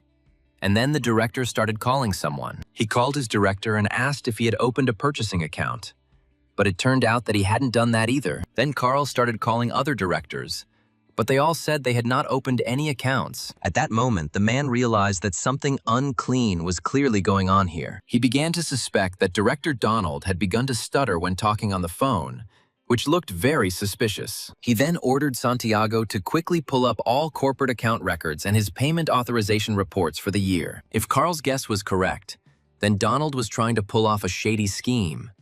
But it all fell through. He realized that someone was messing around with corporate money here, but when it reached his ears, he couldn't just let it go. Then he personally summoned Director Donald to his office. Soon he came running to him, out of breath, and Carl asked him what kind of mess he had made and ordered him to speak honestly. At this point, the man began to sweat from stress and did not know what to answer, and Carl became very angry. He even threw a cup with pens at him, telling him to speak normally. He asked Donald if he thought he was a clown who was too soft on him, but the man denied it. After this, Carl picked up the phone again and asked to call the team leader here. He also asked that Oliver be called to him if he was there. He asked him to urgently bring him all the data on the sales department and everything related to Director Donald. Donald didn't understand how this could come to light, since no one could turn him in, and usually the director would just turn a blind eye until it dawned on him. At that moment, the leaders of both teams entered the office and greeted Carl. However, when they noticed the condition of Director Donald, they immediately became alarmed, realizing that things were bad. Carl looked at them angrily, and Donald made every effort to show them that they should not say anything. Then the men bowed to their chief and asked why he had called them. He said that they had just received a report from JI Colors, which said that they had transferred 5 million won to them. He called everyone, but no one did business with them. But it seems that someone sent them their business registration with a request for an invoice. Carl started to figure out what was going on, and everyone behaved normally, except for one, whose voice was clearly not right. He asked the team leaders to look at Donald, put it all together, and asked what conclusion could be drawn from this. Without waiting for their answer, he said that one of the 3 people standing in this room now tried to steal a large sum of money and was caught. At that moment, the men realized that they were in a terrible situation. Donald understood that this was an absolute disaster, and they still managed to catch him. At that moment, there was a knock on the door. It was Oliver, who introduced himself as a corporate support worker. When he was given permission to enter, he opened the door and walked inside, carrying a box of documents in his hands. His attention was immediately drawn to what was happening inside the office. The 2 team leaders and Director Donald stood obediently in front of Carl, not daring to raise their heads. Since Oliver didn't know them personally, he already guessed that one of them was the leader of the second team, and the other 2 were the director and team leader of the first. Judging by the glass lying on the floor and the scattered pens, Oliver concluded that they had already managed to get into a fight. After that, he carefully put down the box with the documents as Carl asked, after which he turned around and walked to the door. However, unexpectedly, the director stopped him and asked him to stay. He told Oliver to stay with them. The protagonist did not answer, but obediently stayed at the director's request. After that, he turned to face his desk, and Carl himself began to study the documents. After some checking, he looked up and looked straight at the protagonist. He asked him point blank if it was really his doing, and Oliver said he didn't quite understand what he was talking about. However, Carl said that he didn't have time to play with him. He knew perfectly well what he meant. He asked him again, but more menacingly, if it really was him. The main character did not deny it, and said that it really was him. At that moment, a mixture of surprise and anger was reflected on the faces of the three men standing behind him. Carl said that he told him not to let it get to him.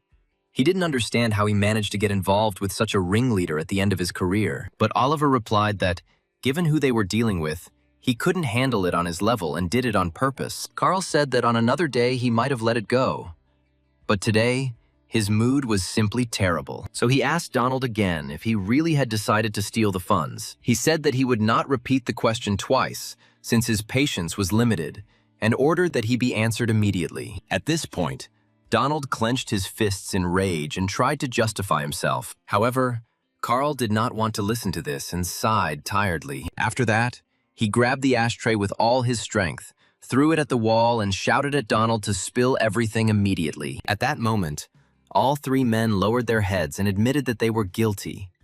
Even Oliver was shocked by such a sharp reaction. However, in Carl's opinion, this could not be considered a normal explanation. Donald asked to give them some slack.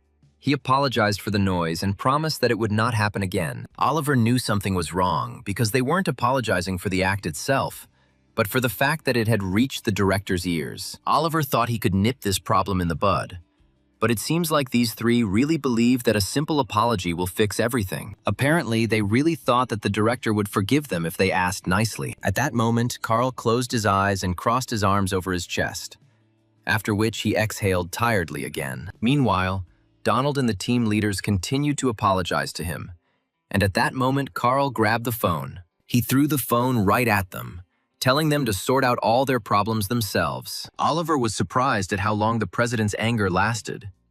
It seemed like everyone in this company had their own fatal weakness. Then Carl said that the problem was that they had pulled in what could have been hushed up on the outside and made a mess of it. Donald tried to justify himself by saying that he was a bit chasing profit and didn't think it would end like this. He promised that from that day on he would sit quietly, with his head down, as if he didn't exist. But Carl said that this time he would not let him go far. But Donald considered this unfair, because he had not succeeded. Then the president sternly asked him if he still didn't understand what was going on. After that, he glanced again at the main character standing next to him. He said that Oliver himself had brought this company here, and asked if all this had been organized by him. The hero admitted that this was indeed the case. And then Carl asked why he had targeted the director specifically. Oliver said there were two reasons. The first was to improve operational performance. He was working on the month-end closing for May. He saw that sales were the same every month, but sometimes the company went into the red. And last month, the profit was only $3 million. If sales are stable but profits fluctuate, then the problem is in the expenses. And as Carl himself knew, their branch had its share of leaks. Then Carl asked him why he, not being a director, was getting into operating profit. After which he asked about the second reason. Carl said that the reason was very simple, then looked towards Donald. He firmly stated that the sales director had crossed the line. These words completely threw the man off balance. But Carl said that this was still not the level of a simple employee. Oliver replied that it was the finance department's job to fix leaks and control expenses, and he wanted to be in control. If he had his way, he would check every person and kill all unnecessary expense requests. However, he did not do this, because it is customary here to turn a blind eye. But Director Donald went further. He didn't just pull money from the budget. He hired a shell company, and until now he has been withdrawing about 1 million won a month. This could still be written off as gas, food, and small bonuses. But when an efficient company is involved in the scheme, the amounts increase exponentially. It could be 5 million, 10 million, and no one knows where the limit is. So he repeated his words once again that Director Donald had gone too far. Carl shouted that this was exactly what he wanted to say. For so long, he did not understand why Donald thought that he would simply turn a blind eye to this. All these bloodsuckers decided that he was a fool, and he asked him how much more he was going to suck out of the company. Donald had already started to make excuses, but Carl ordered him to shut up, since he did not want to hear another word from him. He stated that from that moment on, Donald would be awaiting an appointment and ordered his desk cleared and moved to the second storeroom. After Director Donald was removed from his position in the sales department, a funeral atmosphere reigned. Carl said he wouldn't even spend his unemployment benefits on him. then made him pack his things and clean up his work area. Meanwhile, he let the team managers go with only a 6-month salary cut. The director ordered that the warehouse doors be left open so that anyone passing by could see Director Donald packing his things. The others discussed how the director had tried to make a killing and had gotten caught, and that he needed to stay within his limits. They realized they had heard something similar before. The team in the sanitary department that had screwed up also wanted to grab more. They understood that no one was safe in their reality. Everyone could be a target for disciplinary action. Then the employees realized that they had to be more careful, even though they had only hissed a couple of times during lunch and then written it off as an expense. However, one of the employees told him to speak more quietly about it. From that moment on, the atmosphere in the company changed. Those who previously thought it didn't matter how much they stole now thought twice before spending the company's money. It all looked like the will of Director Carl and Henry's team leaders. But in reality, everything happened exactly as Oliver had planned. The employees discussed how it all seemed to start out of nowhere.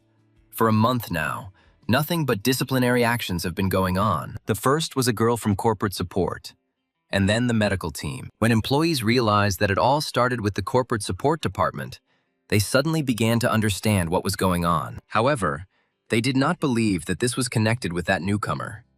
They were of the opinion that the director had simply decided to restore order. However, when they remembered how shamefully Donald had packed his things, they realized that this was no joke. If the director has been made a laughingstock, then it would be better for them, mere mortals, to just keep quiet. Several days have passed since then. The main character was still sitting at his workplace and seemed to be waiting for some kind of call. He couldn't concentrate on his work and instead kept looking at his phone screen. At some point, he finally waited until his phone started vibrating. He immediately picked it up in the hope that it was exactly what he was waiting for, and his suspicions were confirmed. The fact is that he received his first salary from this company. 3.5 million were credited to his account. He had received money before, but this time it was something different. It was his first real salary after officially joining the staff. Then Oliver decided that today he should take a break, because if he didn't slow down at such moments, he could burn out. He decided to go to the mall with his parents and buy them something, because he had wanted to do this for a long time. However, his mother did not understand why he was buying so much. A newcomer had a small salary, and he needed money for expenses. However, Oliver said that he received 3.5 million won, and everything in this store wasn't that expensive. Then he offered his father a light jacket, but he began to refuse, saying that he would earn enough for it himself through his part-time jobs. But his son insisted, saying that they could buy it next time with another salary. And now he just needed to try it on. At that moment, his mother came up to him and started asking him what clothes he thought were best. She was holding 2 cardigans in her hands. One was beige and the other was orange. Then the hero said with a smile that both sweaters looked very good, so they would take both. But his mother was surprised. She didn't understand why they needed so many sweaters. At that moment, Oliver felt a strange sensation that he sometimes experienced. His chest began to beat harder. He understood that others might indeed have a lot of sweaters, but his mother had practically no normal clothes. However, he quickly pulled himself together and said that people usually have several of these cardigans in their wardrobe. So he asked her to take both cardigans and wear them according to her mood. His mother was very embarrassed by such generosity, but since she really liked the sweaters, she agreed. After that, she headed to the fitting room, humming cheerful music to herself. Oliver understood that poverty narrows the heart. When his father was on the rise, they did not tremble when choosing one thing. If they wanted something, they bought it. But at some point, their family began to feel constrained not only in money, but also in their souls. The father, apologizing, put 50,000 won in an envelope for a close friend's wedding. Mom was the one storing up leftovers from her shift at the restaurant. So Oliver wanted to give them back the life they once had. When he thought back to his childhood, there was always one moment that would come to mind. A memory he wished he could erase. He was too young to remember everything in detail, but he remembered some fragments quite clearly. He lived through a time when their family knew no poverty, and they were happy.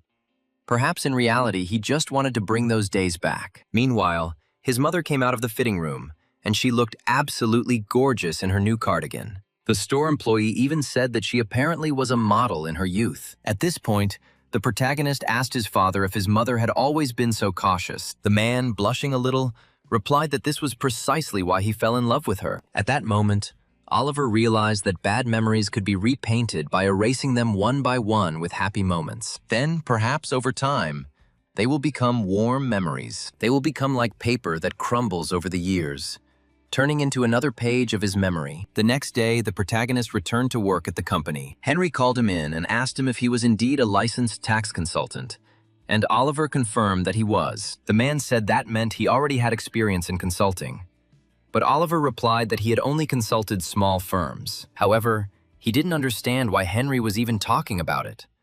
Perhaps it had something to do with recent events. The man smiled and noted that Oliver seemed to already understand what he was getting at. He stated that he wanted him to become a consultant for their company. This news was truly stunning for the protagonist. Meanwhile, the story moves forward to the day when the protagonist overthrew Principal Donald. Henry spent almost the entire day playing a computer game that day. At that moment, a thought came to his mind. Then he decided to write a message to his interlocutor about what he should entrust this guy with this time. They told him that since he had already fired the director, they needed to try a different approach this time. Henry's interlocutor wrote that he wanted to force him to cross the border even further this time. However, he understood that he couldn't be too aggressive either, since only a month had passed. But after thinking for a while, he came to the conclusion that it would be better for him to step sharply over the line right now. If he starts making mistakes later, when he has already shed his rookie skin, he will not be able to cover for him. Henry knew that while Oliver was still green,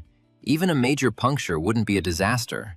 So he should make a big mistake now. And the interlocutor noted that he understood what Henry was talking about, but he should also take into account the surrounding situation. Any attack creates enemies. While people think he did it only because he was set up, over time, everyone will understand that Oliver himself was behind all of this. The interlocutor also noted that blending in with the surroundings is also important, which is why he wanted Oliver to go ahead. These lessons are etched into the bones if they are learned early, so he needs to slow down a bit. And that will be an experience too. So Henry decided to give him another task, and then they would hit him harder. The interlocutor said that he could do as he saw fit, and mentioned that an interesting topic had come up at today's meeting. He suggested that Henry use it, and he seemed quite pleased with the idea. Meanwhile, the story moves to the headquarters of Tessin Trading. There was a rather emotional meeting taking place in the main conference room right now. The chairman ordered everyone to gather, since the results for the first half of the year were a complete failure, and the second half would not go better. The man was none other than the chairman and CEO of the Tessin Group, named Jonathan. He stated that they must surpass Team Mirai this year. Mirai is the undisputed leader of Korea. The gap between the companies is not that big, but Mirai has always been one step ahead. The fact that Tessin had failed to overtake an equally sized rival in 30 years became a humiliating regret for the chairman throughout his life. At this point, one of the participants stated that in terms of total assets, their company was still larger, but Jonathan said that this was no reason for pride. Land and warehouses were a waste of time, and they were traders. They should measure their profits by sales. Then the man asked for forgiveness for his careless words. Jonathan said they should crush Mirai, but instead he reports to him that operating profits will fall by 3%. Afterwards, he asked Christopher what the forecast was for the second half of the year, and he said that the commission would most likely impose a fine. Contingent liabilities are when the court assumes that compensation may have to be paid, but reserves are a different matter. In that case, they will definitely have to pay. And then this is recorded in the financial statements. As liabilities and expenses increase, profits fall. But these are non-operating expenses, so they do not affect operating profit. Then Christopher said that the chairman was too fixated on the rivalry with Mirai, and that he needed to think about the bottom line as well. The proposed fine is 12 billion won, and they should keep that in mind as well. Jonathan acknowledged that Christopher was right. He shouldn't let his obsession with operating profit blind him to the issue of net profit. He then asked Christopher what he thought about whether they could surpass Mirai's company in any way. The man said they still have a strong position in semiconductors, and with the growing US interest in this industry, they will develop even faster. Their business was different. Mirai is an IDM, a full cycle of development and production, and they were a foundry, a contract manufacturing. The other directors realized that Christopher had responded faster and more accurately than Jonathan. This was further proof that he was constantly learning, and was knowledgeable even in areas outside his own field, which is why the chairman singled him out. Then the chairman asked what they should do since they had given in again this year. And then one of the directors said he had a proposal. The company's vice chairman, a man named Peter, said they needed to cut costs. He noted to himself that he could not leave this meeting without saying a word. He didn't want rumors to start circulating that Christopher was the one who should take over the company. He said that they will not create or buy new technologies right now, but they can catch up with Mirai due to operating profit. R&D is a long-term strategy, while cost-cutting is short-term, so they need to focus on that now. But Christopher said that if they really wanted to surpass Mirai, they needed to invest in research and technology. Christopher is essentially suggesting that we accept defeat this year, while Peter is offering an option that preserves both profit and planning. Jonathan knew that Chairman Christopher spoke bitter but true words. However, he could not give up the dream of challenging Korea's first conglomerate. It was his 30-year-old wound and obsession. So he proposed his own idea to all the directors. He said each subsidiary would submit its own management plan. It was a compromise to save the deputy chairman's face, but also not to give up the chairman's dream. However, this also meant that competition would be provoked between subsidiaries.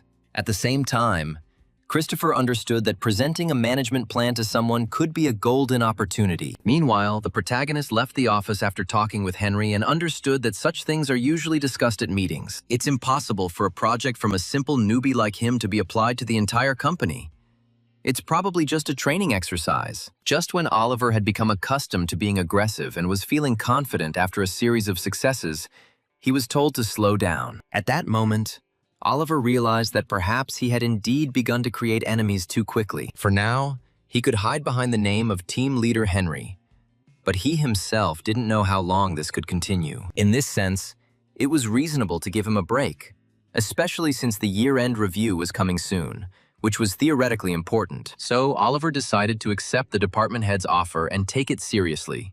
Whether it was training or not, Oliver decided to make it look like he was actually going to change the entire company. However, he was distracted from his thoughts by his phone, which received a new message. It was a notification from the training center chat, which was odd since Oliver had turned off notifications. But as soon as the main character looked at the screen, he saw something that surprised him greatly. As it turned out, his friend from the training center, Charles, was also involved in creating the management plan. In order to attract the chairman's attention, each manager gathered the best employees under his command. The point is that this was an unusual task, since it was about management reform. It was a great chance to distinguish myself in front of the chairman with my abilities, just like that legendary employee. Charles was called to the director's office and told that they would form a company at Tessin Chemicals responsible for the management proposal. The man said he wanted Charles to come up with his own plan, which he would quietly add to the others and send to his superiors. The thing is, this time Director Bernard personally told him to give Charles this opportunity. While Christopher was the company's treasurer and strategist,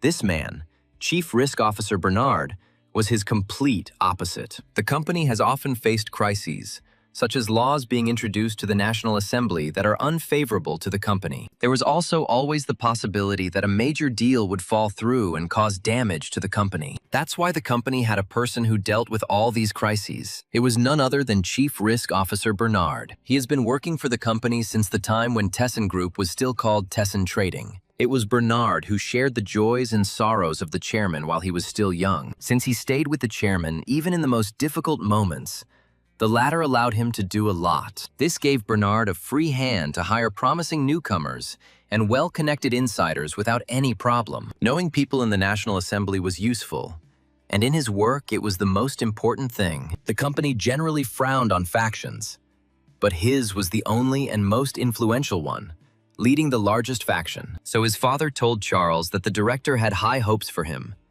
and the boy was ready to make every effort to live up to them. He was thrilled to be noticed by the director. Even though it was because of his father, he was ready to take advantage of this chance. After this, Charles finally left his father's office, as he still had work to do. As soon as he was outside the door, he immediately screamed with delight. Finally, he had the opportunity to stand out. However, he understood that this bastard Oliver probably also received such a task with Christopher's support. However, this was even better. Charles was confident that this time victory would be his. because he had a business education. However, there was still a risk of losing, so he decided to do something just in case. Charles took out his phone and decided to write to his old friend, since they hadn't spoken for a long time. Oliver himself was extremely surprised that Charles even knew about this event. He assumed he had a spy, but Charles said he simply assumed Oliver had been given the assignment. Then Oliver began to think that the picture was coming together. He had been given this task not only to gain experience. This meant that something very big was brewing at the main office.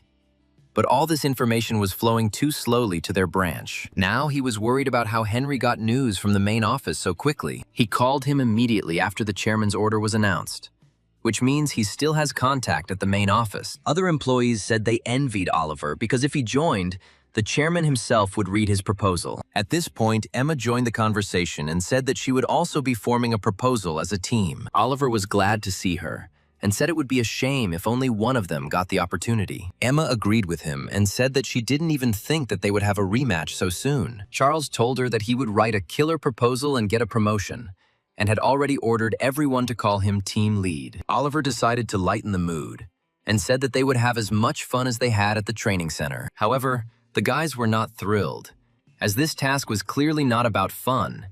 It was something more serious. Oliver then asked if Charles had warned them in case something happened at headquarters, and then remembered that well-being was cut off from the rest of the team. However, he promised to report it and was glad that he would have more reasons to tease Oliver. Emma immediately stood up for him, and an argument broke out between her and Charles again. Emma said she was on edge and was sure that their team would not be defeated so easily. Charles was even scared when he heard that she had a team, but he promised that he would score more points than her. While the hero was reading their correspondence, he noted with a smile that they remained the same as they were when he met them. However, he understood that now was not the time to relax. He was alone now, and there was no time to waste. As it turned out, not long before this, a mysterious interlocutor informed Henry of the chairman's decision. The plan was to cut costs enough to beat Mirai, but they couldn't even think about long-term plans. He was told that the chairman understood that this was impossible, so he would value the feasibility of the proposal rather than ridiculous ideas. Henry thought Oliver was a bit early to take on such a task, and until he had some solid support, he was reluctant to put him on the field. They always want to drag overly talented people to the bottom, but he already attracts enemies, and he has no need to make new ones. Then his interlocutor said that in that case, they would need to hold an internal competition at the branch. The best report within the company will prove his abilities and can be confidently sent to the head office. Henry agreed that it was a good plan, but Oliver could lose.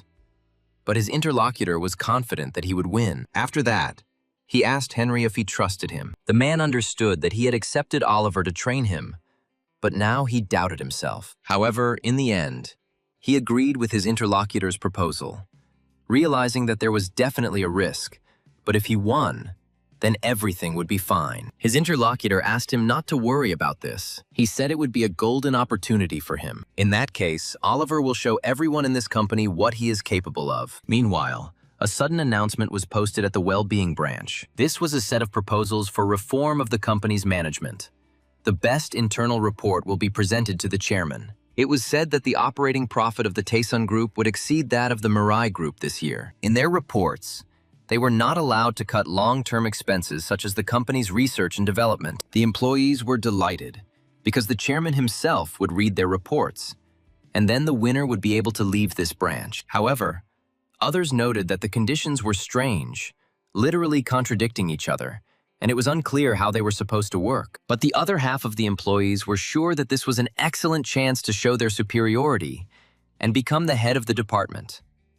For them, it was a chance to finally leave this branch, which was considered the company's graveyard. Many guys decided to enter this competition because they wouldn't lose anything even if they lost. However, they were now interested in where to send the reports, and they soon saw who the organizer was. As it turned out, it was none other than Henry, who was clearly not happy about the fact that he was receiving all these reports. The man didn't understand why the director dumped all this on him.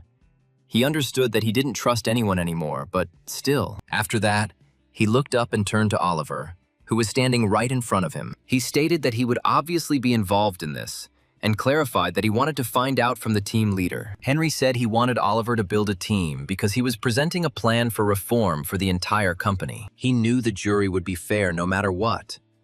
But he was a newbie and deserved at least a little help. But the hero said that everything would be fine. He planned to do everything himself. But Henry dissuaded him, because the research would take months. Oliver stood his ground, saying that he didn't have much to do, and as long as he finished before the end of the semester, everything would be fine. Henry himself did not understand whether this was simply unfounded confidence or his arrogance. Even if he forms a team, Oliver won't want to lead it, and it might be better to leave him alone to gain experience. Then he allowed the hero to do everything alone, saying that it would serve as a good experience for him. After that, he said that he could go. And he himself thought that he was not at all surprised by such a decision. After this, he called his interlocutor again, but he said that he could not talk yet. He warned him in advance that he did not want to listen to doubts about Oliver, and asked if he had any more questions. Henry indignantly stated that this young brat said that he would do everything alone without a team, but his interlocutors said that this was a reasonable choice. However, Henry disagreed. If you want a higher position, you need to thin out the workforce. But he was told that Oliver had neither a position nor influence yet, and even if he caught the chairman's eye, it would not be his victory, but the team's. However, Henry said that they could simply make him the leader and let him gather the participants, but the interlocutor simply asked to leave him alone, saying that Henry had become more gentle since he began to mentor the workers again. He said that Oliver seemed to have a plan, and they needed to see where it led. When Henry looked at the document, he knew it was a great opportunity. Even their director said he was involved. If we were to be picky, Oliver was the youngest of the participants, but he was still a prodigy, which was not the same thing. In any case, he decided to keep Oliver for a while.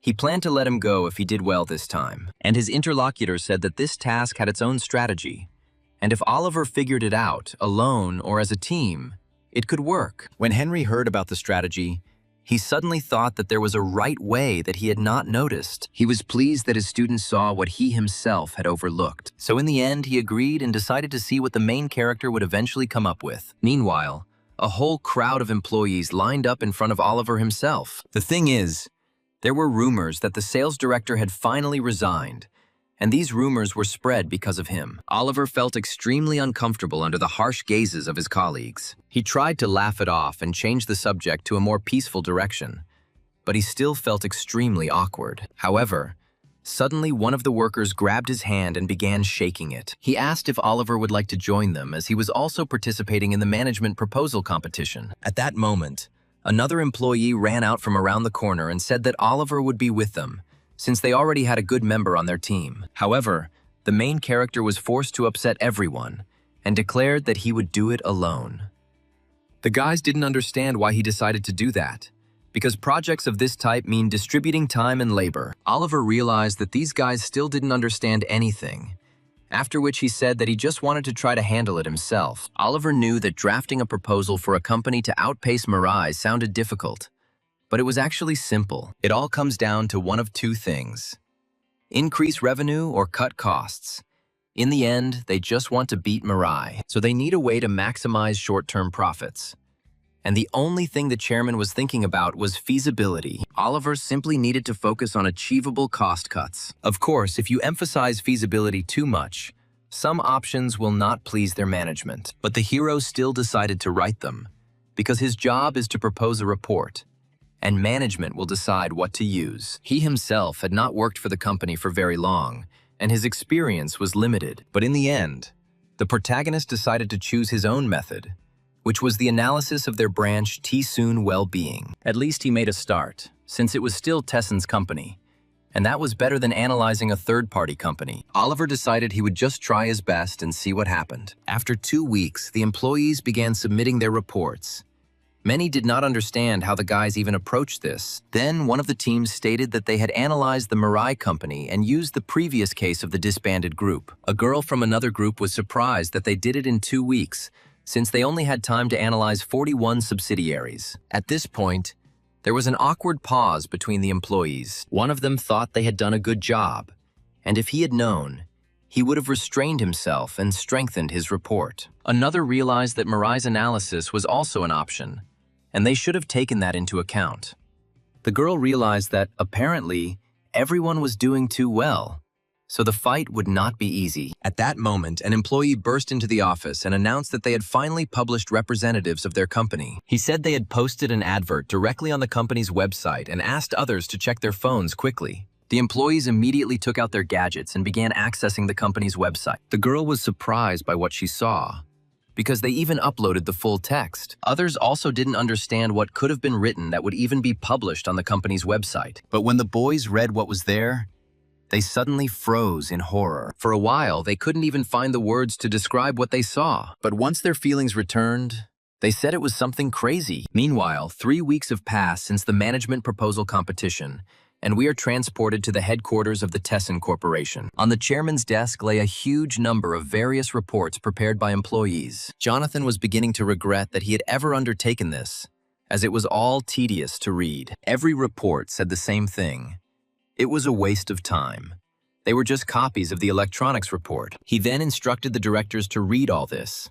But Bernard said that at least for good reasons he should read it himself. Jonathan said that today's youth lack the fire and courage to push forward without thinking about the consequences. He showed him one of the reports, saying that the level here was quite decent. In his opinion, for an employee not from electronics to produce such quality was a very good indicator. Jonathan figured out Bernard pretty quickly. Apparently, he was offering his protégé's report. He then turned to Christopher and asked if he liked any of the reports. The man said he didn't want to name names, but he was sure the chairman himself must have noticed one outstanding candidate. Jonathan laughed and asked if he was hinting that he should stop fooling around and take the matter seriously. He knew that this was what he had started, so he should look at it. And he reached for the report Christopher had selected. At this point, Bernard began to worry about what Christopher was planning. However, he decided that he shouldn't spoil the chairman's mood, but instead he just needed to wait it out. However, he quickly heard an enthusiastic response from Jonathan. He said with a smile that he understood at first glance that this report was the very one he was thinking about. At that moment, even the people fell silent, wondering what was inside. He still couldn't understand what could have been written there that made the chairman read it with such a serious face. Finally, Bernard couldn't stand it any longer, jumped up from his seat and ran to the chairman to look at the report. However, what he saw there made him freeze in horror. Jonathan asked him if he noticed the resemblance, and Bernard confirmed it. After this, the chairman closed his eyes and said that he even smelled a familiar scent. It was the scent of someone who pursues lofty ideals and long-held goals, but at the same time stands firmly on the feet of harsh reality. It reminded him of their times, and then he asked Christopher to tell him the name of the author of this report. Christopher said his name was Oliver, and the chairman promised to remember the name and read his report carefully. The report itself was nothing extraordinary. It began with an analysis of Tessin well-being as a case study. The hero then compared it to the company as a whole. And normally, comparing a tiny subsidiary to an entire group would be laughable. But the thing was, this logic turned out to be surprisingly convincing. Winning the group meant gaining revenue, market share, and recognition. There were many aspects, but given the purpose of this proposal, only one outcome was important: for Taesun to become the #1 conglomerate in Korea. Jonathan was thrilled. It wasn't just bravery, it was madness. But either way, the introduction struck a chord with him. Below are the methods that do not depend on means. The only goal is to ensure a leading position. This report does not advocate unethical actions. It merely suggests options, and the choice remains with management. The next section delved into analysis and specific strategies using a small subsidiary as an example. It said that before cutting project or department budgets, the money leaks nearby should first be plugged. While they may be small compared to the group's overall costs, eliminating internal leaks creates legitimacy for further action. For example, their branch was full of such holes. But in the end, the decisions came down to 2 points. The first point is to train the finance department to be stricter and more meticulous. The second point is to single out those who have appropriated too much of the company's funds and organize a show cleanup. The harsher, the better. The chairman noted that this report presented a unique approach, outlining the issues and analysis. He even noted that the approach looked like it had been designed by Christopher. He even suggested that he was training this Oliver. But the man said that this was not true at all. The chairman noted that this is the only report that outlines such strict measures as dismissal of employees with the worst performance. Christopher said the reports on the other subsidiaries are good, but most of them are unfocused. Jonathan confirmed that this was exactly what he was talking about. It was the only report that was right on target. He asked who it belonged to, and Christopher replied that it belonged to the guy from Well-Being, the top graduate of the training center. Jonathan was a little uneasy about this, but he believed that every now and then a dragon was born in the stream, just like Christopher. He then asked why such a person was stuck in that branch, to which Christopher replied that he only had a high school education. Bernard realized that Jonathan actually liked yesterday's student's report more than he had expected. The chairman then ordered Oliver to be transferred to the first group in electronics or semiconductors. However, Christopher was against this decision, and then everyone realized that it was he who was behind Oliver. Ever since he showed interest in this newcomer, there have been constant rumors that Christopher has turned him down. But Bernard knew that the rumors couldn't be trusted. Christopher was raising him. He just left him alone so that he wouldn't explode prematurely. He knew he had given Charles a chance, as he was the son of a 3-term MP. But today was clearly not his day. Christopher said the report was written with an emphasis on realism. So the question now is whether it can be implemented. Jonathan also wanted to know whether Oliver was just a talker or if he really had a grip. And so he decided to test him. After that, he picked up the phone and called the corporate strategy office. He asked to send an official directive to the director of Tessin Well-Being and tell him to tear the branch to pieces. Jonathan said that the team leader had already been chosen, and he should appoint the rest himself. After this, his interlocutor asked who would be the team leader. The chairman said that it would be a new intern from the branch. He would recognize him right away. It was none other than Oliver, a high school graduate who had been hired on a special basis. After some time, news spread throughout the branch and a new announcement was posted for everyone, which shocked many employees. A project to implement changes and maximize operating profit was approved. Oliver was the project manager, but the project participants had not yet been determined. The staff commented that it was crazy, and they couldn't believe that the management had accepted his report and made him the project manager. They still couldn't believe that the chairman himself had noticed a newcomer from a lowly branch. Meanwhile, the main character went to meet his friends. However, when he arrived at the right place, he was shocked that they had agreed to meet in such an expensive area. He even felt awkward walking along the streets, since everything here was unusually expensive. But soon, Oliver reached the desired bar. As soon as he entered there, familiar voices immediately called out to him. When Oliver looked towards the bar, he saw that Emma and Charles were already waiting for him. He greeted Emma, saying that he hadn't seen her for a long time, and the girl was also very glad to see him. He said that when they invited him to grab a bite, he thought they were going to sit at some soju stand, not some fancy place. Then Charles said that he thought so, that Oliver had not been to such places, and that was why he invited him here. However, Emma did not like this remark, and what's more, Charles had a very strange expression on his face, as if he was asking for a fight. Then he changed the subject and said that he heard that Oliver had won first place in the chairman's competition. The protagonist was surprised that it was a competition at all. He simply thought that he was tasked with trying to implement an improvement plan. Now, Charles understood why he had asked them for information about the group chat last time. They told him that the chairman had personally read all 41 branch reports along with Bernard and Christopher. At that moment, Oliver realized that Christopher had also seen his report, but he didn't know who Bernard was. He vaguely remembered a plaque with his name on it at the company's headquarters.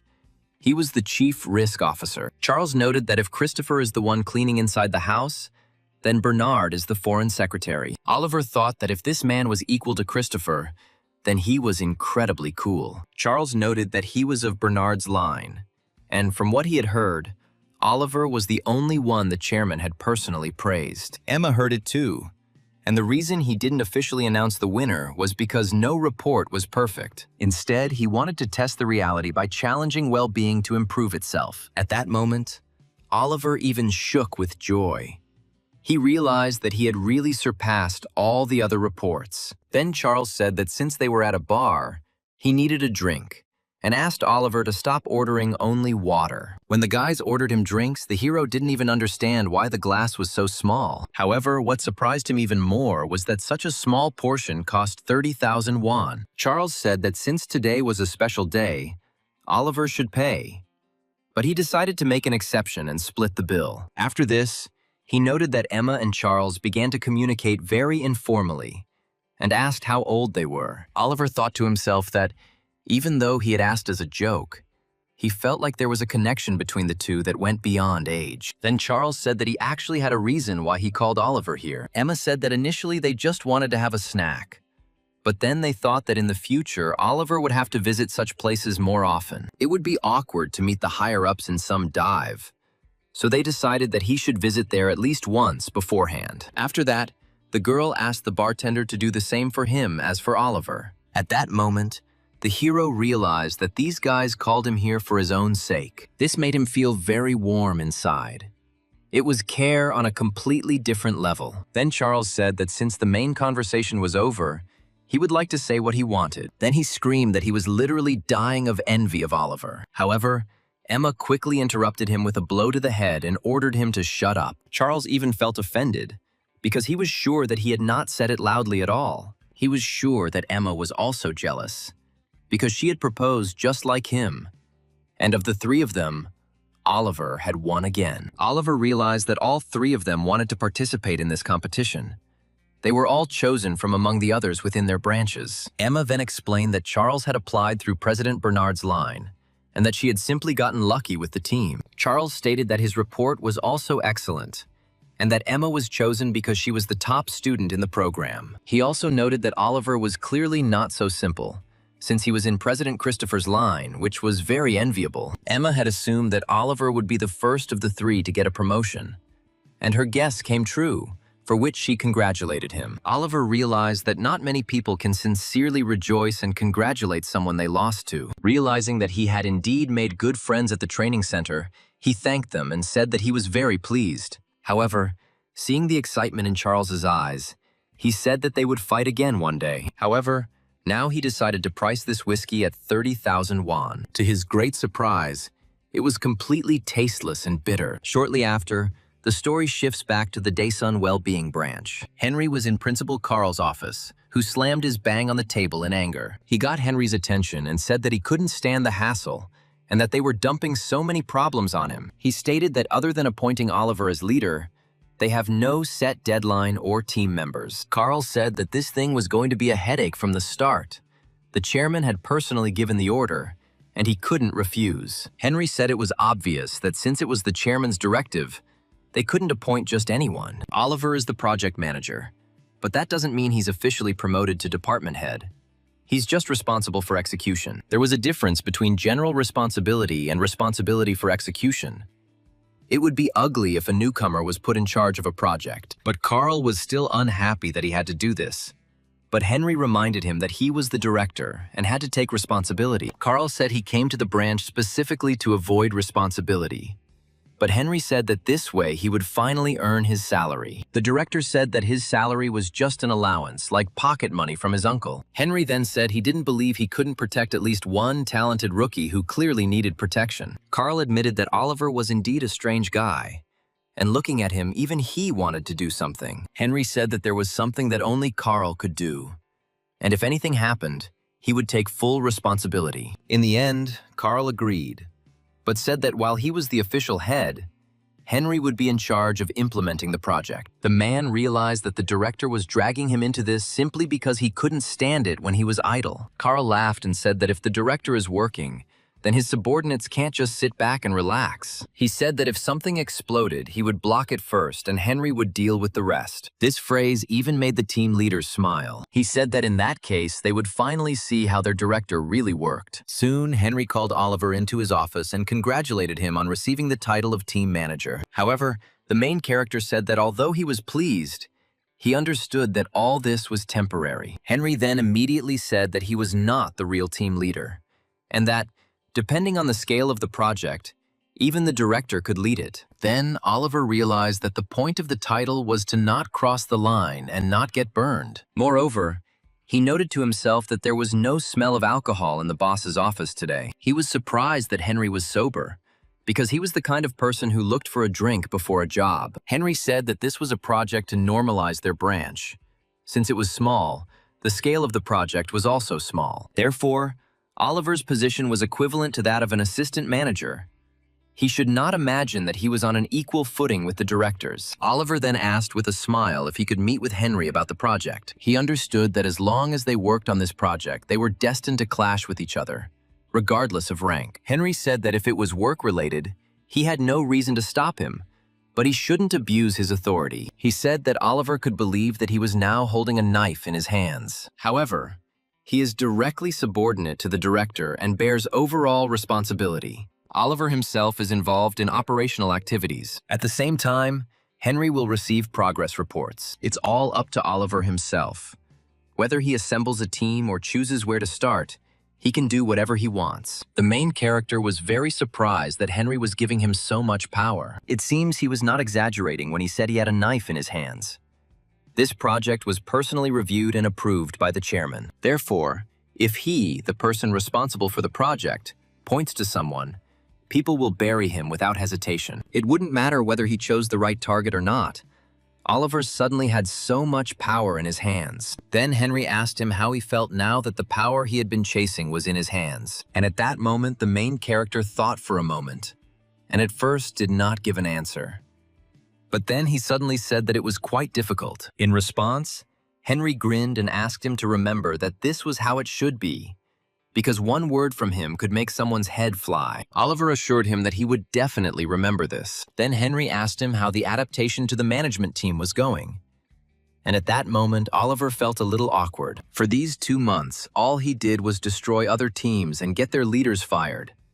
Maybe this can be considered an adaptation. So he would say, with a bit of sarcasm, that he might even have gotten too used to it. Then Henry asked him if he had at least taken a closer look at the employees in this case. At this point, Oliver realized what this whole conversation was about. So he said that for now, he only knew their names and approximate character. Henry replied that this was fair since he had little time. However, after this, he suddenly became serious and again turned to the main character. He said that the man had good intuition. He worked quietly and did his job well. For example, he understood that he needed exactly these kinds of people. Now that this was an official project, he needed to manage it more efficiently. So he thanked the team leader for the recommendation. After this, the hero headed towards the door and left Henry's office. He thought to himself that he couldn't continue to do everything alone. Since he was now the team leader, he needed the team itself. And now he needed one more person. A young man named Martin was a typical employee of their branch. He did not interfere in anything, and did nothing more than was necessary. Even when chaos erupted in the corporate support department, he said nothing. When the sanitary department team was routed, he also did not utter a word. It could be said that Martin was practically invisible in this group. However, he was not always like this. Before, he was a man who spoke out, but he quickly became a thorn in his boss's side. And as soon as he had a chance, he was removed. On his very first day in this branch, Martin already understood everything. When he looked at the Taesun Wellbeing Building, he realized that this place would become his grave. Martin knew he would regret it sooner or later, but the dismissal of Charlotte's deputy really surprised him. In such cases, it is not enough to simply provide evidence. He tried and failed. But some newbie without a diploma was able to pull it off. Various people said that Oliver could have been a distant relative of the director or the chairman's personal secretary. Martin knew that people were talking a lot, but he believed only what he saw.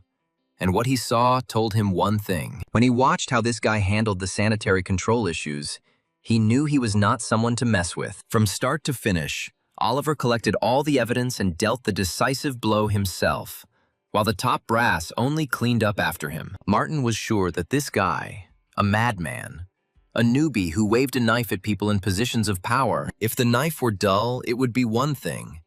But his knife cut too well. Now he had an open defense against the chairman, and he was, in effect, a natural disaster, a walking storm. At this point, Martin was distracted from his thoughts and began reading the documents on the normalization of their branch. However, he quickly stopped reading and simply closed his eyes. He decided that it was not his problem.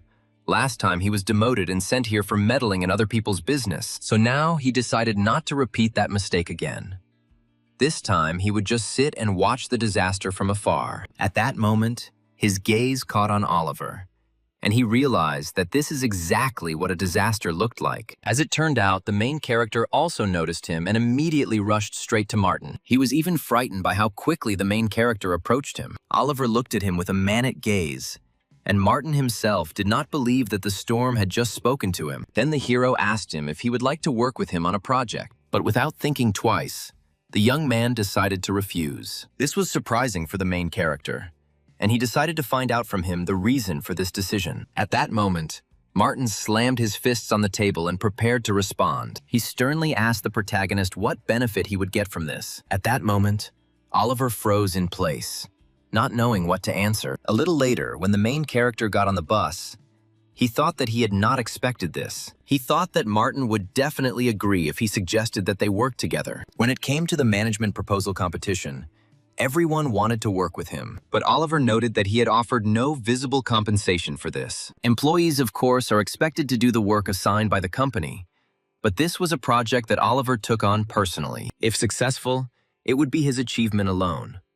But to assemble a team, he needed to convince them personally. The protagonist realized that this is exactly how it is done. It was his first project, so he was feeling his way around, trying to figure out what was going on. However, at the same time, he was quite excited. He needed to form a team himself and achieve results. However, he also understood that this is how people learn, because it was an experience that would be very useful to him in the future. These thoughts refreshed him a little and gave him confidence. Oliver realized that right now he was planning to solve the most pressing problem first, and that was why he had come here. Meanwhile, the story moves to Principal Christopher's office. He sat at his desk and studied the next papers. At that moment, he suddenly decided to look at the main character's report again. Christopher noted that even despite double-checking, no errors were found in the report. At that moment, he suddenly saw that the screen of his phone lit up. He was unhappy that this man was calling him at any time of the day and complaining that he was bored. So he decided to ignore him. However, he was not allowed to sit quietly because his work phone suddenly rang. Christopher couldn't ignore this call any longer, so he picked it up. However, as soon as he heard what they told him, surprise immediately appeared on his face. Then he asked the secretary he was talking to let in the man who had come to see him. Christopher even chuckled, realizing that he probably had plenty of reasons to find him. He noted that, judging by the radio silence, this guy was cooking quite well. He probably understands that meeting him simplifies a lot of things without attracting more attention than necessary. So far, Oliver is acting exactly as Christopher expected, and he admits that this guy is very easy to teach. So he didn't understand why a guy like Oliver would come to him personally. At this moment, the main character entered the office. Christopher decided that whatever the reason, it had to be pretty compelling for him to start looking for him here. Then Oliver turned to the president and said that he came because he wanted to ask for something. At this point, Christopher thought for a moment, but allowed him to voice his request. Oliver was very pleased that the president agreed to listen to him. He then stated that he needed something for the Taesun Well-Being Normalization Project. He said he needed a clear answer regarding performance compensation. These words surprised Christopher very much, and for some time he did not even know what to answer. He understood that Oliver had now begun to think not only about himself, but also about his team members. Then he asked him what kind of compensation he wanted. Oliver replied that the assessment points would be enough for him to transfer from well-being to another branch. This answer greatly interested the man. However, he said that too large a bait is also not very good. He stated that he was ready to give them half the certification points, and the protagonist immediately said that this would be enough. He thought to himself that this amount alone would not be enough for the success of the project, but if he worked well, it would be enough to transfer to another branch. Christopher noted to himself that this guy really grasped everything on the fly. Once the matter was settled, Oliver thanked the president and said that in that case, he would go.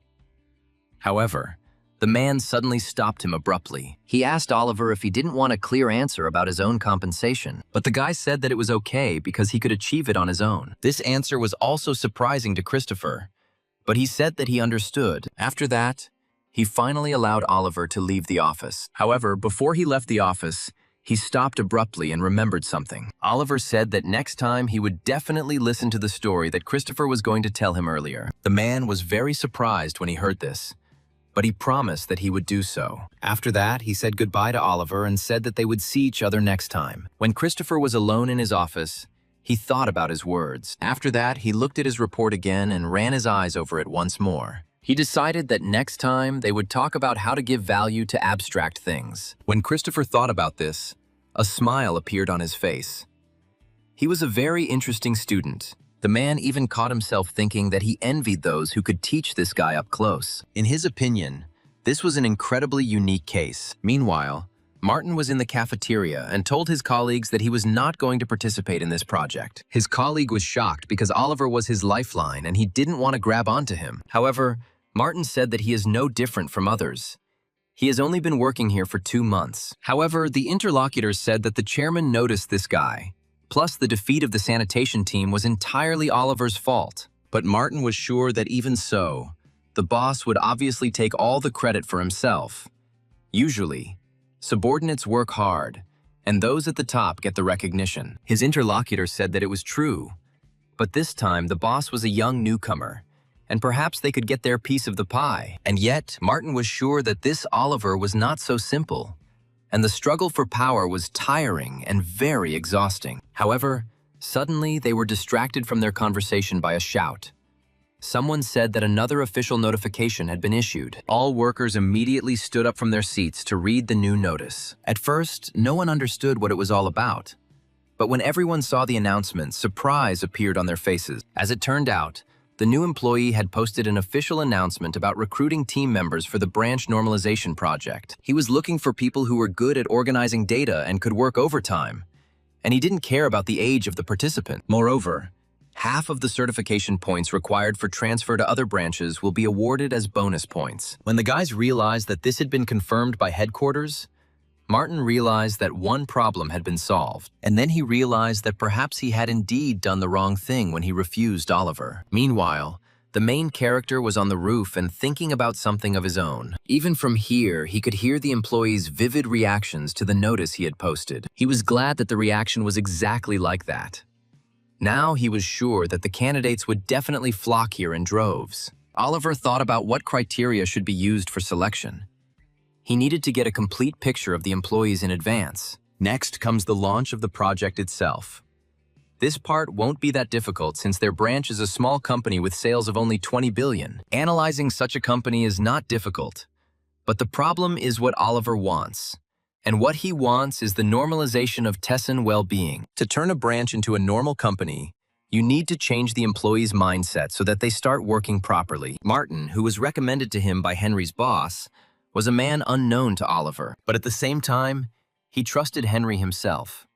Just as he saw something in him, he probably saw something in Martin too. So now Oliver's job was to figure out who this Martin was. However, the problem seemed to have resolved itself when Martin appeared on the roof of the building. Judging by his face, he was very embarrassed.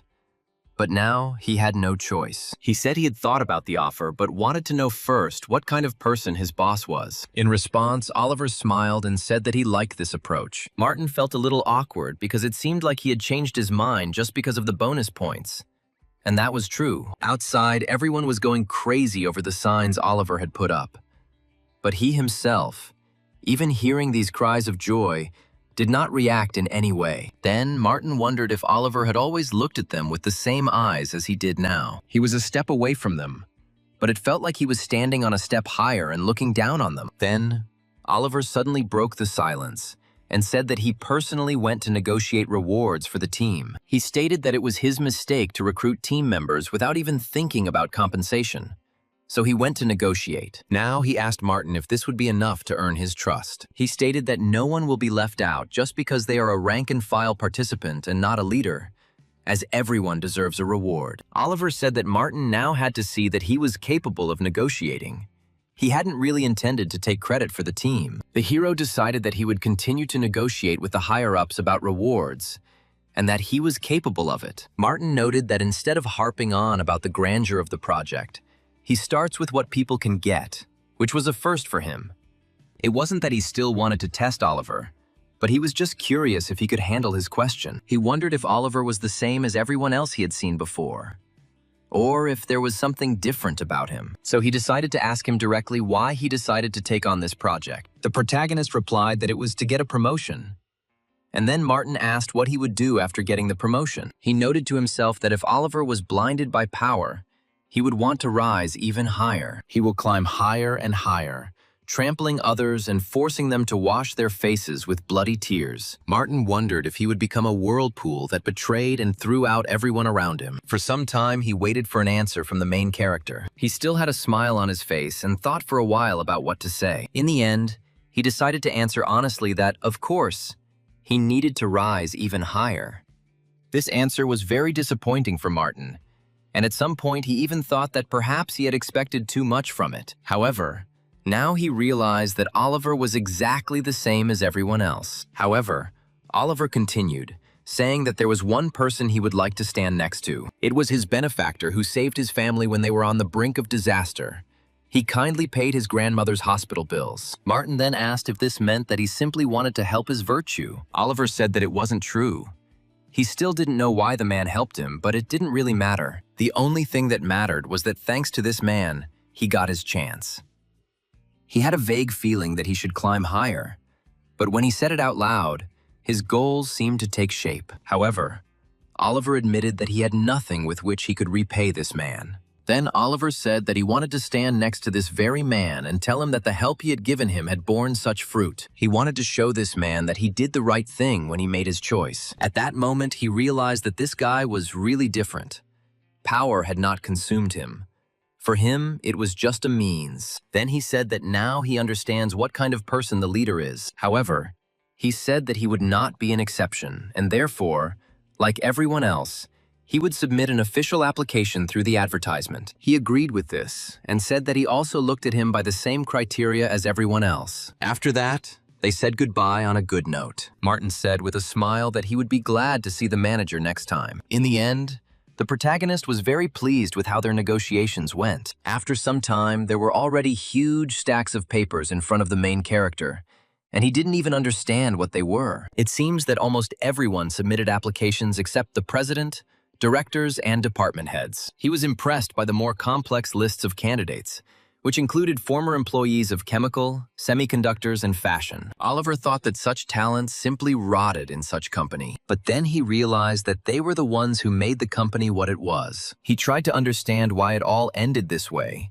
and what turned these talents into burnt-out slackers. There was only one answer, and the main character already knew what to do. He decided that he would find out about this right during the interviews. In the end, he will choose exactly the person who will give him the answer to his question. After the official notice was posted, Oliver suddenly became the center of attention for the entire company. Employees approached him and decided to talk to him personally. In the end, there were so many candidates that he even had to conduct a selection process. Oliver decided to use interviews as a method to weed out unwanted candidates. Soon, the day of the interview arrived, and a very long line formed in the corridor outside the meeting room. Although the first-come, first-served order offered no advantages, everyone was desperate to get inside as quickly as possible. Oliver thought about what would happen if many people gave the correct answer, and at first he was very worried about it. However, some said that strict supervision and a system of rewards and punishments should be introduced. Others said that a lot of money was leaking out of the company,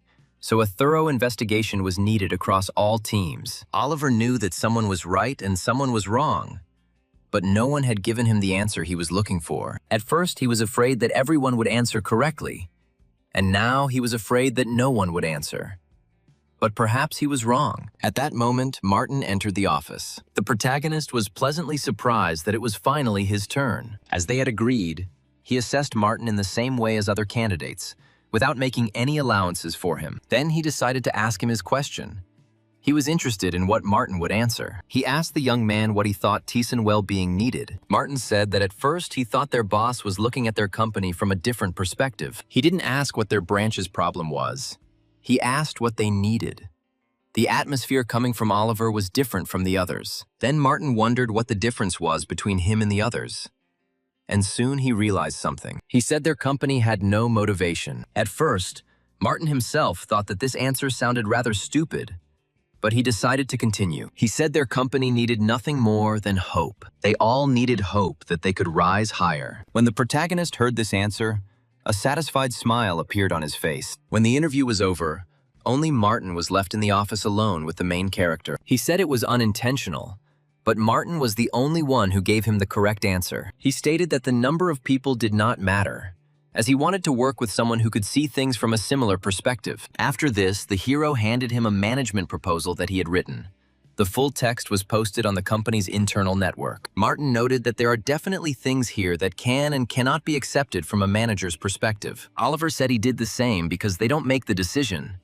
They let customers compare and choose. For example, in the case of restructuring, it is very effective in terms of cost reduction. However, it cannot be carried out thoughtlessly because the morale of the remaining employees drops, reducing work efficiency. When the benefits that a company can gain outweigh these disadvantages, management chooses this option. Therefore, they must weigh all these pros and cons and provide options without relying on their own judgment. However, Oliver now had the authority to choose these options himself. When Martin read his options, he noted that Oliver had used every available option to cut costs. Oliver noted that interest expenses were also quite significant, and Martin said that this was due to the finance director. Oliver said that there is no company without loans, and it should not be that way. Martin added that for their company, maturity dates and interest rates are mixed with loans and private bonds. Oliver said the managing director in charge of finance was not working, so he doubted he was needed at all. He would have gladly fired him, but there was no one in their company who was suitable for the position, so they had no choice but to fix it and use it. But Martin was a little hesitant about it. However, Oliver said that since there are not just 1 or 2 people working here, they will have to fix them and use them. This is the only option left for them, unless they plan to replace everyone in this company. Even if they sort out the loans, they still ultimately need to fix the people. The next step is to stop the leakage of money. In fact, this is easier. You just need to limit the points of exit of money to one place. Martin said money leaves the company through 3 main channels. The first being corporate cards. Each team has several of them, and when they are used, payment is instantaneous without any permission. The second is the registration of expenses through the finance department. If a person spent money on work, he submits a receipt to the finance department. The third option is reserve funds and expenses for unforeseen needs. They were initially created with good intentions, but now they were used as pocket money that anyone could use.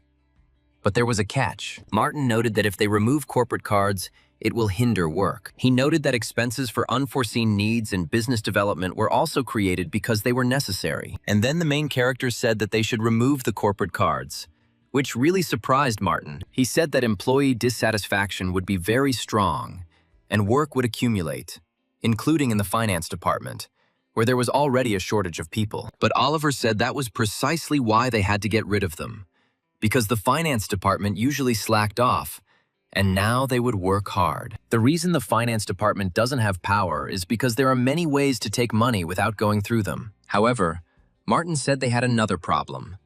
He asked how much he trusted Wellbeing's finance staff. He replied that his plan concentrated enormous power in the hands of the finance department. But Oliver said they won't support this for long, and they can't completely phase out corporate cards anyway. Martin realized that they would wait until people change before handing out corporate cards again. It wasn't just a question of changing mindsets, but of not wasting company money mindlessly. If this becomes the norm, it won't matter whether they issue corporate cards or not. Ultimately, the problem was precisely in people's thinking, and that is why such a solution was necessary. Oliver then reminded Martin that he himself had said that their branches needed hope. If they can't fix people, they must elevate their thinking, because hope is what makes it possible. After that, he looked closely at the young man and asked where they should begin. After some time, Santiago entered the department and was amazed that there was literally no one in the office. He still couldn't understand how their department had gotten to this point. Initially, there were 4 employees in the finance department. Assistant manager Charlotte was the first to be laid off, and then the newcomer took Martin. As a result, Santiago is the only one left who can actually work now. At that moment, someone called him and requested a reimbursement of expenses, saying that the application had been submitted yesterday. The man started to pester Santiago, asking him to hurry up, and this infuriated the man. He stated that he was the head of the financial department and would not allow himself to be spoken to like that. However, then he calmed down a little, because if it was the chairman's order, he couldn't even complain. He was very sorry that Charlotte had behaved so terribly and had ended up getting fired, leaving him all alone. However, He was glad that the chairman liked the newcomer. He was polite and well-mannered and treated him very well. Seeing how such a guy was doing, he couldn't help but be happy. But his face still showed sadness. At that moment, a subordinate approached him and asked what had happened to his boss, assuming that it was because of the call. However, the thing was that Santiago was jealous of Oliver, because if he completed everything successfully, his promotion was practically guaranteed. The employees said that if he and Martin didn't cause a major disaster, everything would end quite well. However, Santiago was confident that nothing could happen here. Unless there were major problems, they would be given a decent assessment and promoted. Now they're just testing how far he can go. That was why the man envied him so much. He couldn't even describe it in words, but it was not necessary. Compared to him, they were nothing. No matter how hard they worked, it was all in vain. The employee then asked Santiago if he would also like to return to his previous company. The man said that he really wants this, and if you ask anyone in this company, they will answer exactly the same. Everyone here once lived like real company employees, and when they were thrown out here, they all thought about quitting out of resentment. However, they did not quit because they wanted to stay in Tessin at any cost. They did not want to go to small and medium-sized companies. The moment they have Tessin well-being on their resume, they can be expected to be screened out by other major companies at the application stage. The employee then asked his boss how far he could go if he could transfer to another branch. The man replied with utmost seriousness that he would even sell his soul if he had the opportunity. At this point, the employee thought for a moment about his answer. However, there was nothing to hide. He would have done exactly the same if he had the opportunity. Soon after, Oliver and Martin came to Santiago, who immediately accepted their offer. He agreed that they had become too relaxed, and so they would get rid of the corporate cards and be more careful with their spending. The protagonist thanked the director for his help, as it would make it easier for him to get to the starting line. The man simply said that they were still idle, so it could be considered that they had finally started earning their salaries. After the young people left the office, the main character breathed a sigh of relief. What seemed to him the most difficult thing ended up being solved very simply, despite the fact that these guys had no benefit from it. Nobody liked the increased workload, but perhaps these guys wanted to use this chance to increase the influence of their department. After that, he and Martin headed to the sales department, and then to the logistics department office. However, they were met there in a completely different way. Local workers were completely against this decision, but Oliver understood that this was a normal reaction after the sanitary control and sales command. He lacked these emotions. Many were unhappy that Oliver acted so arrogantly, even though he had the chairman behind him. Martin tried to calm them down by saying that they would return the cards, but with conditions.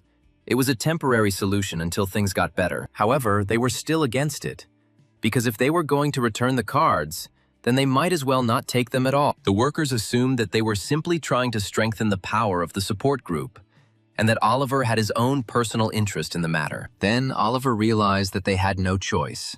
He fully expected the other teams to resist. It is true that the project was commissioned personally by the chairman, but ultimately, it was a test. Even if the project is successful, they will not benefit from it. If there are unfounded orders in the process, they can simply refuse. Surely everyone thought exactly that way. And that's why Oliver also needed preparation to make them follow his words. The situation is similar now, just less tense. He told them to give up the corporate cards they had in their hands. Henry mentioned two methods. He could crush them with force or grab them by the weak point. So Oliver said the first thing he wanted to ask was in what situations the logistics department uses corporate cards. The employee replied that when they deliver goods, they refuel trucks and drive with drivers. In general, they use it for work. However, Oliver asked with a grin whether this was really true. He stated that according to information about their company, there were only 6 trucks, and yet in 1 month they had accumulated more than 500 receipts from gas stations. Roughly speaking, that's more than 80 gas stations per truck. So he wondered how many times a day they filled up. The employee tried to justify himself by saying that this happens when you travel long distances. Oliver said that it must be very far if they were filling up 2 to 3 times every day, and asked where they were going. He realized that they might have rewritten the money spent on other things as fuel expenses. They split the amounts or simply changed the name to neatly hide them in the reports. This is what is called expense dilution. Trying to blur them plausibly led to fuel costs skyrocketing. But that wasn't all. Both social expenditure and commissions also contained vague expenses, so the costs were greatly inflated. Then the protagonist asked if he should continue. He said he could go on like this for another 30 minutes and asked the workers if they wanted to hear it. At that moment, complete silence reigned in the office. The logistics staff realized that they had lost. Oliver then said with a smile that he would take that as a sign that they were returning the cards. But at that moment, he suddenly heard the menacing voice of a man who said that this would not happen. One of the men stood up from his seat and said that these were completely different things. Then Oliver realized that the one he needed had finally intervened. It was the team leader, Boris. And Oliver knew that once he convinced him, it would all be over. So he said he would be honest. They had seen everything anyway, just by looking at the books. He was sure that Boris also used corporate cards for personal purposes. The man admitted that he had indeed misused them. But everyone does that, and the amount wasn't that big. Oliver then said that he just wanted to normalize the situation in the branch. But to do this, the leaks needed to be fixed first. Boris asked him if he really thought that if he clamped down on such a small thing, operating profit would increase significantly. He finally admitted that Oliver was right. But what they were talking about were meager amounts, unlike the same sales department. Oliver then asked him if he really meant to say that they should turn a blind eye to it just because the amount was small. The man thought and said that he was not saying that. He just wanted him not to pay attention to it. These words completely shocked the main character. He did not believe in such impudence. He was so angry that he wanted to turn everything here upside down. However, he understood that he needed to calm down. If he were to create enemies unnecessarily, it would be a bad idea. Oliver thought that past events had taught him that if he turned everyone against him, then no one would be left on his side. However, in reality, he had a way to shut the head of the logistics department up. He should have mentioned Henry, the head of the management support group. He himself allowed Oliver to use his name and said that there was no one in this company he could not handle. But if possible, Oliver wanted to settle this himself, to convince them with his own words, if that was even possible. The protagonist believed that this would be another step in his personal growth. He then stated that since Boris was the head of the department, he would be frank with him. He said that the money leaking out of the logistics department was indeed a paltry sum, but he couldn't turn a blind eye to it. If word gets out that they haven't confiscated corporate cards from just logistics, other departments will revolt. Then Boris said that in that case, they would just keep their mouths shut and sit quietly. But that wasn't enough for Oliver. He said his task is not just to increase operating profit, but he is entrusted with the project of normalizing Tessin well-being. Therefore, he temporarily confiscates corporate cards and is required to request expenses through the finance department. The finance department will check everything very thoroughly, and then people will think that they can no longer spend money from the card as they please. He would then return the cards to the correct teams, but would continue to strictly monitor the transaction history. That was his plan. At this moment, one of the employees suddenly turned to manager Boris. In the end, Boris ordered everyone to bring their corporate cards here, and Oliver was glad that everything worked out. And yet he warned the protagonist that people don't change just like that. If we don't fire everyone and hire new ones, nothing will change. Boris declared that those mired in inertia would no longer be able to cope, after which he handed over his card. He added that the situation might improve temporarily, but he was concerned about what would happen when everyone got their cards back. He was sure that everything would simply return to normal, because once you've tasted the sweet life, it's very difficult to give it up without motivation. Oliver then admitted that the boss was right, but that was why he had come up with a separate plan. Oliver said that for this he needed to negotiate, although he was not sure that he would succeed. But if it works, everyone will have hope. And he said, everyone can count on it. However, at that moment, he was distracted by the ringing of his own phone. The protagonist also took it out and looked at the screen, and what he saw there made him grin. There was a message on the screen from Henry, who said that the chairman was already looking for Oliver. Meanwhile, the story moves to the chairman's headquarters. He and 3 directors were already sitting there. The chairman of the company sat at the head table and read the newspaper. The chairman's eldest son, Vice Chairman Peter, was sitting on the sofa. Next to him sat the President of Risk Management, Bernard. Across from them sat President of Finance, Christopher. There was silence in the room, and each of the men was thinking about something of his own. Jonathan then asked them how things were going at the well-being branch. Christopher replied that Oliver had come to him before he started work and asked for authority to distribute points for the team. Bernard and Peter jokingly noted that it looked quite cute and funny.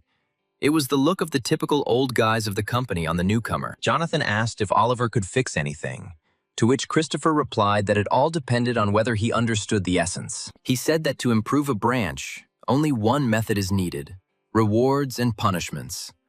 All problems will be solved if the employee's thinking is corrected. So far, they have not received any rewards for good work, while at the same time, they have not received any serious punishment for bad work. The idea that it was enough to just do the bare minimum had taken root among employees, and that was the problem. In this sense, Oliver quite accurately identified the cause and the solution, which was the lack of hope. However, the issue of reward and punishment is not something that an ordinary employee can decide. Christopher said he had reorganized the finance department and removed all corporate cards from the teams. When Jonathan heard this, a satisfied smile appeared on his face. Taking the cards away must have been difficult, but he managed to convince them. It looks like this guy really has potential. Bernard noted that the newcomer's efforts were cute, but the fact that he stole the chance from Charles, whom he had raised, was too much. Jonathan asked what Peter would do, and he said he would go to the person who had the authority to change the internal regulations. Jonathan noted that it was easy for him to say this since he was the vice chairman, but a regular employee couldn't just go to the chairman. But Peter said that if he had confidence in himself, a visit to the chairman was the only right step. The chairman then asked Christopher if he had the courage to do this, to which he replied that Oliver had already come to him many times. Then Jonathan remembered that Christopher had gone to the training center to persuade the interns, and asked if Peter had done the same. He understood that Peter, being the future vice president, was looking at the actions of the presidents, and then, in a hurry, he ran after them. Of course, he was ashamed to admit it, so he said that he just went to look at the talented person. After that, he said that they needed to wait for this young man to arrive, and if President Christopher was to be believed, he would be here soon. Since he needed to change the regulations, this could not be done without the approval of the chairman. At this moment, a short pause fell between the men again. Finally, the chairman smiled and said that since they understood everything, they needed to skip one step. Apparently, the directors didn't quite understand what he was talking about. Jonathan then turned directly to President Christopher. He said that this young man needed to be called here immediately. Bernard and Peter at the same time were very surprised by this decision on the part of the chairman. However, he himself did not understand why they were surprised, because Christopher himself had just said that Oliver would come. Jonathan didn't want to sit and wait for some newcomer. If he had any guts, he wouldn't miss the chance and would ask for a change in the internal regulations. However, if he comes and doesn't talk about it, then that's the end of it. And then Jonathan will cancel the project and everything else. Christopher said the branch was a place where employees were sent, and he didn't see how anyone could be allowed to get out. Jonathan replied that they were still going to get this guy up there, and if they only got him up there, it would be special treatment. Christopher understood that the chairman, depending on the outcome of this meeting, seriously intended to transfer this newcomer to another position. Bernard understood that if he were pulled out at the behest of the chairman, it would look like nepotism, as if he had been saved only because of this. Then he will forever be branded as a lucky one who managed to escape, and his abilities will not be appreciated. Jonathan said that if the guy had potential, they could at least do this for him. For him, it was nothing, because this was the very friend that President Christopher was so worried about. However, he asked the man not to spoil this guy too much, if he knew what he was talking about. Christopher realized that while he appeared soft and friendly at first, it was actually a warning. If you miss his hints, they will stick in your mind later. But if you notice them, it will serve as a signal. That was the true meaning of his words. He literally asked him not to promote an employee who had not yet been tested too obviously. Then Christopher promised to be more careful with him. Looking at his reaction, Bernard noted to himself that this was what he deserved. After this, the men decided that they would wait for Oliver.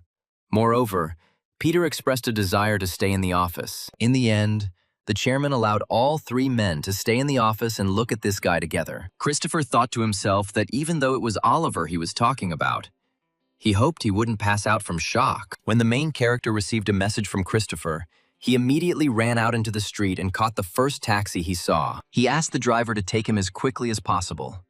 He needed to make it before the chairman changed his mind. Oliver still couldn't believe that this was really happening. He couldn't believe that he was actually going to the chairman's office.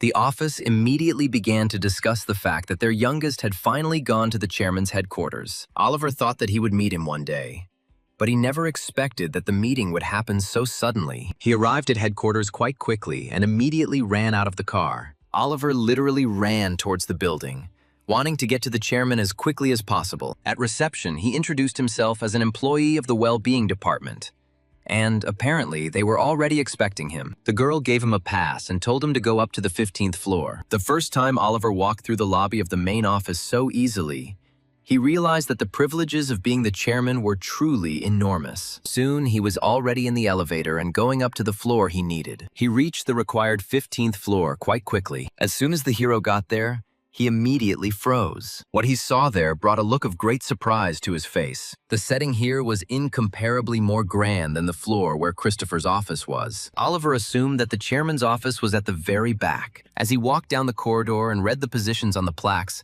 he realized that each one was more impressive than the other. At that moment, he finally realized that he had reached the end of the corridor. He stopped in front of a door on which the name Chairman's Office was engraved. Without thinking twice, Oliver decided it was time for him to go inside. He grabbed the door handle, still not quite believing that he was standing right in front of the company chairman's door. However, he then opened the door anyway, since he could not hesitate any longer. The young man immediately said hello, but what he saw there surprised him. As it turned out, it was not the chairman's office itself, but his anteroom, where his secretary was located. The girl greeted the main character and, apparently, she was expecting his arrival. Then she pointed to the next door and said that he was already expected there. Then Oliver realized that first the secretary was in the office, and then the chairman himself. After this, the main character opened the door and went inside, where the chairman and 3 directors were already waiting for him. He was very surprised.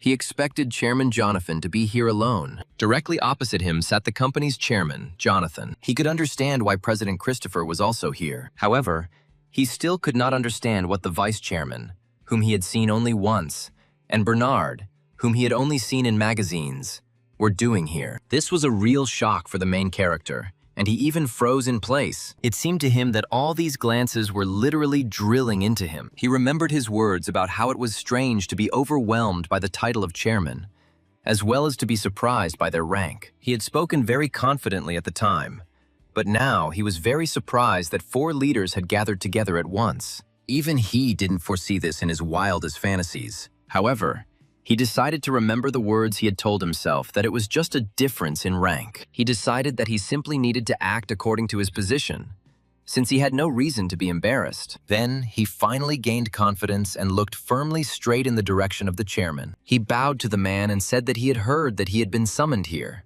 However, Jonathan only chuckled and didn't say anything useful. Meanwhile, Oliver continued to stand bowing, waiting for the chairman to say something to him. And finally, Jonathan decided to break the silence. To the main character's great surprise, he asked him why he came here. This question surprised Oliver very much, because Jonathan himself invited him here. Christopher already realized that the chairman was just teasing the newcomer. He understood that now the main character needed to think carefully. The chairman himself called him, and he needed to understand why he asked such a question. Then the protagonist realized that he needed to answer this. He raised his head and looked towards Jonathan with a confident smile. Christopher immediately noticed this and realized that Oliver was moving in the right direction. He saw him trembling and mentally calmed him down, saying that he needed to think slowly. The chairman was giving him a little time. Then the main character finally spoke up. He turned to the chairman, who waited very attentively for his answer. Then the hero asked him what powers he could grant him. Christopher was very glad that Oliver understood the gist of the matter and mentally praised him. However, the chairman asked him why he was asking about this. Oliver explained that it was the chairman who had called him here. But as soon as he entered, he immediately asked why he was there. He asked Jonathan if he had forgotten that he had invited him, and he answered his own question by saying that this was obviously not the case. The chairman knew that he had business with him, and he called Oliver precisely to hear it out. At this point, the man still remained silent, waiting for a continuation of the answer. Oliver said that's why he's asking him. He needs authority, but he doesn't know to what extent he's willing to give it to him. For some time after this, the chairman remained silent. However, He then looked up and looked at the main character with a satisfied smile. The man said that he had passed the first test, and then decided to give him a second question. He asked Oliver why on earth he should do this at all. Oliver understood that they both already knew what they were talking about and what exactly they needed. Oliver has already spoken about the need for hope at the Thyssen Well-Being Branch. The chairman also saw the need for hope, or, in other words, a system of rewards and punishments. And in this, they were of one mind. It was necessary to give high certification scores and allow the branch employees to escape from there. This is why the chairman gave the order to create a plan to normalize this very branch. Jonathan said he wanted to run the project on an improvement plan, but didn't talk about normalizing it. Oliver replied that he had submitted a proposal to improve the branch. Therefore, it became a normalization project after launch. The chairman then asked him what Oliver would do if he simply did not give him authority. At this moment, the main character thought for a moment, after which he said that everything was in the hands of the chairman. He himself only acted according to his instructions. If the chairman doesn't give him the rights, he will take this as a sign to stop and simply close the project. Jonathan then asked what he would do even if he did not give him authority but ordered him to continue the project. Oliver replied that he needed authority from higher management to improve the branch. If Jonathan does not provide them, he will state the reasons why the project cannot proceed and submit an interim report. Hearing this, Jonathan realized that this answer was very good. Christopher thought it would be very bad if Oliver said he would find another way. In that case, the chairman would have said that there was another way. But he didn't even look for it and came here to demand power. And if he had said that he would try to continue the project, Jonathan would have asked him how he would do something that was impossible. Ultimately, the key here is to objectively assess your limits and position and be able to acknowledge them. Oliver was well aware of his position as an ordinary employee. No matter how beloved a project may be in the eyes of the chairman, the impossible remains impossible. It often happens that people, having received a high position, try to push through things that cannot be implemented, causing damage to the company. Blinded by the thirst for success and advancement, they often don't know when to stop. However, unlike all of them, Oliver knew when to stop. At this moment, Jonathan looked seriously at the protagonist. But then, he suddenly smiled broadly and said that he really liked this guy. After this, he asked him what exactly he should do for him, but noted that it would be better if he made a formal request. Whatever was written there, Jonathan was ready to sign everything and return the request to his hands. At this point, all the other presidents were surprised that the chairman had given him carte blanche, but Oliver himself understood that this was a trap. If he wrote whatever he wanted there, the chairman would simply tear up the paper and rush him. He wanted Oliver to understand his intention and become his hands and feet, sharpen his skills, and then he would appreciate him. In the end, the hero thanked him and said that he would complete the project within the permitted limits, after which he would immediately provide a report on the results. However, the chairman asked that it be sent through the strategy office and brought directly to him, and Oliver agreed. Jonathan was pleasantly surprised that he didn't even ask how exactly to submit the report. He liked this guy more and more. After this, Oliver said goodbye to him, and Jonathan asked him not to forget to submit an official request as soon as he returned. Finally, he left the office, leaving the 4 company executives alone. After this conversation, Jonathan smiled contentedly. He said that paperwork can sometimes be very useful. Bernard asked him to take a look at their side too, because he had his eye on a pretty good guy. Jonathan decided to support his initiative and assign this guy some task. At this point, the chairman noticed that Peter was strangely silent. He asked if he had a good candidate in mind who would be like a pearl in the mud. However, the man understood that, apart from the best interns of the first and second years, he didn't really have anyone special. And at that moment, he thought about one girl who clearly stood out among the others. He said he had his eye on a girl at the 5th training center, and she had placed second, competing with Oliver. Then Jonathan said that if the 3 candidates were pitted against each other, the picture would be very interesting, and he suggested coming up with a plan. He wanted to see whose candidate would be the most promising among the 3 presidents. In the end, Christopher, Bernard, and Peter agreed with the chairman's plan. Soon after, the protagonist returned back to his branch and went straight to Henry. He told him that the chairman had ordered him to report everything directly. Henry didn't even ask him how it went, but he spoke as if he already knew the whole situation. Then there would definitely be only 4 people in the office. And then Oliver began to wonder if any of them were connected to Henry. Besides, he said that he had a particularly bad relationship with Christopher. Then it was one of the remaining three. At this point, Henry said that this meant that the chairman did not want to see intermediaries. Initially, reporting to the branch president was needed as a shield in case something went wrong. But now the situation has changed. He then asked Oliver if he had any ideas on what to do. And Oliver suggested that he go to headquarters personally with a report. Henry said that if he became a trusted person, he could come personally. But for now, he is not a bird of that feather. He asked if he had the chief of staff's business card. And when Oliver said no, Henry opened his drawer. He started digging around looking for something for Oliver. Finally, he pulled out a tattered piece of paper with the general secretary's number. He said that this was the business card of the former head of the secretariat, and that the report should be sent to this number. Oliver knew Henry had been a big shot in the past, but he didn't understand why he kept the former head of the secretariat's business card. At that moment, the man suddenly started coughing, and Oliver asked him if he had stopped drinking. However, Henry replied that one does not quit drinking alcohol and smoking cigarettes. One simply takes a break from them. He asked with a smile if this meant that he was now resting too, and Henry answered positively. He said that as soon as Oliver left the branch, he would start drinking and smoking again. And these words surprised the protagonist. He thought that his departure from the branch was practically a done deal. But there was something he hadn't thought about. The thing is, he will leave, and Henry will remain in the branch. However, Henry added that Oliver himself wanted to escape from this office as quickly as possible. To this, the main character said that he was not the only one who could escape from here. He stated that anyone who achieves the required certification scores can transfer to another branch. In this way, he hinted that Henry might also transfer to another place. At that moment, the man realized something he hadn't even thought about before. However, he quickly came back to reality and realized that this plan would not work. He understood that he would definitely never escape from this branch. Meanwhile, the story moves back to the chairman's headquarters. Today was the day of the company's performance report for the first half of the year. It was reported that the average selling price of televisions for the first half of the year fell by 8%, while the average sales price increased by 6%. Revenue for the first half of the year increased by 10%.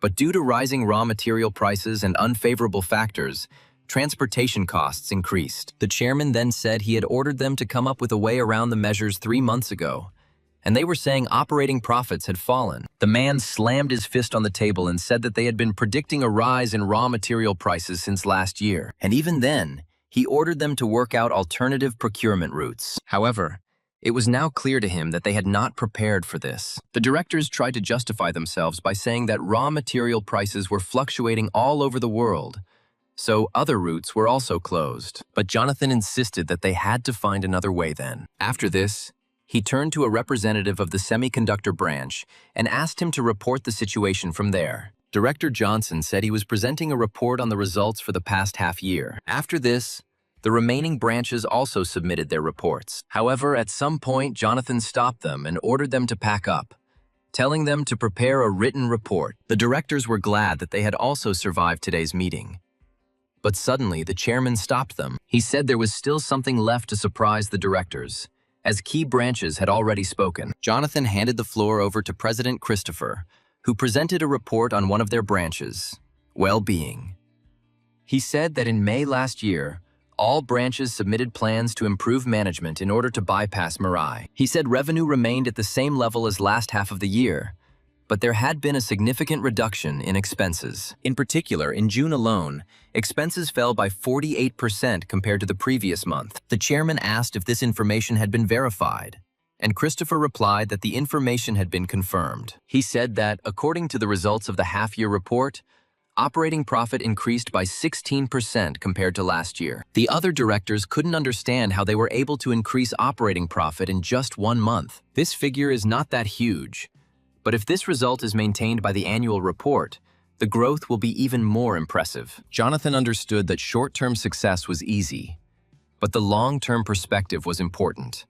And it was important to maintain the results. Then Christopher said that the staff had really changed, and everyone else was shocked by what they heard. With pride on his face, the man said that Taesun well-being had been normalized and could no longer be treated as before. No one could still believe that this place, which looked like a grave, where everyone's eyes were dull, had finally become normal. The chairman then stated that in that case, they would not treat him as before. He asked the others to convey to everyone that from now on, well-being is obliged to report results on an equal basis with other branches. The directors understood that until now they had considered this branch a burial ground, and, in return, had turned a blind eye to the chaos going on there. But now that it was possible to escape from this branch, there was no reason to give them any leeway.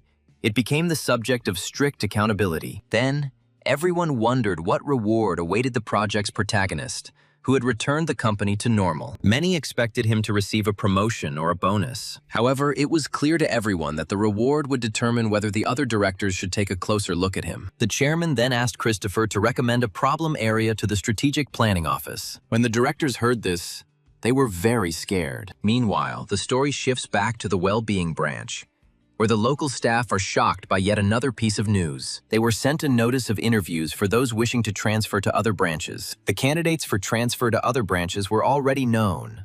Among them were Oliver and Martin. When the rest of the staff saw this opportunity, they immediately knew it was not worth missing out on. Then they immediately sat down at their computers and began preparing for a possible transfer from here. They understood that if they worked well, they would definitely be able to return to their previous jobs. The idea of escaping from this branch had an unexpectedly powerful chain effect. The final stage of the project was to improve the financial structure.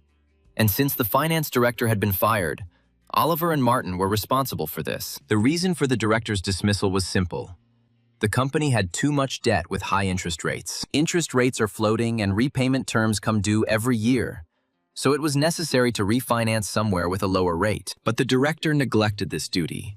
And then Martin and Oliver went around all the banks and found favorable conditions instead. All of this was set out in detail in the report that was submitted to the chairman. Finally, Martin declared that it was all truly over. Both young men understood that together they had done a colossal job. Then Martin shook the protagonist's hand and thanked him for giving him this chance. He knew Oliver could handle the project alone, but he decided to include him anyway. Moreover, Martin hoped that in the future he would have another opportunity to work under him. Finally, he said that it would be great if, after their promotion, they ended up in the same company with him. Finally, Martin said goodbye to the main character, and he headed towards the exit of the office. When he came out, people were already waiting for him there. One of them was Director Boris from the logistics department. As soon as he saw the main character, he immediately bowed to him along with his colleague. Oliver himself was very surprised that even his boss Boris bowed to him. He clearly noticed that the atmosphere in the office had changed. The people he encountered in the corridor bowed to him with eyes shining with hope and enthusiasm. Now their branch has definitely changed. Oliver was very glad that there was finally hope in the eyes of these people. Shortly thereafter,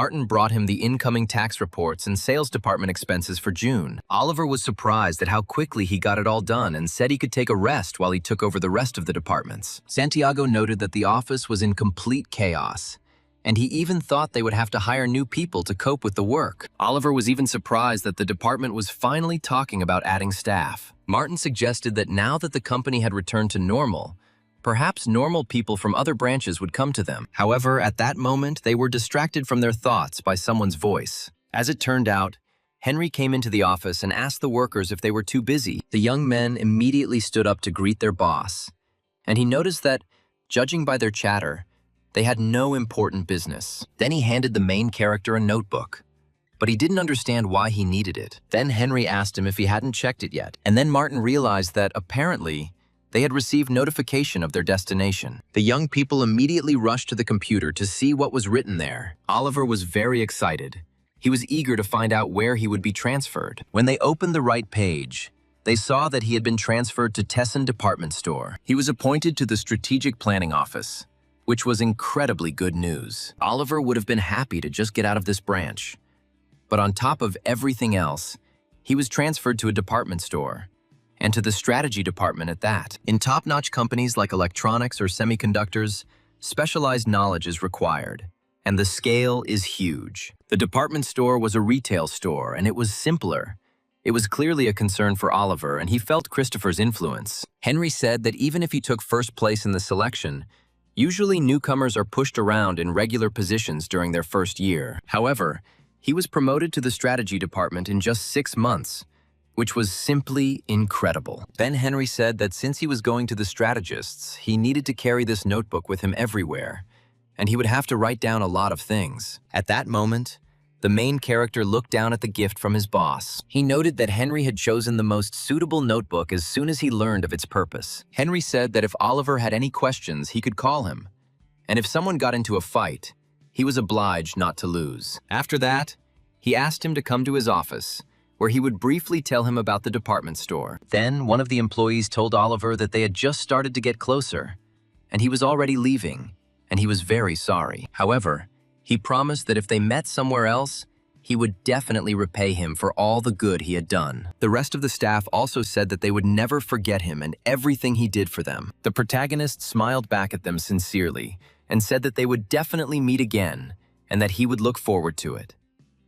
When evening came, the main character met with his old acquaintances from the training center. Charles asked him why he had been transferred to the department store, but Oliver himself didn't know. However, the guy insisted that he tell him more, since he was the first of them to receive a promotion. Emma said that from what she had heard, the president of the department store was the chairman's second wife, Madame Sophia. However, Oliver was not aware of this and asked Charles how things were going with the factions. The young man said he had heard something but tried to maintain a note of mystery. He said that the chairman had 2 wives, and the first marriage was one of convenience. However, their relationship was not the best. They had 1 son, and this eldest son is the current vice chairman, Peter. During his family life, the chairman went through many scandals and problems, and eventually he and his first wife divorced. He had already married his second wife, Sophia, for love. Previously, when the company was still called by a different name, his first wife was the only daughter of the owner of the construction company. She was the only child in the family, so there was no other heir. But when she married the chairman,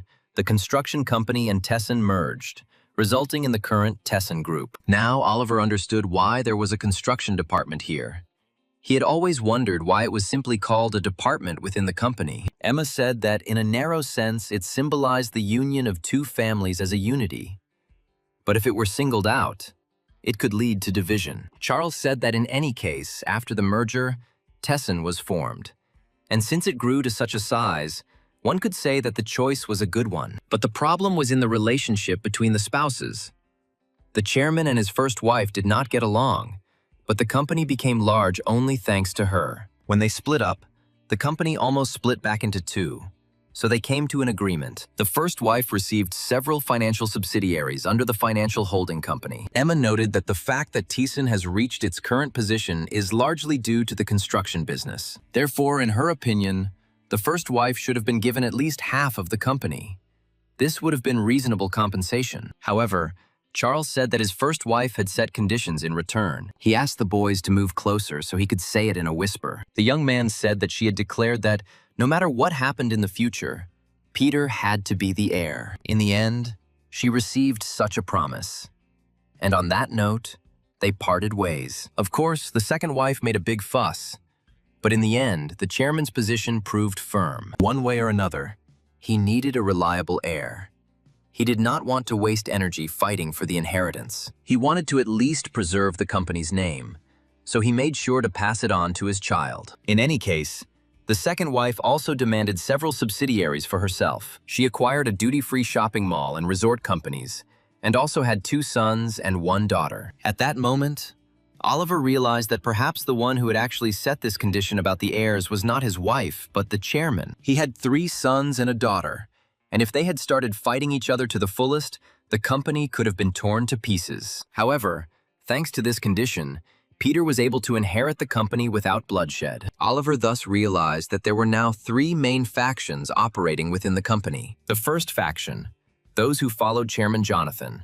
The second, the faction of the vice chairman and Jonathan's first wife. The third faction was the side of his second wife and her children. If you add in people like President Christopher and Bernard, there were still many small factions. Oliver then asked which side the presidents were on, but Charles replied that they were neutral. The company was essentially owned by the chairman, but Peter would soon inherit it, so they remained neutral. He thought that it was not their will, but the will of the chairman.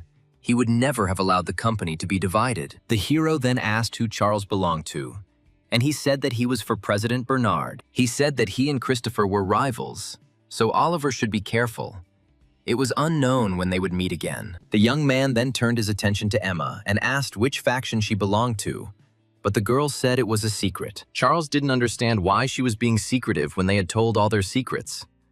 Perhaps there was a reason for it. The girl explained that those two directions are the right and left hand of the company, and it is still far from the starting line. She said that keeping the secret was the only way to make things fair, and Oliver said she didn't have to answer now. He was sure that sooner or later, they would find themselves on the same stage, face to face. Meanwhile, the story moves to a company where President Sophia and another person were arguing about a new line. She couldn't understand how director Jan could propose such boring designs for the main exhibition of the summer fair. The man replied that what she was seeing now was the brand's new release, a product that combined refined elegance and simplicity. It uses cool tones to suit the trend, and is a product he personally recommends. When Sophia heard that he personally recommended this line, she noticeably calmed down. When she heard that this was all she had to see for today, she asked to put the clothes away as she was already tired of them. After director Ian obediently took the coat rack out of the office, Sophia asked if he had anything else. She thought that the work for today was already finished. Then the man said that a new employee with 6 months of experience, Oliver,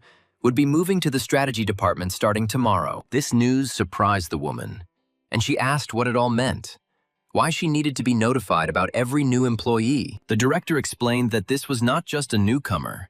He was the best in the class of the 5th Training Institute and came from Taesun Well-Being. Sophia said that it was disgusting that a person from this cemetery came to them, and the director replied that it was the chairman's decision. When the woman heard this, she realized that he was really capable of something, but she asked what it all meant. The director asked her if she remembered the proposal for improving management that had been submitted to the chairman a couple of months ago. The woman recalled that this was the very event where their proposals did not even pass the document review stage. The man said that where her proposal failed, the only plan the chairman chose was the one presented by Oliver. To put it simply, if he continues to work well, he could become a close confidant of the chairman. Then the director asked what they would do in such a case. A look of delight appeared on her face, and she declared that in that case they should greet this guy properly. Meanwhile, the story moves to the next day at the shopping center, specifically to the strategy department. The employees discussed the newcomer's transfer.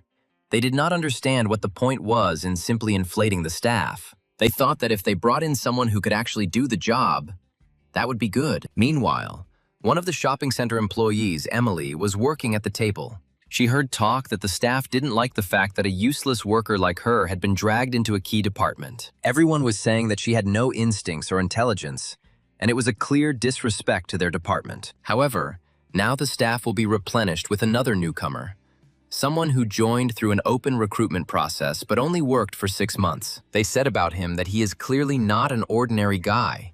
He probably does his job well and stands out even among the newcomers. Others said it was the guy who prepared the proposal for improving management and whose project was ultimately chosen. The employees realized that since his proposal was actually approved, then they were approached by a truly intelligent person. However, one of the employees said that he simply has the right connections, this newcomer, like the president, only graduated from high school. So Christopher promoted him for personal reasons and helped him win by influencing the chairman. The employees' opinion changed.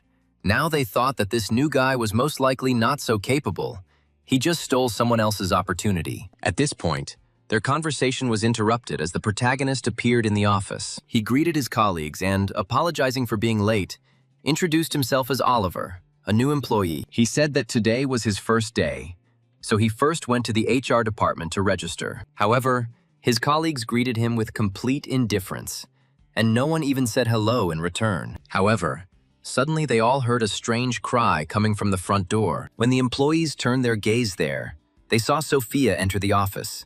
She was very happy to see a new employee. The woman immediately declared that she had never seen such a face before. She immediately realized that in front of her was the very newcomer she had heard about. The protagonist immediately greeted Madam President and introduced himself, saying that from today he was working in the strategy department. Sophia was very glad to see him and said that he was behaving very politely. Director Jan, who was standing behind, noted that he was seeing this guy for the first time, but he already knew who the president was here. He came prepared and quickly pulled himself together in unexpected situations.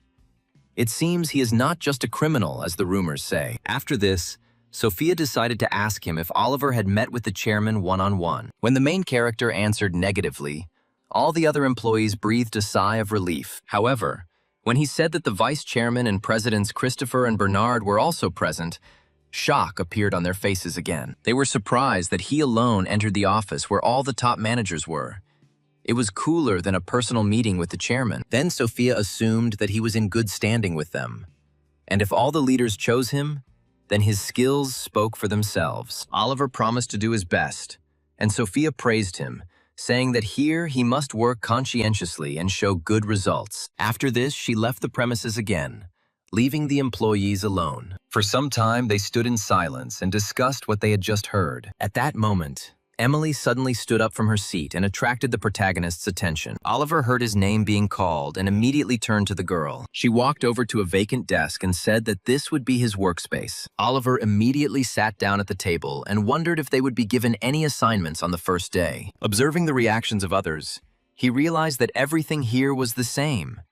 He shouldn't expect to be given a normal job right away. Then the hero decided to look at his predecessor's files and saw a report on sales of the shopping center's branches. However, he suddenly saw that some small note had fallen on his desk. As soon as the hero read it, a slight surprise appeared on his face. They wrote to him to be more careful, since his elders had him in their sights. When Oliver turned his gaze to Emily, it was clear from her reaction that it was she who wrote the note. The protagonist found this gesture very sweet, but at the same time, he realized that this department was also in complete disarray. His first assignment at the mall was to tour the branches. The elders explained to him that everyone goes through this.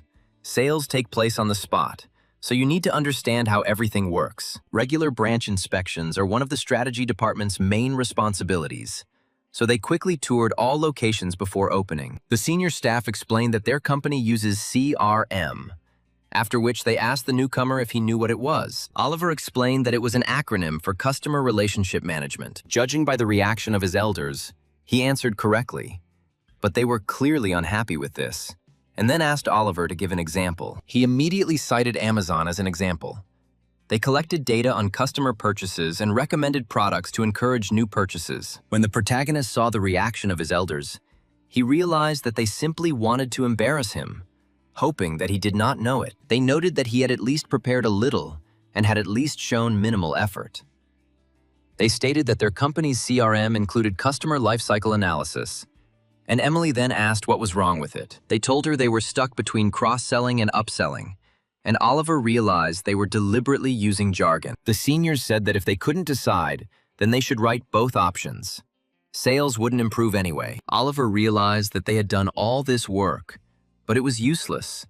It was just armchair analysis, and they were always in third place. Being stuck in third place shaped their thinking, and in short, learned helplessness reigned here too. The only difference between this branch and well-being was its scale and revenue. At that moment, the friend noticed Emily's surprised face. The girl was very surprised that he understood everything that the elders said. However, Oliver said that in fact he didn't understand anything at all. But at the same time, he realized something. Emily wanted to ask him what it was, but his friend interrupted her with the shout of his elders. They were unhappy with her for chatting while the elder was explaining something to them, and told her not to think that she was already one of their ranks. If she wants to act like she's the elder, let her try to explain everything herself, even though it was obvious that she didn't know anything. At that moment, Oliver realized they had gone too far. Then they asked her opinion about their promising newcomer, confident that he would run to complain to the president if he was put under pressure. They had already heard that he was a star in the previous branch, and if Emily beat the new guy, it would say a lot. They started talking about how there were only losers in that branch, so it wasn't surprising. They asked Oliver how he got there in the first place, assuming that his connections were involved. At this moment, the main character remembered his previous branch, where he had worked all this time. He remembered how the eyes of the local employees lit up and how pleasant it was for him to be part of such a team. Then he realized that his patience had run out. He turned to the elders and they immediately stopped laughing. They looked closely at the newcomer, not expecting him to fight back. Then Oliver asked them if they really thought the Tessin Company was such a simple place that everything here revolved around connections. He said that it could be assumed that they were right, and that connections ruled everything in this company. So it was even more important to keep one's mouth shut. After this, the main character approached one of the elders. While he stood in a stupor, he asked him what he would do if he had been listening to them all this time, so that he could then report it to the top. When the elder heard this, an indescribable horror appeared on his face. Finally, the men fell silent when they realized that this newcomer was not to be trifled with. They walked forward through the shopping center without responding to his words. They frantically suggested that they quickly finish their tour and return, since they still needed to stop by the main office. The protagonist realized that this was exactly how he had to deal with these guys. After that, none of them said anything inappropriate anymore, and they walked calmly around the mall with Emily. After the tour, he was taken through all the departments, and soon they reached the CRM department office. The protagonist introduced himself and said that he was a new employee of the strategy department and would be happy to work with the others. At that moment, he suddenly saw one of the workers point his finger at him, noting that this guy was the best in the line. At that moment, Oliver realized that this was the same young man they had seen at the course. The man, whose name was Josh, was very happy to see the main character. He said that he had just recently thought about him and stated that it would be an honor for him to work with him in the same company. The main character said that today was his first day, and Josh congratulated him, saying that it was just like him, because he was the best in the stream. The other employees who overheard their conversation quickly realized that Josh and Oliver were from the same set. This doesn't happen between people from the same group, but they seemed like real friends. The fifth group was very close-knit. Josh said that if someone from the fifth course didn't know Oliver, then they were just a plant, because he was essentially the leader of the entire course. Emily thought that this had not happened in the fourth stream, although the set was the same. Josh added that Oliver knows his business very well. His mind works very well, and his appearance has nothing to do with it. Even the chairman and president, Christopher himself, made a special trip to their fifth department just for him. At this moment, everyone was extremely surprised, because such big shots don't even attend courses. Oliver asked Josh to stop, saying he was burning with shame.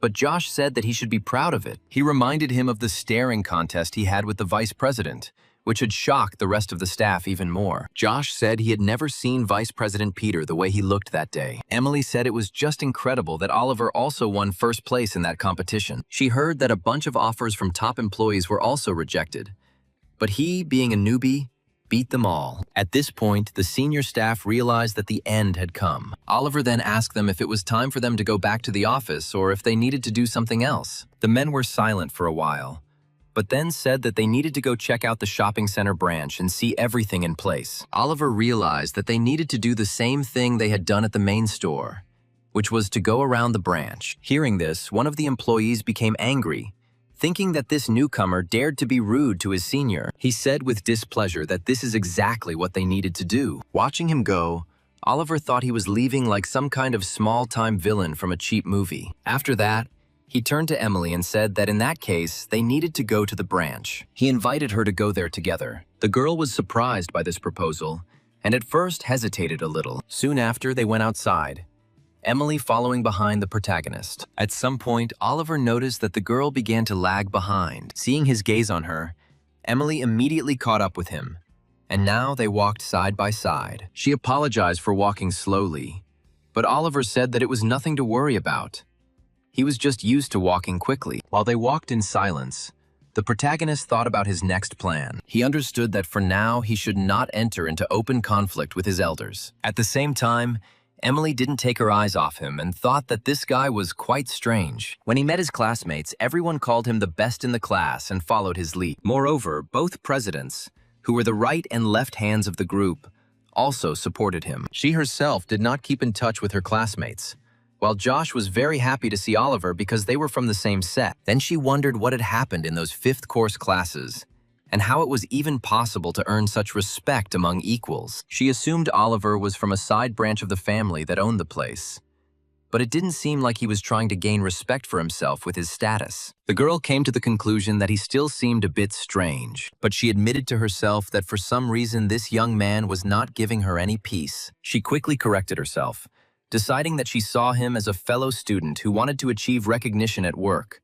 but not as a man. At that moment, Oliver turned to her and said that they had arrived at the right place. When he looked at the girl, her face was covered with a deep blush. After that, they went inside and the protagonist opened the door for her. Oliver suggested that Emily start from the first floor and then walk around at a leisurely pace. Oliver assumed that the elders had sent them together on purpose so that they wouldn't be stared at as much if they came in a group. Although in reality he understood that they simply accompanied them because they themselves felt awkward after what had happened. Emily laughed and said that maybe they did it that way because the two of them looked like a couple and they didn't want to embarrass the customers. However, she quickly realized that she had just said some nonsense. She also apologized to Oliver, but he said that there was nothing wrong with it.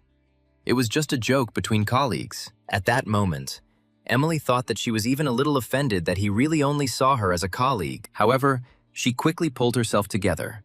Not understanding why she suddenly felt offended, she thought that this was exactly the kind of person she wanted.